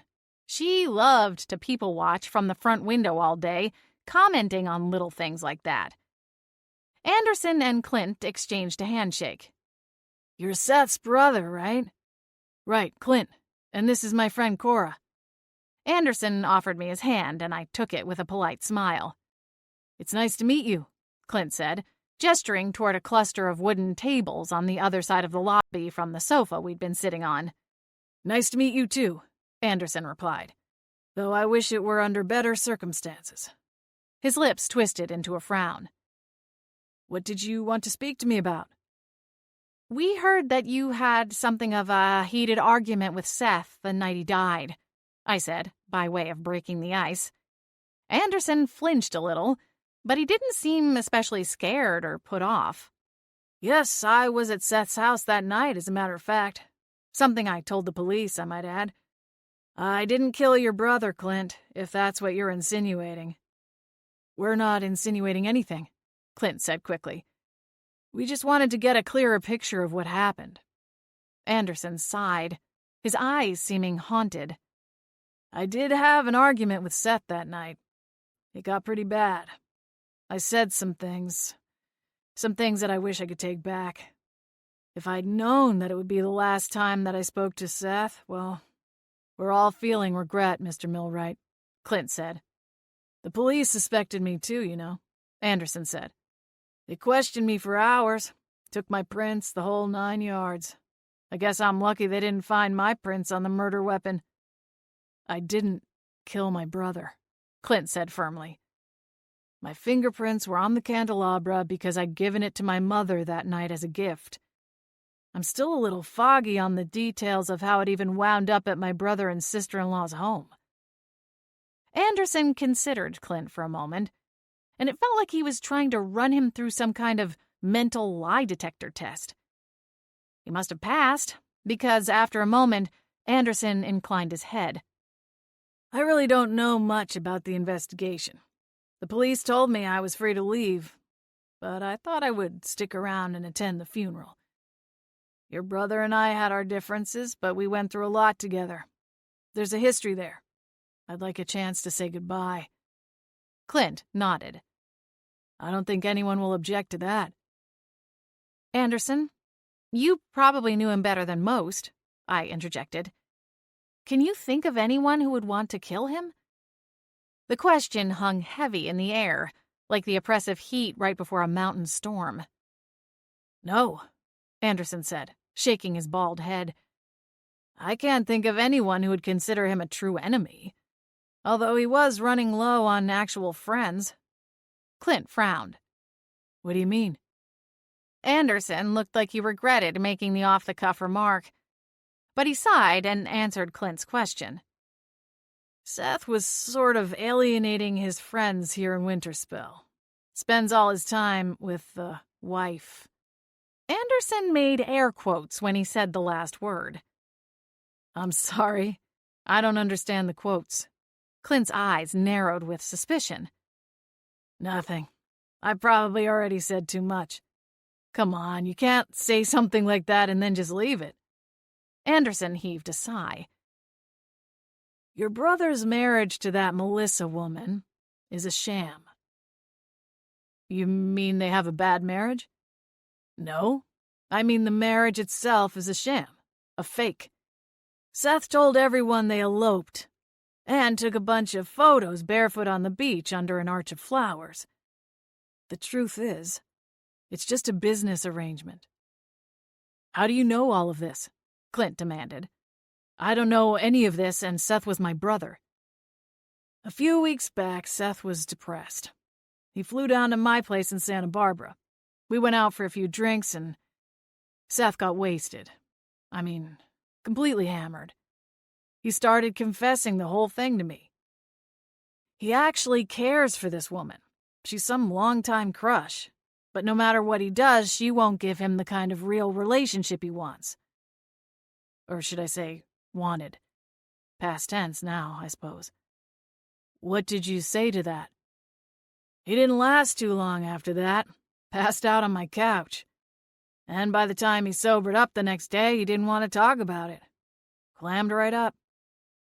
Clint and I exchanged looks. Thank you for your time, Mr. Millwright. We left the hotel with more questions than answers. 15. Well, now what?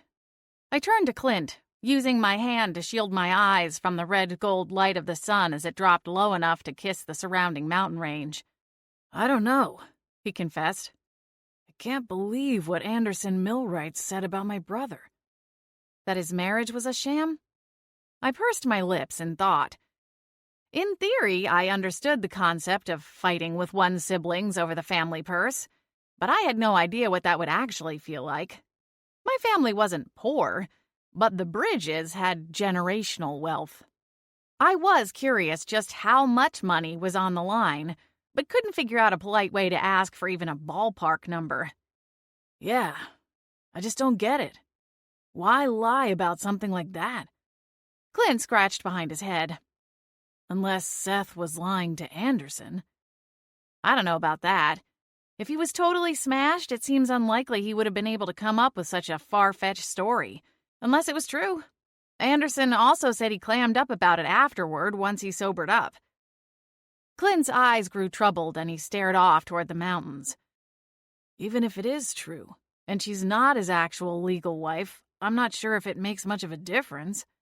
What am I supposed to do with that information, if anything? We could always go look it up, I suggested. You said they lived here in Winterspell, right? Yes. Our family had a summer home here when we were growing up. After our parents divorced, our mother opted to make the lake house her permanent residence. I'd say it was about a year ago that Seth moved here, bought a house, was planning to put down roots. Clint's jaw flexed. I wondered if he was still recalling all of the cruel things his brother's ghost had said back in my kitchen. Days had passed since the seance, but barbed words like that tended to stick around for a while. Well, in that case, the marriage should have been filed with the records office here in town, I told him. Even if it was a destination wedding, like you mentioned, the marriage would have been put into the magical system for record-keeping purposes. Clint looked suddenly excited. What time do they close? 6 o'clock? Clint checked his watch. That's in 40 minutes. Do we have enough time to get there? I smiled. That's one perk of living in a small town. Most everything is only a few minutes away. Come on. I drove my car in the lead so Clint could easily follow in his rented sedan. The chalet was a good 20 minutes from the heart of Winterspell, but we still arrived with plenty of time before the office closed. Clint parked beside me and hurried ahead in order to hold open the door for me. I smiled at him as I passed through into the small rectangular building. It was the very picture of utilitarian design.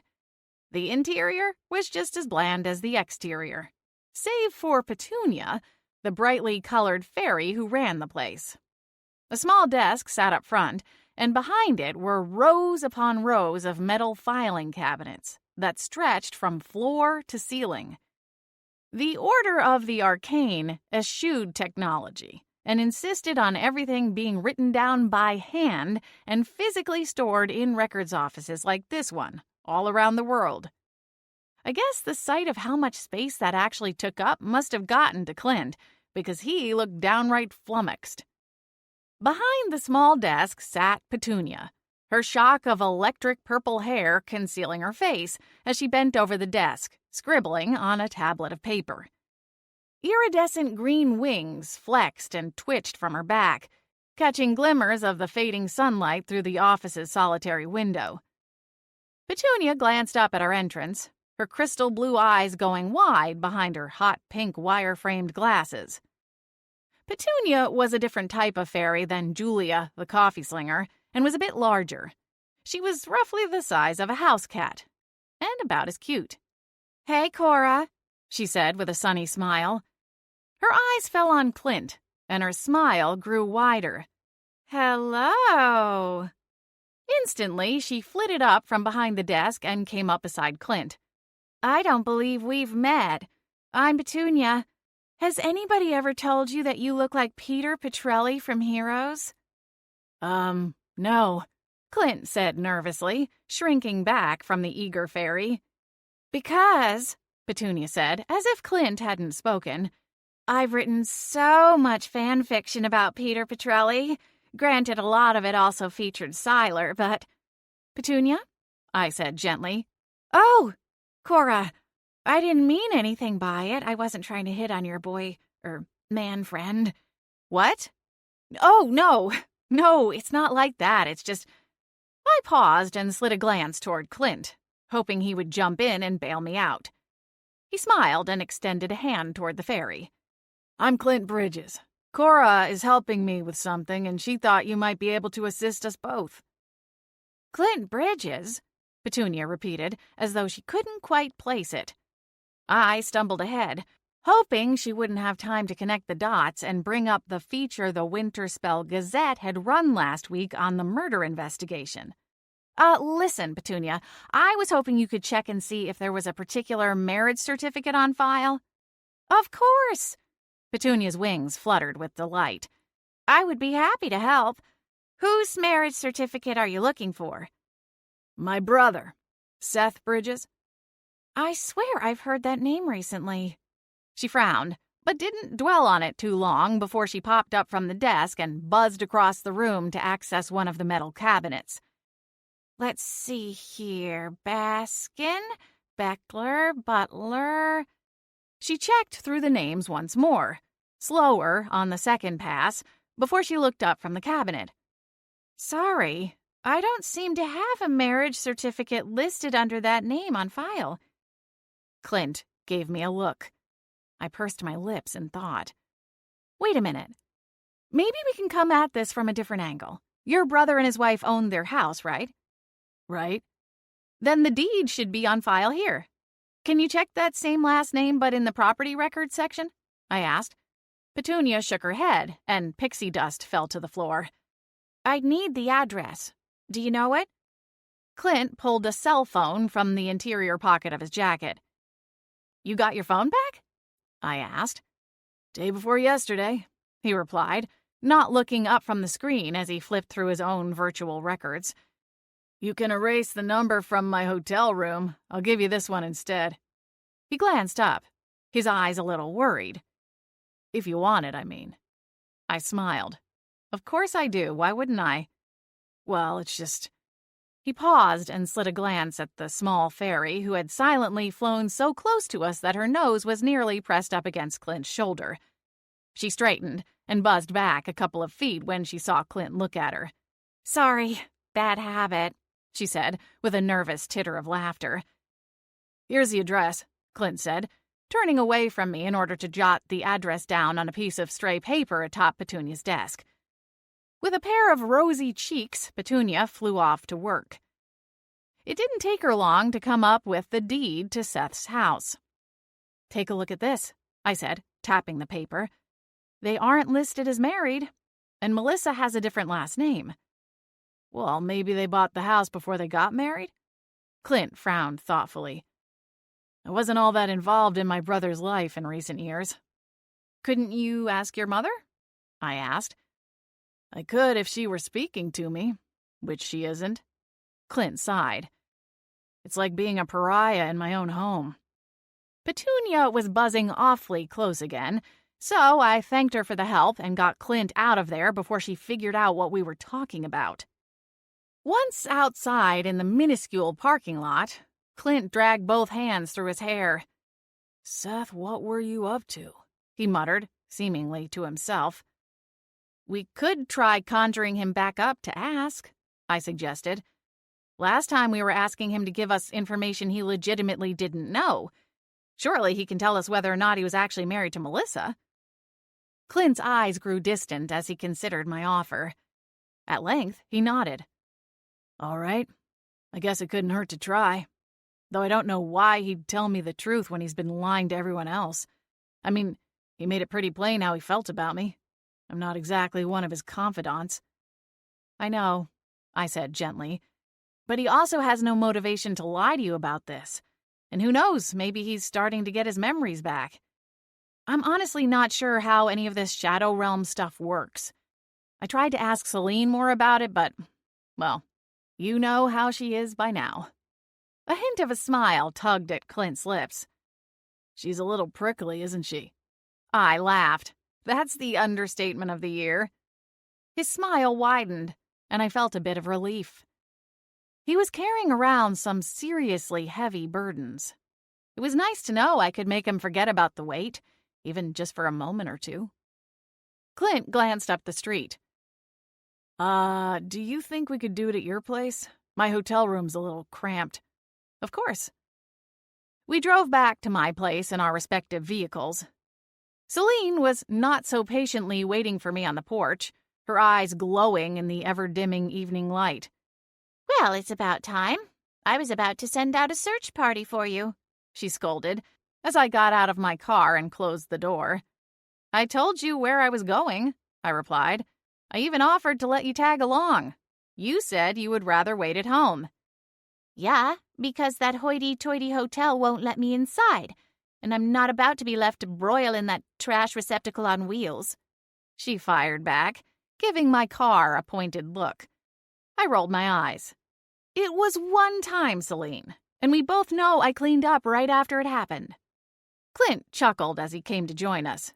Should I ask? I exhaled.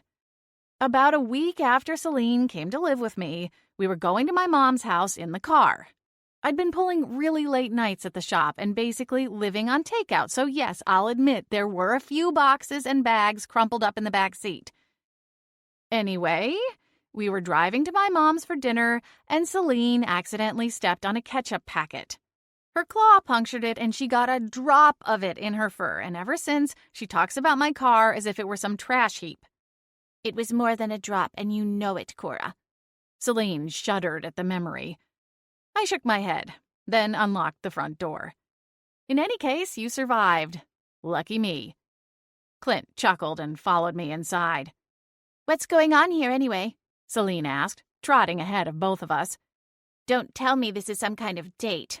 I refuse to be the third wheel. Clint smiled at me, and a pair of butterflies scooped through my stomach. Unfortunately, no. We were hoping you might help us conjure a ghost again. Selene eyed him.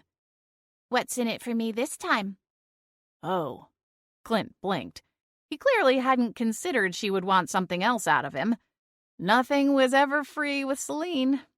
We don't need her help this time, I said. I remember the spells. Selene's mouth dropped open, but she couldn't seem to form any words. I chuckled. What? You got your own tongue? I never... To think, Selene sputtered. She paused and shook her head. The audacity. To think you are some kind of master after a single successful effort at reaching the Shadow Realm. Humph! This must be that gold star generation thing people are always complaining about. If you don't think I'm capable, you are more than free to supervise, I said, giving Clint a wink when Selene wasn't looking my way. He smiled, clued into the game. In truth, while I remembered the gist of the spell, I wouldn't dare try it without Selene's guidance. There was no telling what kind of mess we might find ourselves in if it went wrong. But at the same time, doing it this way, she couldn't take advantage of Clint and make a money grab.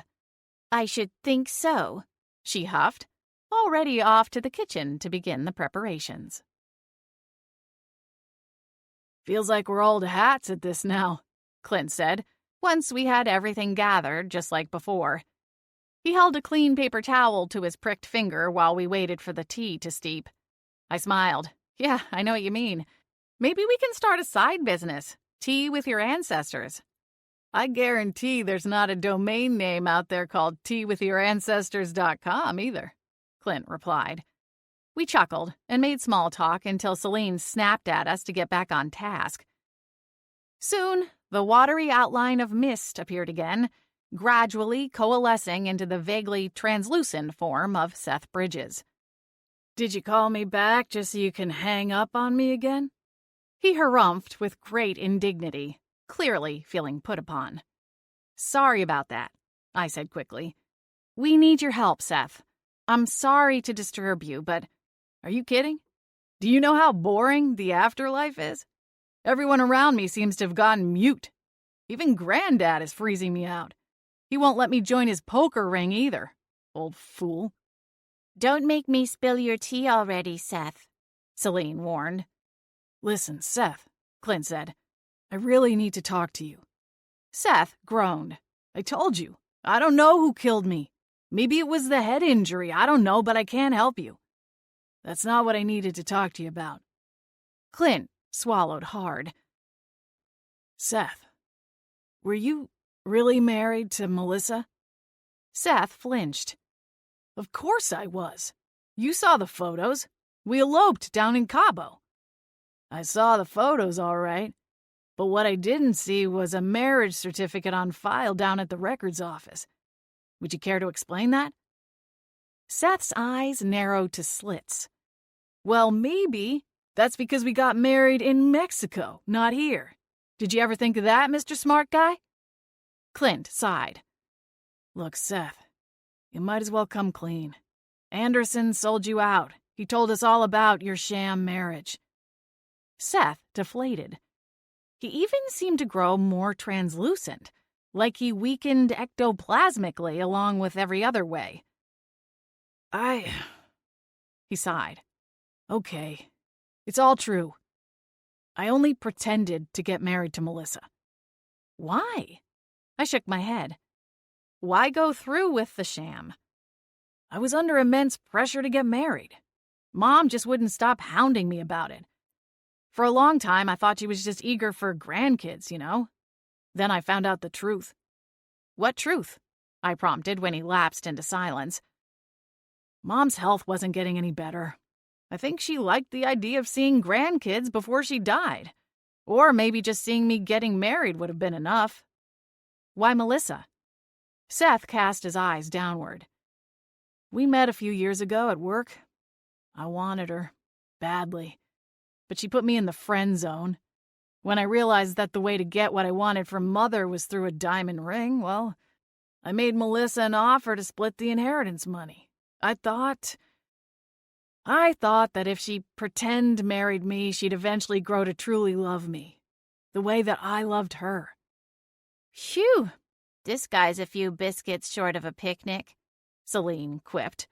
Seth shook his incorporeal head. "It was working, too. Mother adores Melissa, just like I knew she would. I think Melissa cares for her as well." "But your relationship never changed?" I asked. Seth looked away, his jaw tensed. "No. We had a couple of drunken nights where I would wake up the next morning thinking I'd finally won her over, only for her to say it was all a mistake and push me away again." "Is that why you had an affair?" I asked softly. "With the red-headed bartender?" "Penny." Seth's face contorted in misery. "She was a good time, nothing more. All I wanted was to make Melissa jealous. I thought maybe if she thought she was losing me, she'd realize she cared. That's why I never bothered trying to hide the affair. I wanted Melissa to find out about it." Selene scoffed. Is there any such thing as an anti-self-help book? Because if so, this guy really missed his calling. "Selene," I scolded. Sure, Seth was still a bottom feeder in my estimation, purely for the way he'd spoken to Clint. But he was pouring out his real emotions. Mocking him for his foolishness seemed a little too mean. Seth covered his face with his hand. Given the fact that he was translucent, the effect was somewhat diminished. "My word. I've spent my whole life living a lie, and I even dragged my mother and Penny into it. There's no doubt I'm reaping what I've sown. I'm sorry I got mad and accused you of killing me, Clint." Suddenly, Seth was bathed in a golden light, so bright I could barely stand to look at him. His face stretched into a smile as he stared directly into the blinding light. It's so beautiful. So beautiful. Then he was gone. Selene groaned in annoyance. Great. What a time for that miscreant to reach enlightenment. He's gone to the Stardust Realm. Out of our reach. Forever. At least he confirmed Anderson's story, I said. Yeah, at least. Clint sighed. 16. My living room quickly took on the appearance of a war room. Files, facts, and figures lay scrawled on bits of sticky notes adhered to every available surface. I had practically wallpapered one side of the room with them. Now and again, a breeze would blow through the picture window and knock a few to the floor. Ah, I scoffed, picking up the latest runaway. I'd closed the window, but it's still pretty warm in here and I don't have AC. It's fine, although it's starting to get a little bit of a Homeland Season 1 vibe in here, Clint teased as he came into the living room with 2 glasses of iced tea. Are you all right? I held up a finger to forestall further questions. I'm fine, just give me a second to set this all up. Clint nodded and set the glasses onto 2 coasters on the coffee table before he sat down on the couch. Selene was oddly subdued, watching me move around the den like a ping-pong ball on steroids. At last, I stood back and surveyed my handiwork. I'd created a timeline of the events surrounding Seth's murder, along with important clues and suspects. Okay, maybe Selene was right. I did need to dial back my consumption of TV cop shows. I'd start tomorrow. As it was, I felt like we had everything we needed to solve the case and get to the truth. It was just a matter of getting the right perspective, and somehow having it all on paper helped my brain process things a little better. Okay, I put my hands on my hips and faced the sofa. This is all the evidence, notes, and theories I've put together. Let's break them down one by one and see if we can't find our killer. I turned and gestured at the paper-covered hearth, bereft of a fire in the summer. Theory number 1. I have a question, Selene said sweetly. Too sweetly. I knew I was going to get messed with, but I went ahead and put that hook right in my mouth anyway. Go ahead, Selene. Which theory presents the scenario where Clint is the killer? I frowned. None of them, Selene. Why not? Selene's tail twitched back and forth like a pendulum. I mean, let's look at the evidence. His fingerprints are on the murder weapon. He was at the victim's house the night of the murder, and he had motive after being cut out of his mother's will.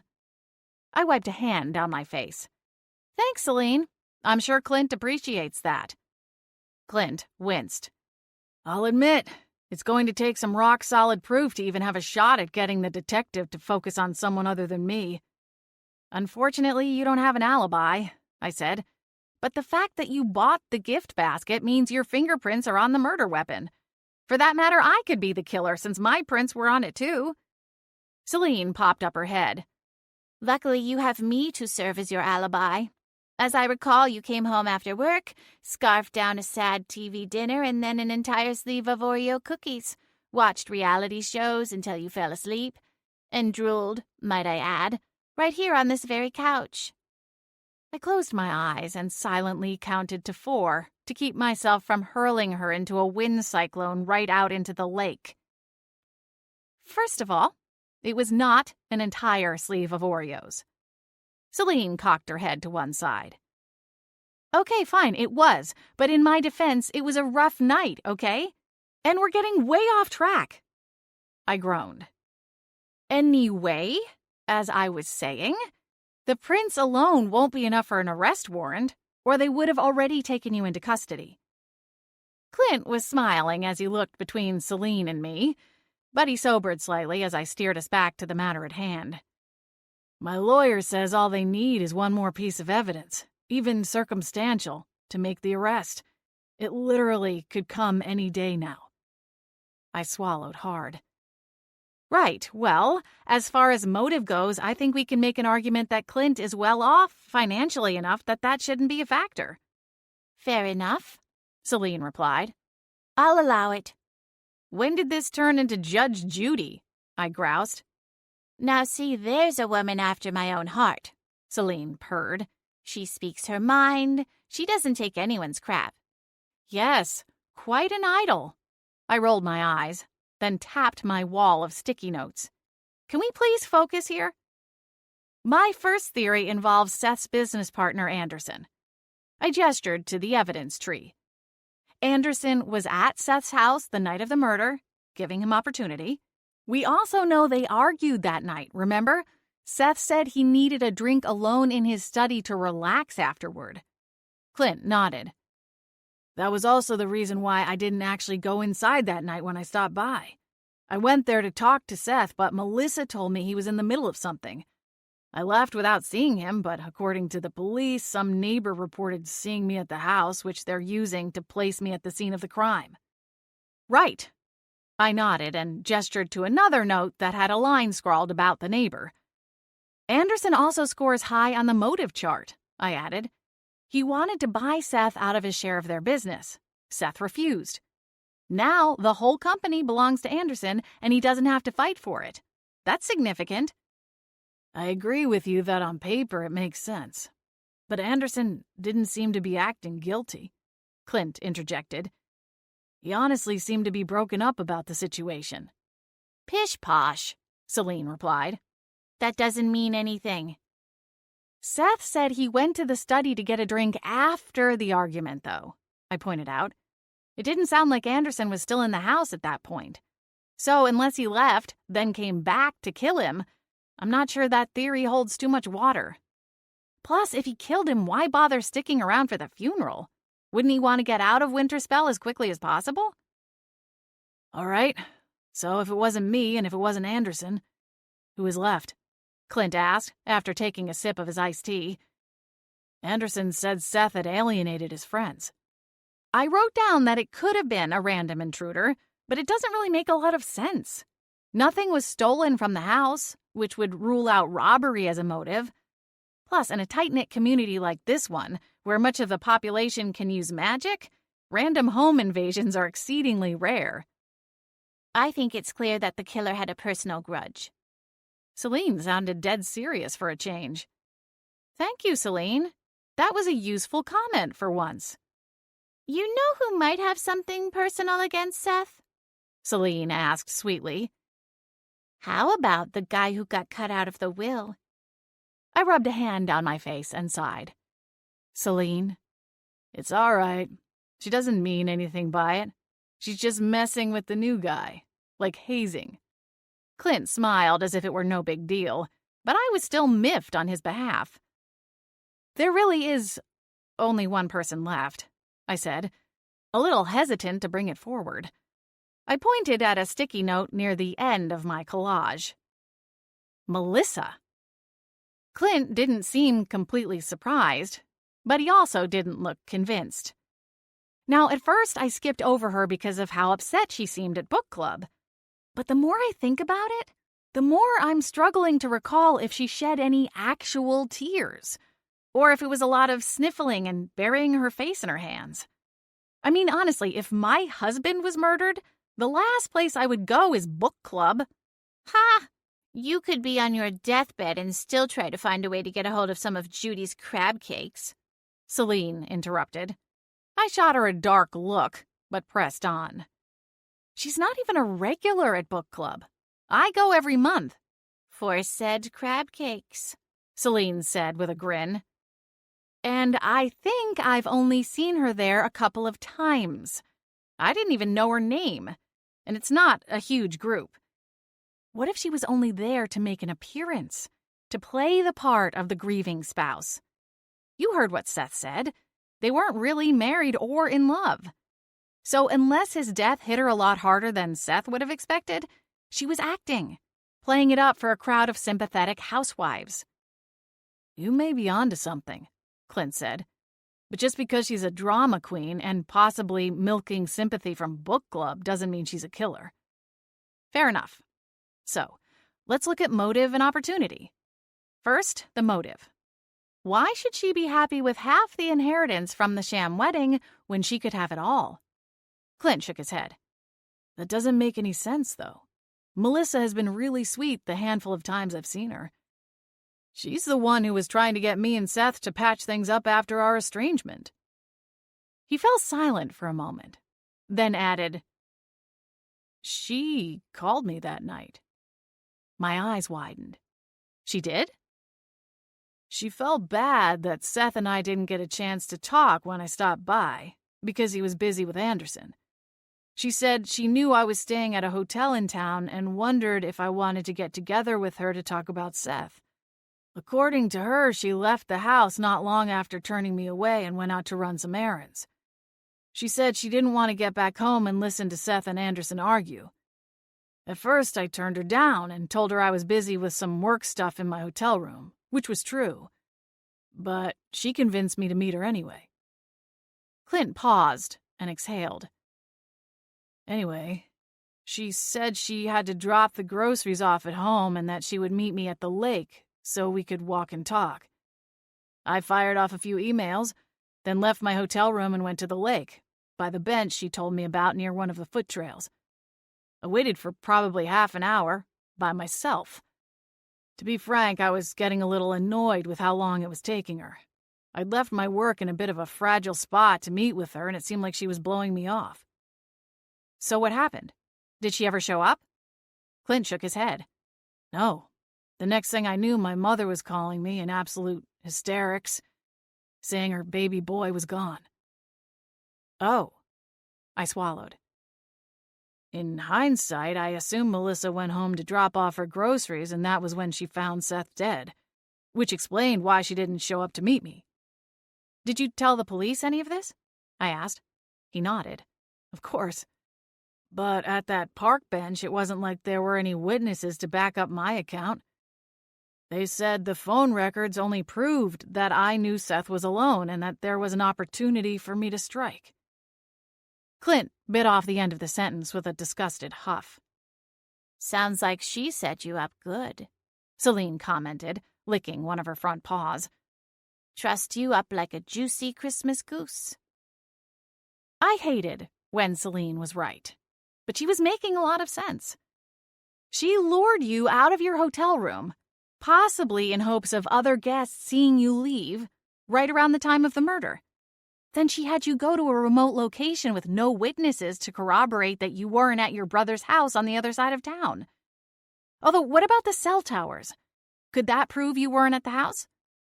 I don't think so, but I can ask my lawyer about it, Clint replied, looking more miserable than I'd ever seen him before. So we have motive. What about opportunity? She's the one who discovered the body, so she obviously had the opportunity to do the murder herself, I said, considering my notes once more. Melissa isn't a large woman, Clint interjected. How could she have overpowered my brother? He had to be at least 5 or 6 inches taller than her and a good 50 pounds on her, too. I considered it for a moment, then was hit with a sick realization. The tranquility candle. Clint canted his head. What? The candle. It was one of the ones you bought for your mother. The one that creates the illusion of a meadow at night. It uses one of the deepest relaxation spells I know. The officer who came to my shop showed me a photo of one burned down to the wick on Seth's desk. So let's say he went into his study, drink in hand, and lit the candle. He wouldn't be unconscious or totally unaware, of course, but he trusted Melissa. He wouldn't have thought anything of her walking up behind him. I shut my mouth, refusing to continue with the gruesome tale. That's disturbing, Clint said. I can't believe she would do something so ruthless. Money makes people do terrible things sometimes, I said softly. Don't you think the police looked into her? Selene asked Clint. Isn't that always the first suspect, the spouse or partner? I think they did, Clint replied. I heard through the grapevine that she had some receipts from the market and the gas station that supposedly gave her an alibi. Selene scoffed. She's the one who found the body. She could have killed him, run out to fabricate the alibi, and returned home just in time to kick off the first act of her new starring role as the pitiful grieving widow. Clint looked to me. I cringed and offered a half-hearted shrug. It's not a pretty picture, but it's the only theory that makes much sense right now. The problem is, we don't have a way to be sure it was her. I nodded. There must be a way to get her to confess. What about your true desire candles? Clint asked. They're not lie detectors, remember? Selene sneered. No, I was about to suggest the same thing. I tapped a finger along my lips. Under the right circumstances, the true desire candle might be enough to at least get the investigators to take a second look. We just have to arrange those right circumstances. Yes, but how? Clint spread his hands out wide. How are we going to do that? I pursed my lips in thought. Clint, you need to call your mother. What? I can't do that. She refuses to see me. You're going to have to convince her otherwise, I said. I know it's not pleasant, but you have to. Why? Clint frowned in dismay. It was clear he did not relish the idea. Because if we're going to prove your innocence and Melissa's guilt, we're going to need your mother's help. 17. I watched Clint call his mother and got a solid dose of secondhand anxiety. His tension was palpable and bled over into me as well. Selene, of course, offered no sympathy. What's so hard about saying, "Hi, Mom, I know you think I'm guilty of fratricide, but guess what? I'm not, and I need your help to prove it." Clint pursed his lips in a frown at the cat. The volume on his phone was high enough I could hear his mother answer the other end. "Why do you keep calling me? I told you to leave me alone." Wait, please, Mother, don't hang up. Listen to me for a minute. "All right," she snapped. "What is so important?" Clint's face turned red. He stammered, stumbled over several attempts to speak. Finally, he looked at Selene, as if in a flash of sudden inspiration. Listen, I know you think I'm guilty of killing Seth, but I'm not, and I need your help to prove it. A long silence stretched out while I hid my face in my hand. Of all the times for someone to take Selene's smarminess seriously. "What exactly do you expect me to do?" The voice on the other line sounded borderline hostile, but at least she was still talking and hadn't ended the call. Under the circumstances, I took this as a good sign. It would be a lot easier to explain it to you in person, Clint said. Can I come over? Another long silence. "I don't know if that's appropriate." I don't know what you've been told, but I'm your son. Shouldn't my word count for anything? There was a prolonged silence before the woman's sharp voice replied, "You say you can prove it?" "Yes, I swear." Clint's voice broke, and his eyes grew glassy. "Please, just give me a chance." "All right," his mother said with a resigned sigh. "Thank you." He glanced at me. I'm bringing company. Is that okay?" "I hope it's your lawyer," his mother said, and then hung up. Clint turned to me with a haunted expression in his eyes. "I really hope you know what you're doing, Cora." Yeah, that makes two of us, I thought to myself, but kept it from reaching my lips. Clint was stressed enough. He needed me to be the steady rock for the time being. We piled into my car and drove to the candle shop. I ducked inside long enough to grab my true desire candle, the one with the longest wick in my shop. Once I had the necessary candle, I climbed back behind the wheel and we headed for Clint's mother's lake house. During the drive, Clint became increasingly nervous. He drummed fingers on the dashboard, staring out the window, and fidgeted in his seat. I could feel the nervous energy coming off him in waves. "It's going to be okay," I told him at one point. He offered a tight-lipped smile in response, but then went back to tapping his fingers on his thigh. The only hiccup was that the entirety of our plan rested on Clint's mother's shoulders. If she turned us away once we explained what we'd found out, the rest of it would fall apart. Which also made me wonder why his mother was so dead set on him being the guilty party. Was there something in Clint that I wasn't seeing? Did he have a torrid history of violence that he now kept concealed by expensive suits and a charming smile? It was unnerving to think I might be missing something. At the same time, I didn't want to pepper him with questions about his relationship with his mother. He'd already explained that he was estranged, both from her and his brother. He'd blamed it on his work, but there had to be more to the story. I would have to be patient and draw it out slowly. At present, I didn't want him to think I was turning on him. The truth was, I believed him. My gut told me he wasn't a killer, and my gut was usually a very good judge of character. We pulled up outside the lake house just after sundown. The house was impressive, and made me even more curious just how much money was on the line. The manor sat on a spacious, gated lot. The lake was just on the other side of this grove of estates, meaning that nearly every window in the house would have a water view. I also imagined a sprawling backyard with Adirondack chairs gathered around a fire pit, a large deck for entertaining, and perhaps even a private dock. It was the stuff dreams were made of. Although, I noted with a macabre addendum, in this case, it could very well be the impetus for this terrible nightmare. Money could buy a lot of things, but it couldn't guarantee a happy family or secure eternal loyalty and love. As we exited the car, I noticed a large robin perched near a pine cone off to one side of the wide driveway, its black eyes seeming to judge us as we walked up to the front door. "Well, here goes nothing," Clint said, as he lifted the brass loop mounted to the door. His face twisted into a wry, mirthless grin. "I've never had to knock before. I've always just walked in." "So just walk in," Selene suggested. "Doesn't feel like I have the right to at the moment. At least not as far as my mother is concerned." My heart swelled with pity for the man. I reached out and patted his arm. "Let's see if we can't get you back that right."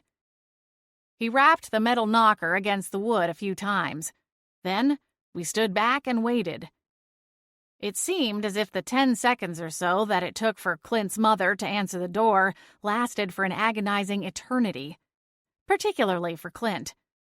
The door swung open, and a well-preserved-looking woman confronted us. Normally, I wasn't one to judge plastic surgery. I figured it was none of my business what anyone did to their own body. But by my estimate, Mrs. Bridges had crossed over the line into too much a few procedures ago. Her skin was so tight across her bony face it looked physically painful. Through it all, I could still tell that she and Clint had the same eyes, though hers were filled with barely pent-up anger. "Clint?" She flicked her cold gaze over to me. "I recognize you. You're the candle lady." "I guess that makes me the candle lady's cat," Selene said, pushing her way inside. "You going to stand there with the door open all day letting the flies in?" Clint's mother did a double take at the pushy cat, now making her way across the marble foyer.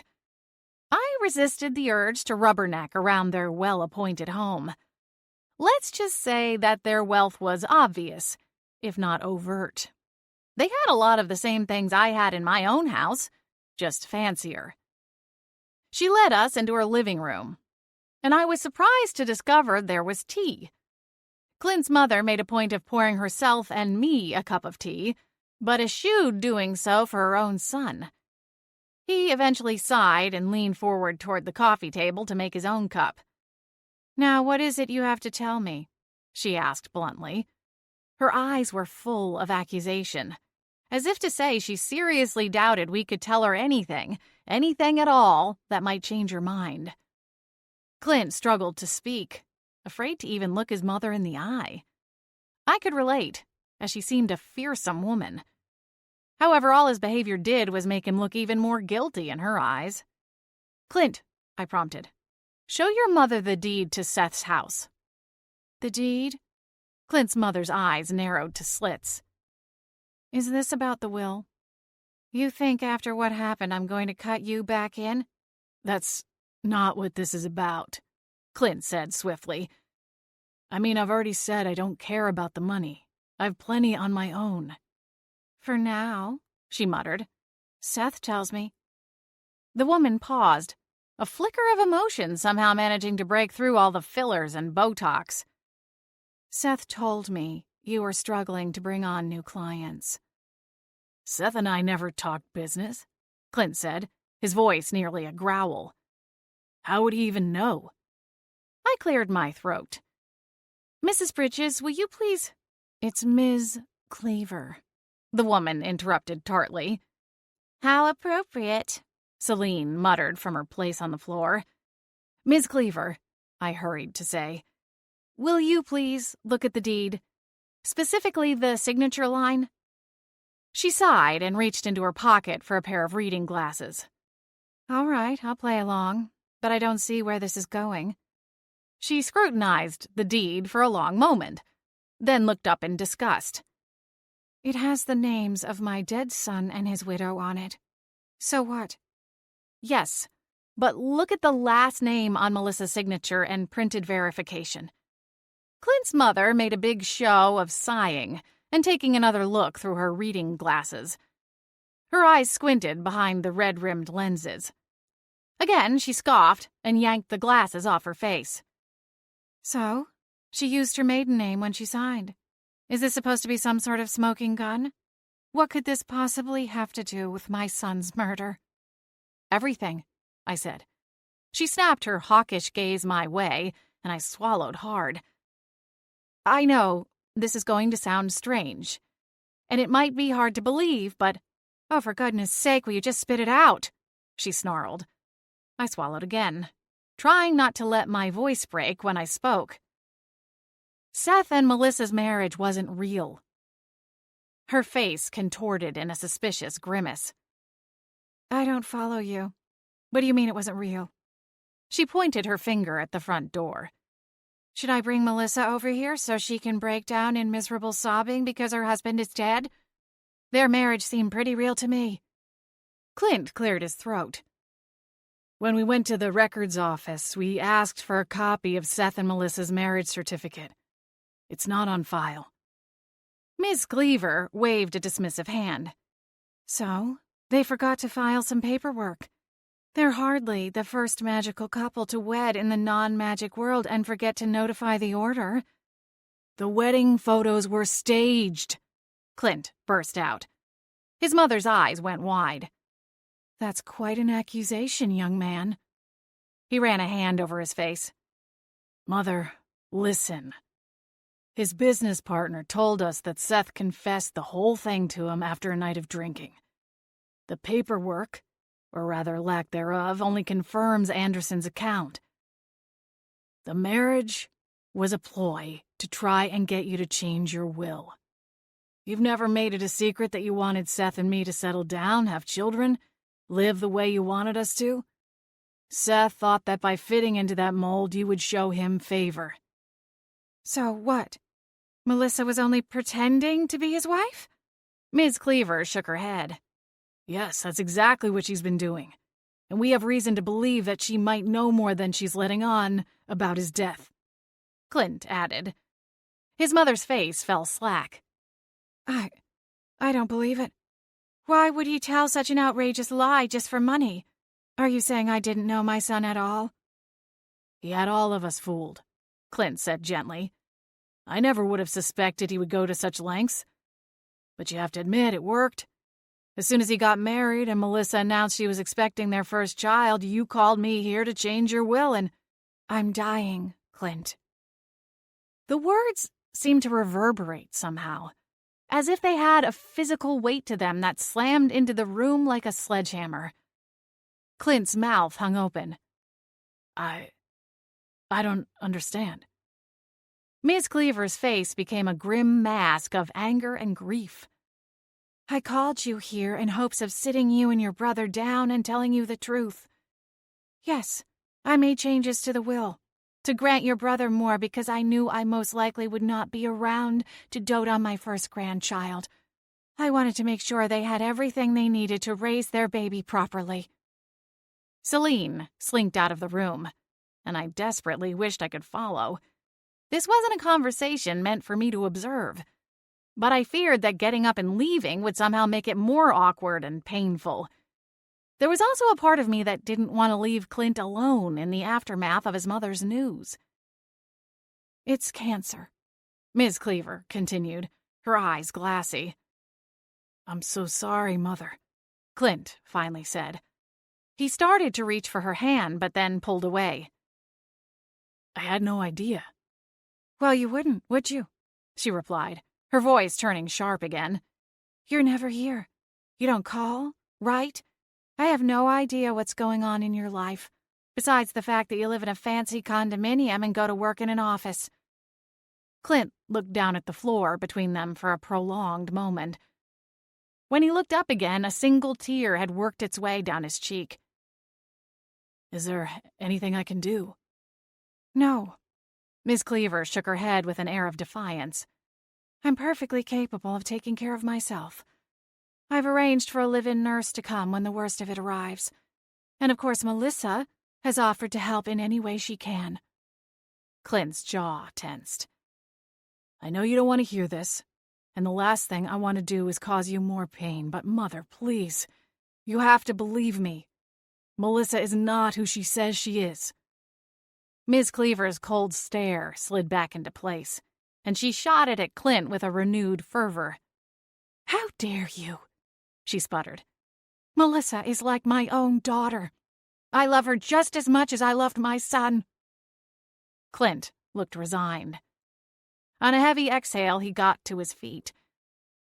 I'm truly sorry for all of this, but I'm not going to drop this until Melissa answers some questions. I won't take the fall for something I didn't do. And I did not kill Seth. And you think Melissa did it? Is that it? It looks like it, yes. I shifted nervously. Clint and I think we have found a way to get her to confess. I looked to Clint. But we need your help. I'm not going to act against my daughter-in-law, she said firmly. You don't have to, I said quickly. All you have to do is invite her over, watch, and listen. Clint's voice wavered as he spoke his final plea. Give us this chance. And if we can't convince you, I promise to leave and never darken your door again if that's what you want. Miss Cleaver gave us a long, lingering look, her expression inscrutable. Then, barely perceptibly, she nodded her assent. 18. I paced across the living room, nervously fidgeting with my hands while waiting for Melissa's arrival. Clint sat on the sofa, somewhat dazed. I couldn't read the look in his eyes, but even I was reeling after his mother's news, and I was a virtual stranger. For her part, his mother sat in a chair, her spine ramrod straight as she elegantly sipped at her tea, occasionally glancing out into the foyer. Are you sure she's coming? Clint asked his mother. She said she was, his mother replied. I don't know what else to tell you. She told me she was coming, and I have no reason to believe she won't be here soon. Clint fell silent once more. His mother gave him the side eye while she sipped her tea. For once, I found myself missing Selene. Sure, she'd likely say something wildly inappropriate, but at least it would crack through the layer of ice that had engulfed us. I supposed I should have been more worried about what the feline in question was doing. She'd wandered out in the middle of the family squabble and hadn't yet circled back around to rejoin us. If Ms. Cleaver thought it odd to have a strange cat wandering her house unassisted, she didn't speak up. Then again, she might have forgotten about Selene entirely. What I don't understand is what any of this has to do with you, Ms. Cleaver said, leveling me with a frosty glare as she leaned forward to place her delicate teacup on the table.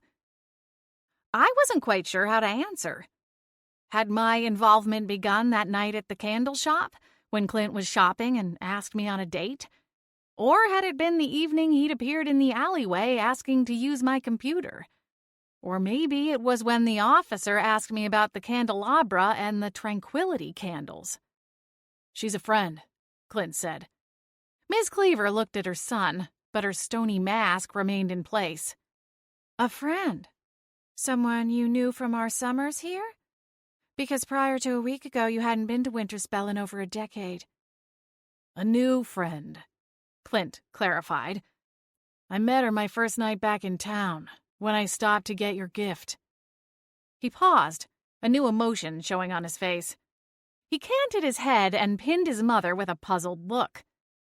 "Which reminds me, what was the candelabra and candle set doing at Seth and Melissa's house in the first place?" Miss Cleaver scowled. "I don't care for overly fragrant things in my house, and I thought the candelabra was tacky. Melissa seemed to admire them both, so I told her to take the basket home when they left." Clint nodded, his jaw tight. "I see." I glanced over at Clint. "She would have known your prints were on the candelabra. It might explain why she chose it as the murder weapon." Miss Cleaver bristled. "We don't know that yet. Honestly, I'm not sure why I even let you two talk me into going along with this plan." Outside, a car door slammed. Clint jumped to his feet. Miss Cleaver took her time getting up from her own chair and went to answer the door before Melissa even had a chance to knock. "Come in, dear." She greeted the young woman, and they embraced. Melissa came inside, her several months pregnant belly leading the way. She was all smiles until she stepped far enough inside the house to see through to the living room. As soon as she saw Clint and me, her smile faltered. "Oh," she said. "I didn't know you had company." She narrowed her gaze in my direction. "I know you, don't I? From book club?" "Cora Harth," I said. "Right, Cora." Melissa looked at her brother-in-law. "Clint, I didn't expect you either. Aren't you—" "I'm visiting my mother," Clint said firmly. Melissa inclined her head. "Of course." She looked over her shoulder at Miss Cleaver. "It's all right, Melissa," Miss Cleaver said. "He's not here to cause trouble." "I don't know that I feel comfortable staying so long as he's here," Melissa replied, her hands going to cradle her belly, as though her unborn child were in danger by Clint's presence. I turned away and rolled my eyes. The Heart's Desire candle was still nestled in my purse. I grabbed it and set it on the coffee table, beside the tea service, and casually went about lighting the wick. What's that?" Melissa asked. "Oh, I was just showing your mother-in-law a little demonstration of what my candles can do," I replied as innocently as the day I was born. Melissa put her hands on her hips. "I thought you didn't like fragrances in the house," she asked her faux mother-in-law. Miss Cleaver sighed and went back to her chair. She was tolerating the scene, but made it clear she did not want to be an active participant. "Ah, finally," Selene's voice said, followed by the cat herself, strolling back into the room as though she'd been waiting 100 years. "What the—" Melissa recoiled. "Selene, what do you want?" I asked. "Well, I'd really like to go home and sit on your lap," Selene said. Her eyes went wide. I nodded to myself, stifling a grin. The candle was working. "So, Melissa," I said, garnering her attention, "I was just wondering if you could clear a few things up for me." Her brow scrunched up in suspicion. "What kind of things?"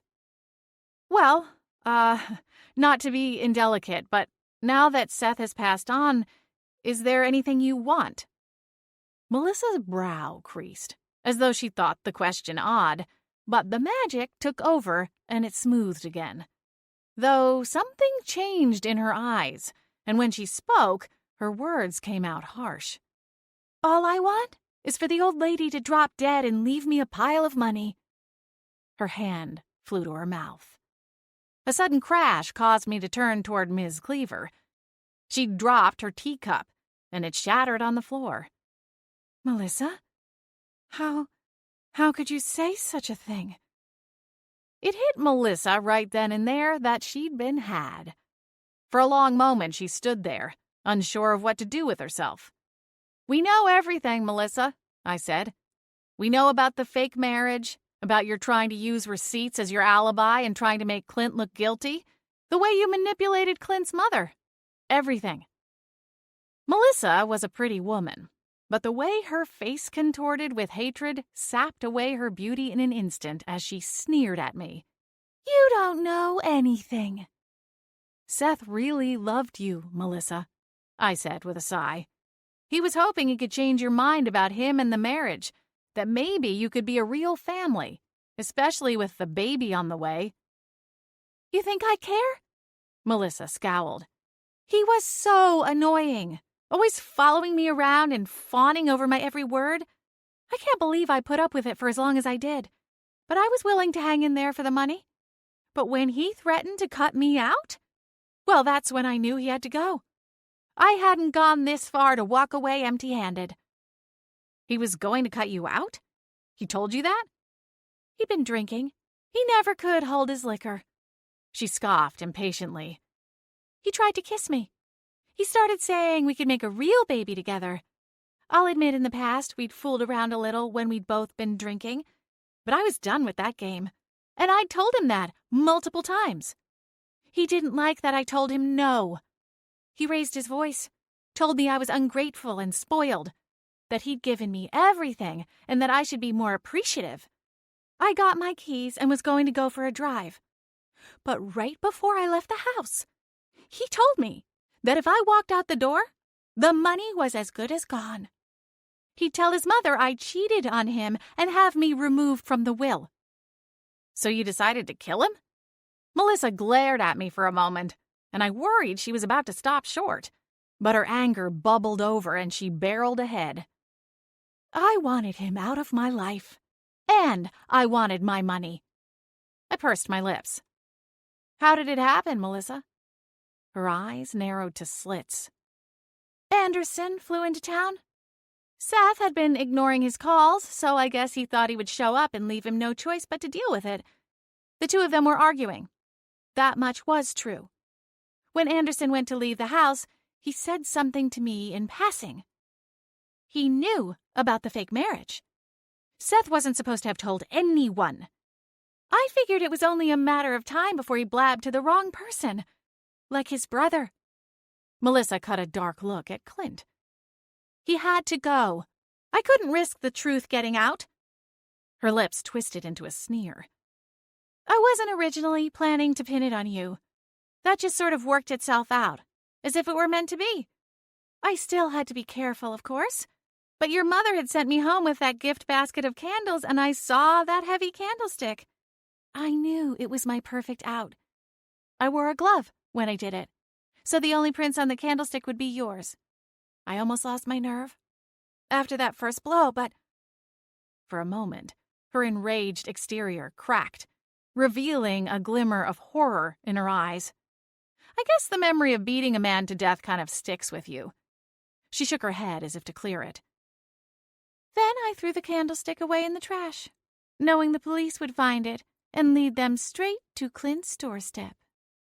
"Wow, you're just confessing everything in front of witnesses," Selene said. "You must be a special kind of stupid." "No one is going to believe any of you," Melissa sneered. "Clint is wanted for Seth's murder. They have him dead to rights. I honestly have no idea why it's taking them this long to put you in a cage. And as for you," she flicked a glance at Ms. Cleaver. "Well, if you were to slip and fall down the stairs on your way to go and tell the police, I'd still get my money." Miss Cleaver was still in shock, but something about Melissa's statement roused her. "Try again, dear." Melissa blinked. "You never married my son. You are not family to me," Miss Cleaver said, her voice growing stronger with fresh outrage. "My name is still in your will," Melissa said with a smirk. "No, actually it's not. Melissa Bridges is in my will.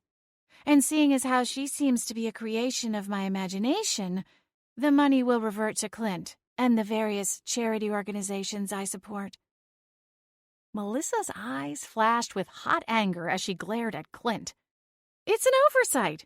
Your lawyer knows who I am. Well, unless you're planning on throwing all of us down the stairs, I think someone will be able to point him toward the official records office. When you can't produce proof of your marriage in either this world or the human one, I doubt you'll have many options left, Clint said. In that case... Melissa clapped her hands, and a flare went off brighter than the sun. I cursed, throwing an arm up to protect my vision, though I knew it was too late. Big rookie mistake, Selene howled. Blinding flash is like the most basic spell in the book, and you fell for it. Shut up! I blinked rapidly, trying to clear the spots away from my vision. Do something useful and watch my back. I howled as something hard thudded me in the chest. I was thrown to the floor as another thud connected, and I realized they weren't objects but powerful blows of magic force. You just got hit 2 times, Selene offered helpfully.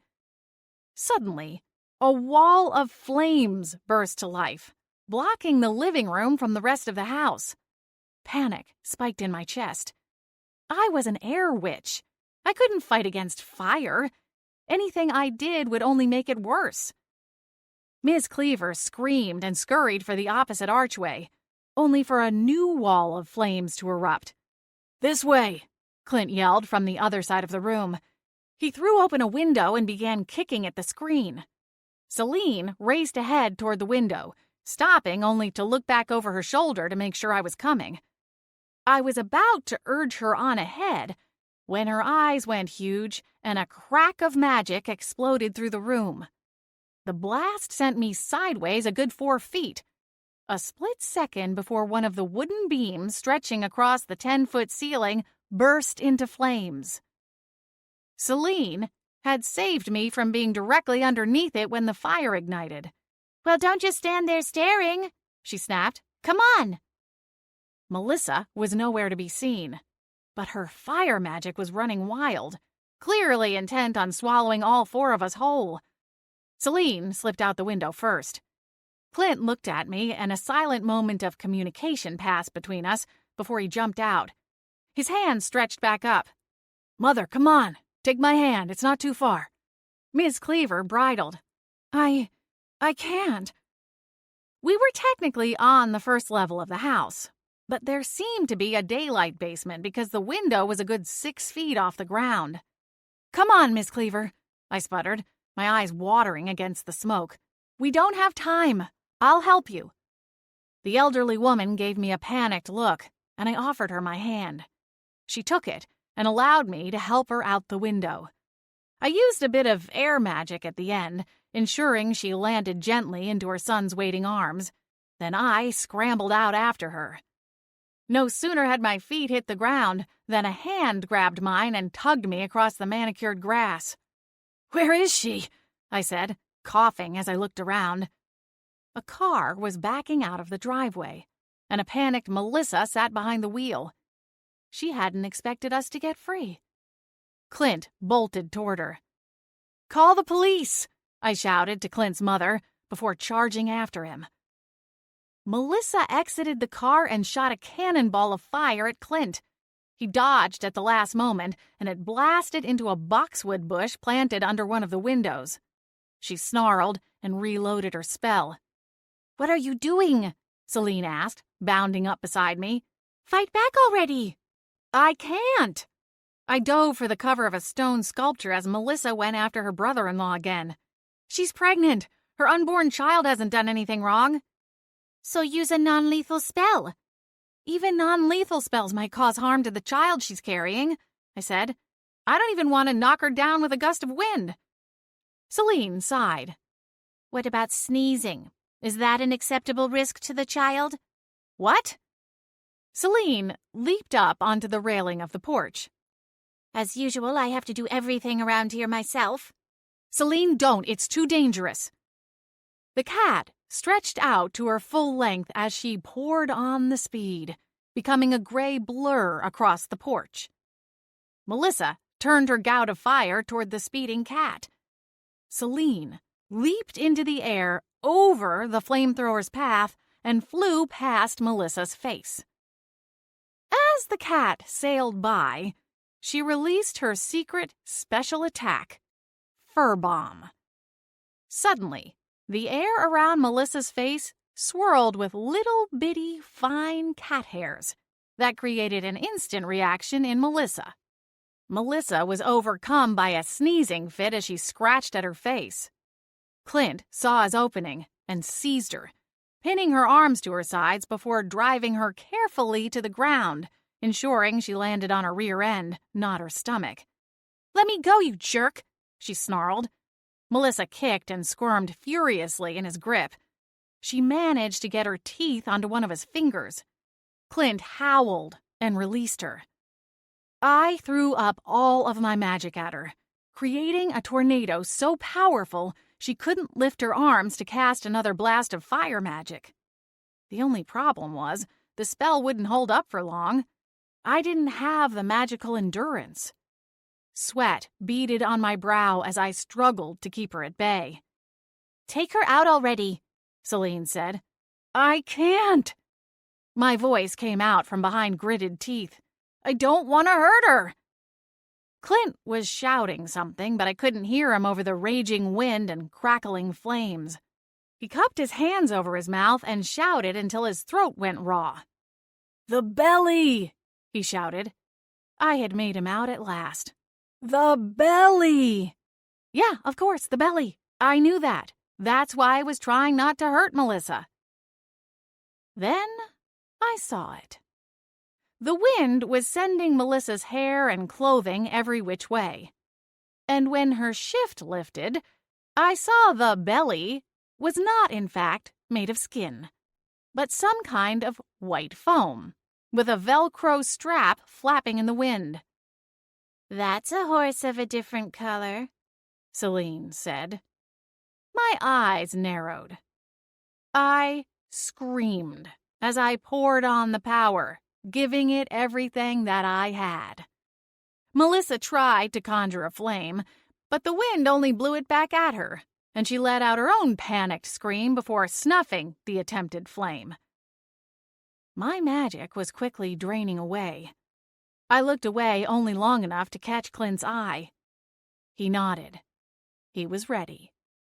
I stopped the wind and almost collapsed.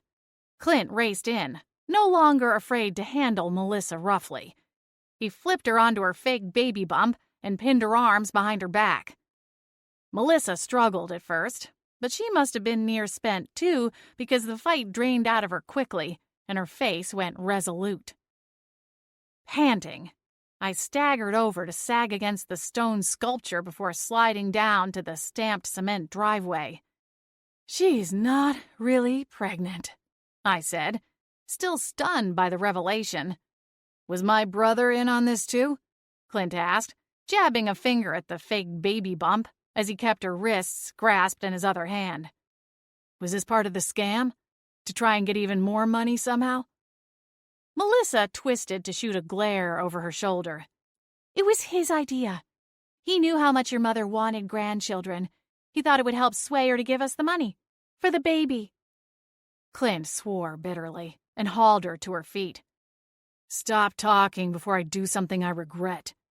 "Of course, here we go," Selene said with a feline sneer. "There's never a cop around when you need one, but you better not roll through a stop sign at 4 a.m.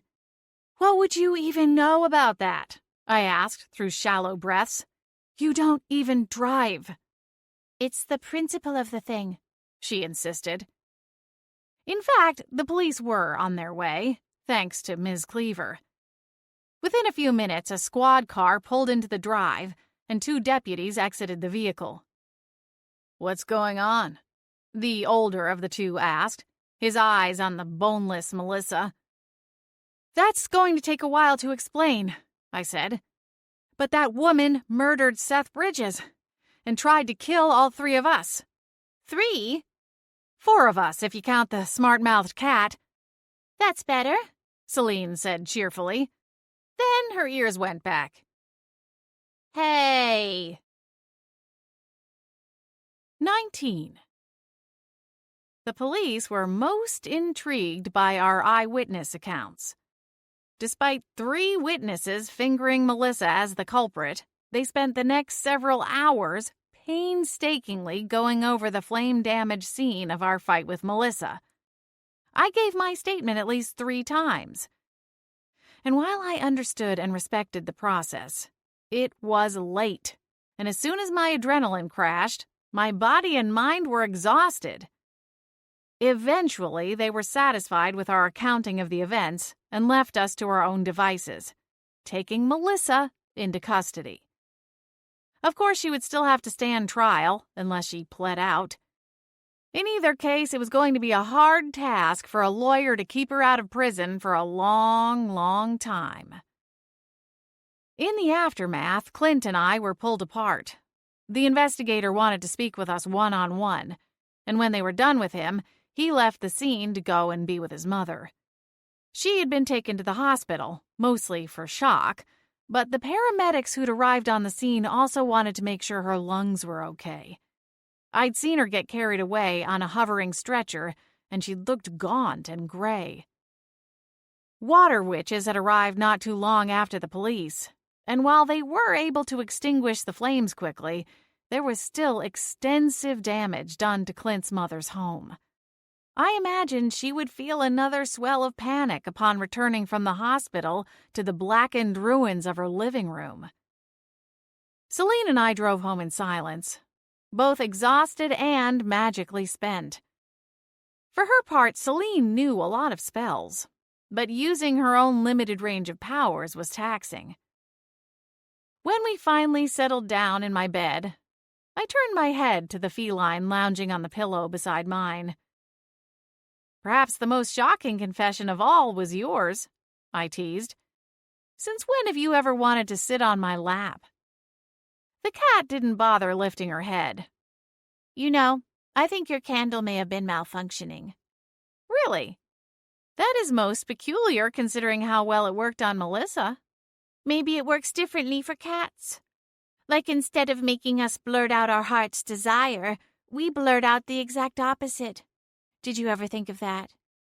I guess I should refine my mix a little bit. Yeah, you probably should. That was the last word on it. But I still felt better thinking that Selene maybe did not despise me as much as she indicated. Somehow, over the past few weeks, I'd kind of got used to her being around. Without a snarky cat, I think my house might start to feel pretty empty indeed. When sleep came for me, it dragged me down deep, and I slept better than I had in a long time.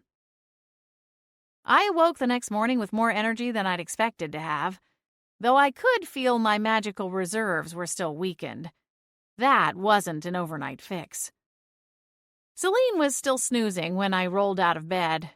I went to the kitchen to start my coffee, and while I waited, I washed and dried Selene's bowl.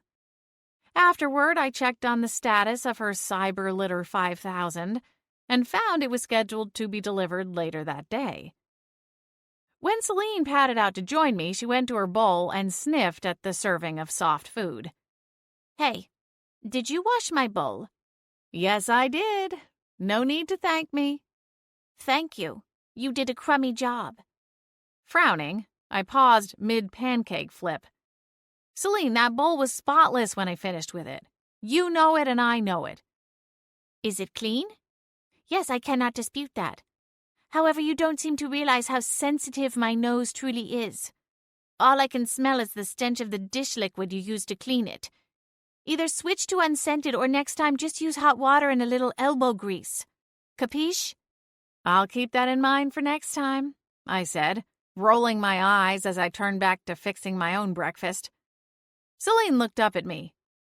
Are you sick or something? No, I'm fine. Why? You're just being very agreeable, she replied, her whiskers twitching suspiciously. I smiled at her, and it blew her little kitty mind. After breakfast, I dressed and headed to Wicked Wicks. Considering the events of the night before, No one would have blamed me if I'd decided to take the day off. But I didn't want to disappoint my regulars. On top of that, I needed the routine of it all. Otherwise, I would sit at home all day replaying the confrontation with Melissa over and over again. My morning rush made the early hours fly past. By the time it was slow enough I could eat my lunch, I'd already jotted down half a dozen candles that would need to be restocked when I got a chance. Naturally, I'd been checking my phone all day in between customers, hoping to hear from Clint. As the day wore on, my concern grew. I started to wonder if there had been some kind of complication with his mother at the hospital, especially in light of what she'd told him about her diagnosis. I was about to break down and call him when he suddenly appeared, walking by the display window of my shop. I almost hadn't recognized him, seeing as he was dressed down for once in a pair of jeans and a t-shirt. A thin layer of stubble also coated his jawline. If anything, he only looked more handsome this way. I'd never been a huge suit and tie girl anyway. Jeans, bedhead, and a soft cotton tee was just fine with me. Clint opened the door and stepped into my shop, bearing 2 paper bags, both handles in one hand, while his other was busy carrying a cardboard drink carrier with 2 cups of coffee. Selene perked up right away. "What did you bring, Clinton, my boy?" He arched a brow at her use of his hated full name, but didn't offer complaint as he set the drink carrier on the front counter. "I stopped by the coffee shop and the fish market." Selene's eyes went huge. "The fish market?" He smiled and set a bag down beside her so she could take a big sniff. "It's my way of saying thank you for helping to clear my name," he said. His smile faded and his eyes grew somber. "I wouldn't have gotten very far without you, Cora." "What am I, chopped liver?" "Of course not," Clint said, giving her a little scritch behind the ears. "Hey, you can't—" Her protests died as he moved his fingers to get the sweet spot under her chin. I laughed and peeked into the other bag. Inside were 2 fully loaded bagels. Not quite as good as a dragon's hoard cookie, but I'd take it. "You really didn't have to do this," I said. "No, I did," Clint replied, ceasing his petting of Selene, who actually seemed a bit grumpy as his hand drifted away from her. "How is your mother?" I asked. He exhaled. "Shaken, of course, but I think she'll be all right. She's booked in a suite at the Winterspell chalet until the fire damage is cleaned up and repaired." "I'm glad she's all right," I said.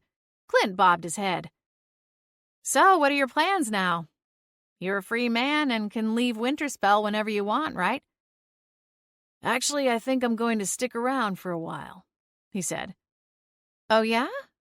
I tried to keep my voice sounding casual, but a little bit of optimism crept in. "Why is that?" "Well, I really don't want to leave my mother alone right now." His eyes grew somber. She's been through a lot. First she loses her son, and then she finds her daughter-in-law is a liar, and worse, a killer. And the grandson she's been waiting for turned out to be as fake as the marriage. I cocked an eyebrow. I wonder what Melissa thought was going to happen when it was time for her to deliver that grandchild. Clint's jaw worked silently for a long moment. I think, given Mom's declining health, she thought there was a good possibility, that my mother wouldn't be around for the delivery anyway. I felt a stab of sympathy. Oh, Seth and Melissa knew about the diagnosis? They've known for a few months, Clint said with a slight nod. We had a long talk this morning about everything. There's still a long way to go toward repairing our relationship, but if there is a chance I can make things better before she... Well, you understand. Of course I do. My heart welled with empathy for both him and his mother. I didn't know the full history, and considering my own family could not be more different than his, I wasn't sure I could ever truly understand it. But I knew his pain was real, and imagined his mother's was as well. I'm so sorry, Clint. After all that's happened. I broke off and shook my head slowly. She has me to help take care of her now. Clint's smile returned. Besides, nothing's set in stone, right? Right. I guess losing my brother has shown me that family is important. Far more important than the way I've treated it these past years. He heaved a long sigh. I sometimes wonder if part of what happened to Seth isn't my fault. Why on earth would it be your fault? Because I drifted away from my family. If I'd been keeping in contact, doing what brothers are supposed to do, maybe I could have talked him out of that fake marriage scheme. Maybe we could have come to some compromise. I could have shown him that I wasn't a threat to the inheritance money. You can't blame yourself, Clint. He offered a grateful smile, but I could tell it wasn't the last of the battle with his own conscience. For better or worse, he'd have to work that part out for himself. So, what about your business? I asked, trying to avoid an awkward silence. I can work remotely, he said with a shrug. It's the internet age. Thanks to Wi-Fi, my office is wherever I want it to be. Yeah, and if something happens to your laptop, you can always steal Cora's again, Selene offered. Selene? I sighed. Clint chuckled softly. No, she's right. He shook his head, still smiling. I can't believe you put up with me all this time. I'm happy I was able to help, I said, and meant it. There is one thing that's still bothering me, he said.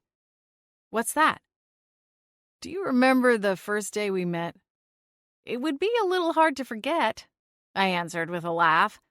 You asked me to dinner and then my ex-husband showed up. Well, we never did get to have that dinner. Clint straightened. So what do you say? Can we try this again? My heart skipped a beat. Yes, I'd be delighted. Great. He glanced at his phone when it dinged. That's Mother's lawyer. I should take this. I understand. Take care of her. He took one of the coffee cups from the holder, and as he turned to leave, he hoisted it up and smiled. I'll be back at closing time, though, if that works for you. I laughed. I'll be here.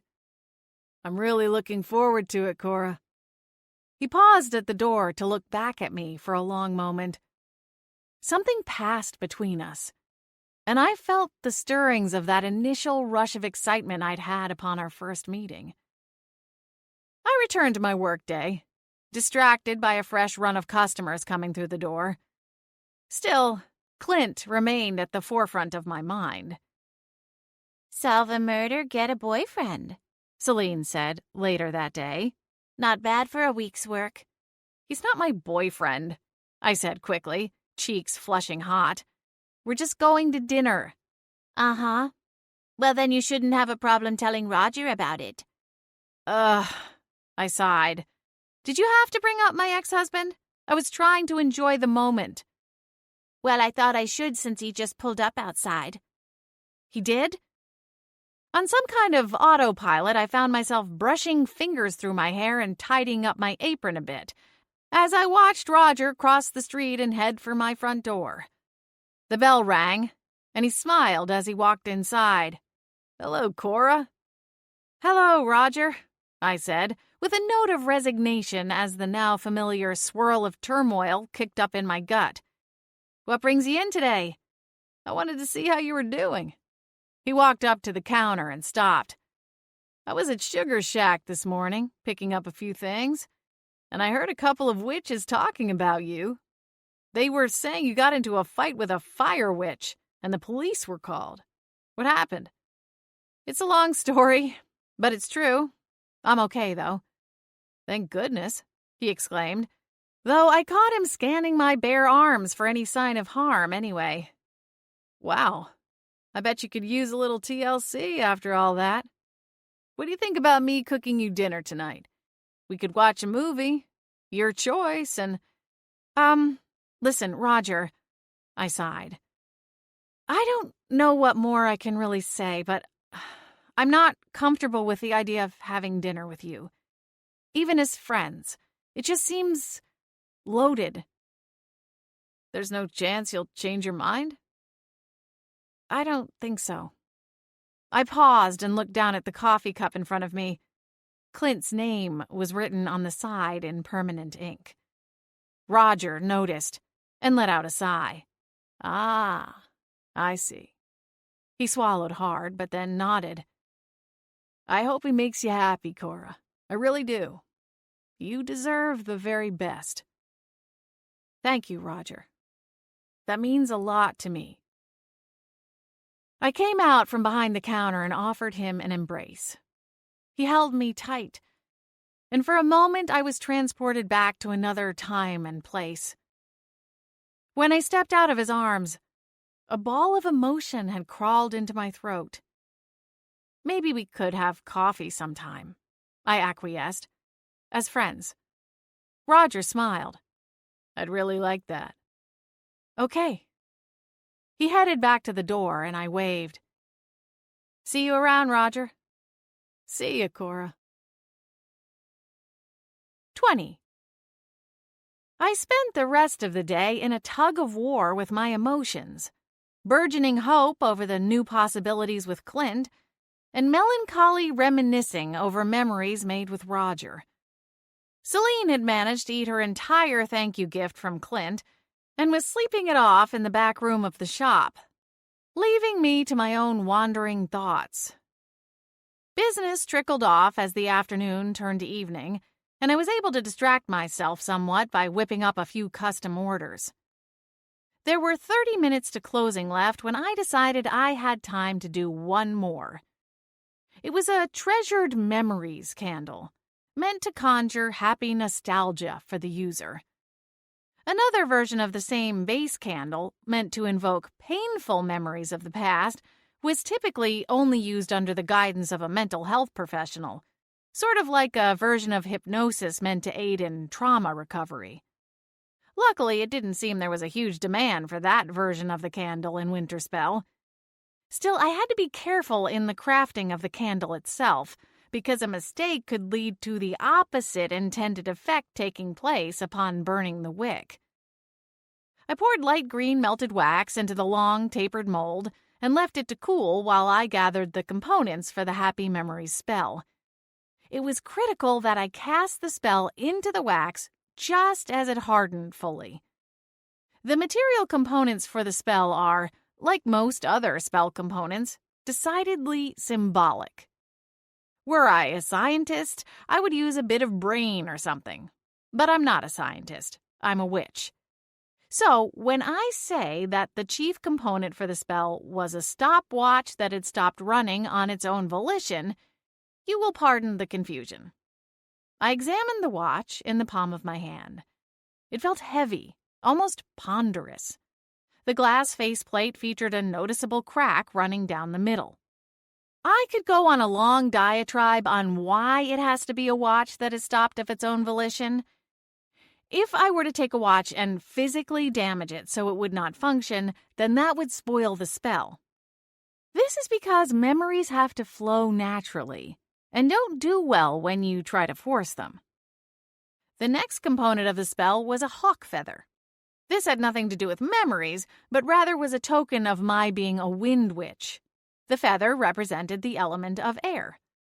Finally, I needed a bit of pixie dust.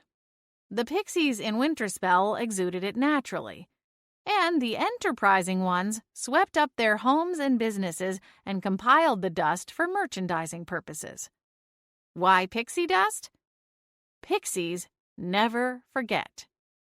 Non-magics say it's elephants with ironclad memories, but that's only because non-magics have never met a pixie before. Once I gathered all the components for my spell, I focused on the casting.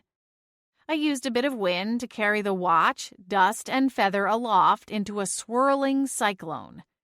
I chanted the words to the spell as the lights flickered overhead. The eldritch fabric of the universe bent to my whims as I shaped the very essence of reality. Until I inhaled deeply and sucked a bit of gray cat fluff up my nose. I sneezed twice as I swiped at my face, trying to rid it of any further stray hairs. "That darn cat!" I gasped as I reached for a tissue. I wiped my watery eyes, then opened them to resume the spell, only to find it had already finished. I cursed myself silently as the material components, joined by a bit of cat fluff, swirled in a cyclone over the nearly hardened candle. "Oh no," I muttered as clock, pixie dust, feather, and cat dander all congealed into the wax. The candle's gorgeous light green color darkened into something black as midnight, black as pitch, blacker than the foulest witch. Well, it wasn't completely black. There were these little gold flecks in it that caught the light in a pleasing way. Then I realized that the gold flecks weren't just reflecting light, but producing it. They say many great discoveries were by accident. I feared the worst from what my carelessness had wrought. I sighed and rubbed the bridge of my nose. I would have to start all over from scratch. I set the black and gold candle aside and drew out my gear for the next casting. I was lucky I'd acquired a whole box of broken watches from a yard sale a few years back. As I set about creating the new candle, Selene came into the front of the shop, pausing for a long stretch in the arched doorway. "What time is it?" I gave her a bemused smile. "Morning, Sleeping Beauty." "Morning?" the cat repeated with a panicked look. "No, it's not. I was just... Oh, never mind." I sighed and glanced at the clock. "It's 15 minutes to closing time." "What in the heck is that?" Selene leaped onto the counter and sniffed the black candle I had accidentally created. "This isn't one of your usual models, is it?" "No, it definitely isn't one of my usual models." "For some reason, I truly believe this is the most fantastic, wonderful thing you've ever created." Her nose wriggled as she sniffed the candle. "Hey, it smells like me." I explained the mishap to Selene. Not only did she find it quite amusing, she seemed to think it was destiny. "Ah, the fickle finger of fate has intervened and helped you to create something truly wondrous. Light it for me. Put those opposable thumbs to good use." "You want me to light it?" I frowned at the candle. "I don't know if that's such a good idea. I have no idea what kind of effect it will have." "Who knows? You trapped some of my essence in the spell. It could wind up cloning me. Wouldn't that be great? 2 Selenes." I shuddered to think. "Wouldn't that make you less unique?" I asked, peering at her from over the candle's wick. "I've often thought the world would be a better, saner place if all witches were replaced with versions of me." "You would," I muttered. "Fine, I'll light it. But it's only a memory candle. It's not likely to clone you or give you superpowers." "We don't know that for sure." I sighed and lit the candle. At first, nothing happened, other than a brief curling tendril of black smoke and the smell of burned cat hair. Then, Selene's eyes went wide. "What's wrong?" "I'm having a memory," Selene gasped. "A lost memory. It's of Lavender." "Lavender?" I cocked an eyebrow. "What kind of memory?" "Nothing much. It looks pretty boring. She's just puttering around in her house looking at... Oh no! Lavender, look out!" "What's going on?" My fear spiked at the urgency in Selene's tone. "There's a masked man. I think it's a man. It could be a woman. Sneaking up behind her. Turn around! Fry that fool with lightning!" Selene winced. "What happened?" I demanded, wishing I could see the memory as well. "The assailant just hit her with a spell. The magic was blue. Silvery blue." "What kind of spell?" I don't know." Selene's eyes widened once more. "What's happening now?" "Lavender is limp as a rag doll, and the one in black is carrying her out of the house, through the kitchen door." She paused, her eyes falling closed. She gave a shake of her head, then looked up at me, her gaze haunted. That's all I could see. The memory is gone. The candle went out, and I felt a chill run down my spine. I grabbed my phone. I had to call my mother right that second. Aunt Lavender wasn't on an adventure. She'd been kidnapped. This concludes Witchy.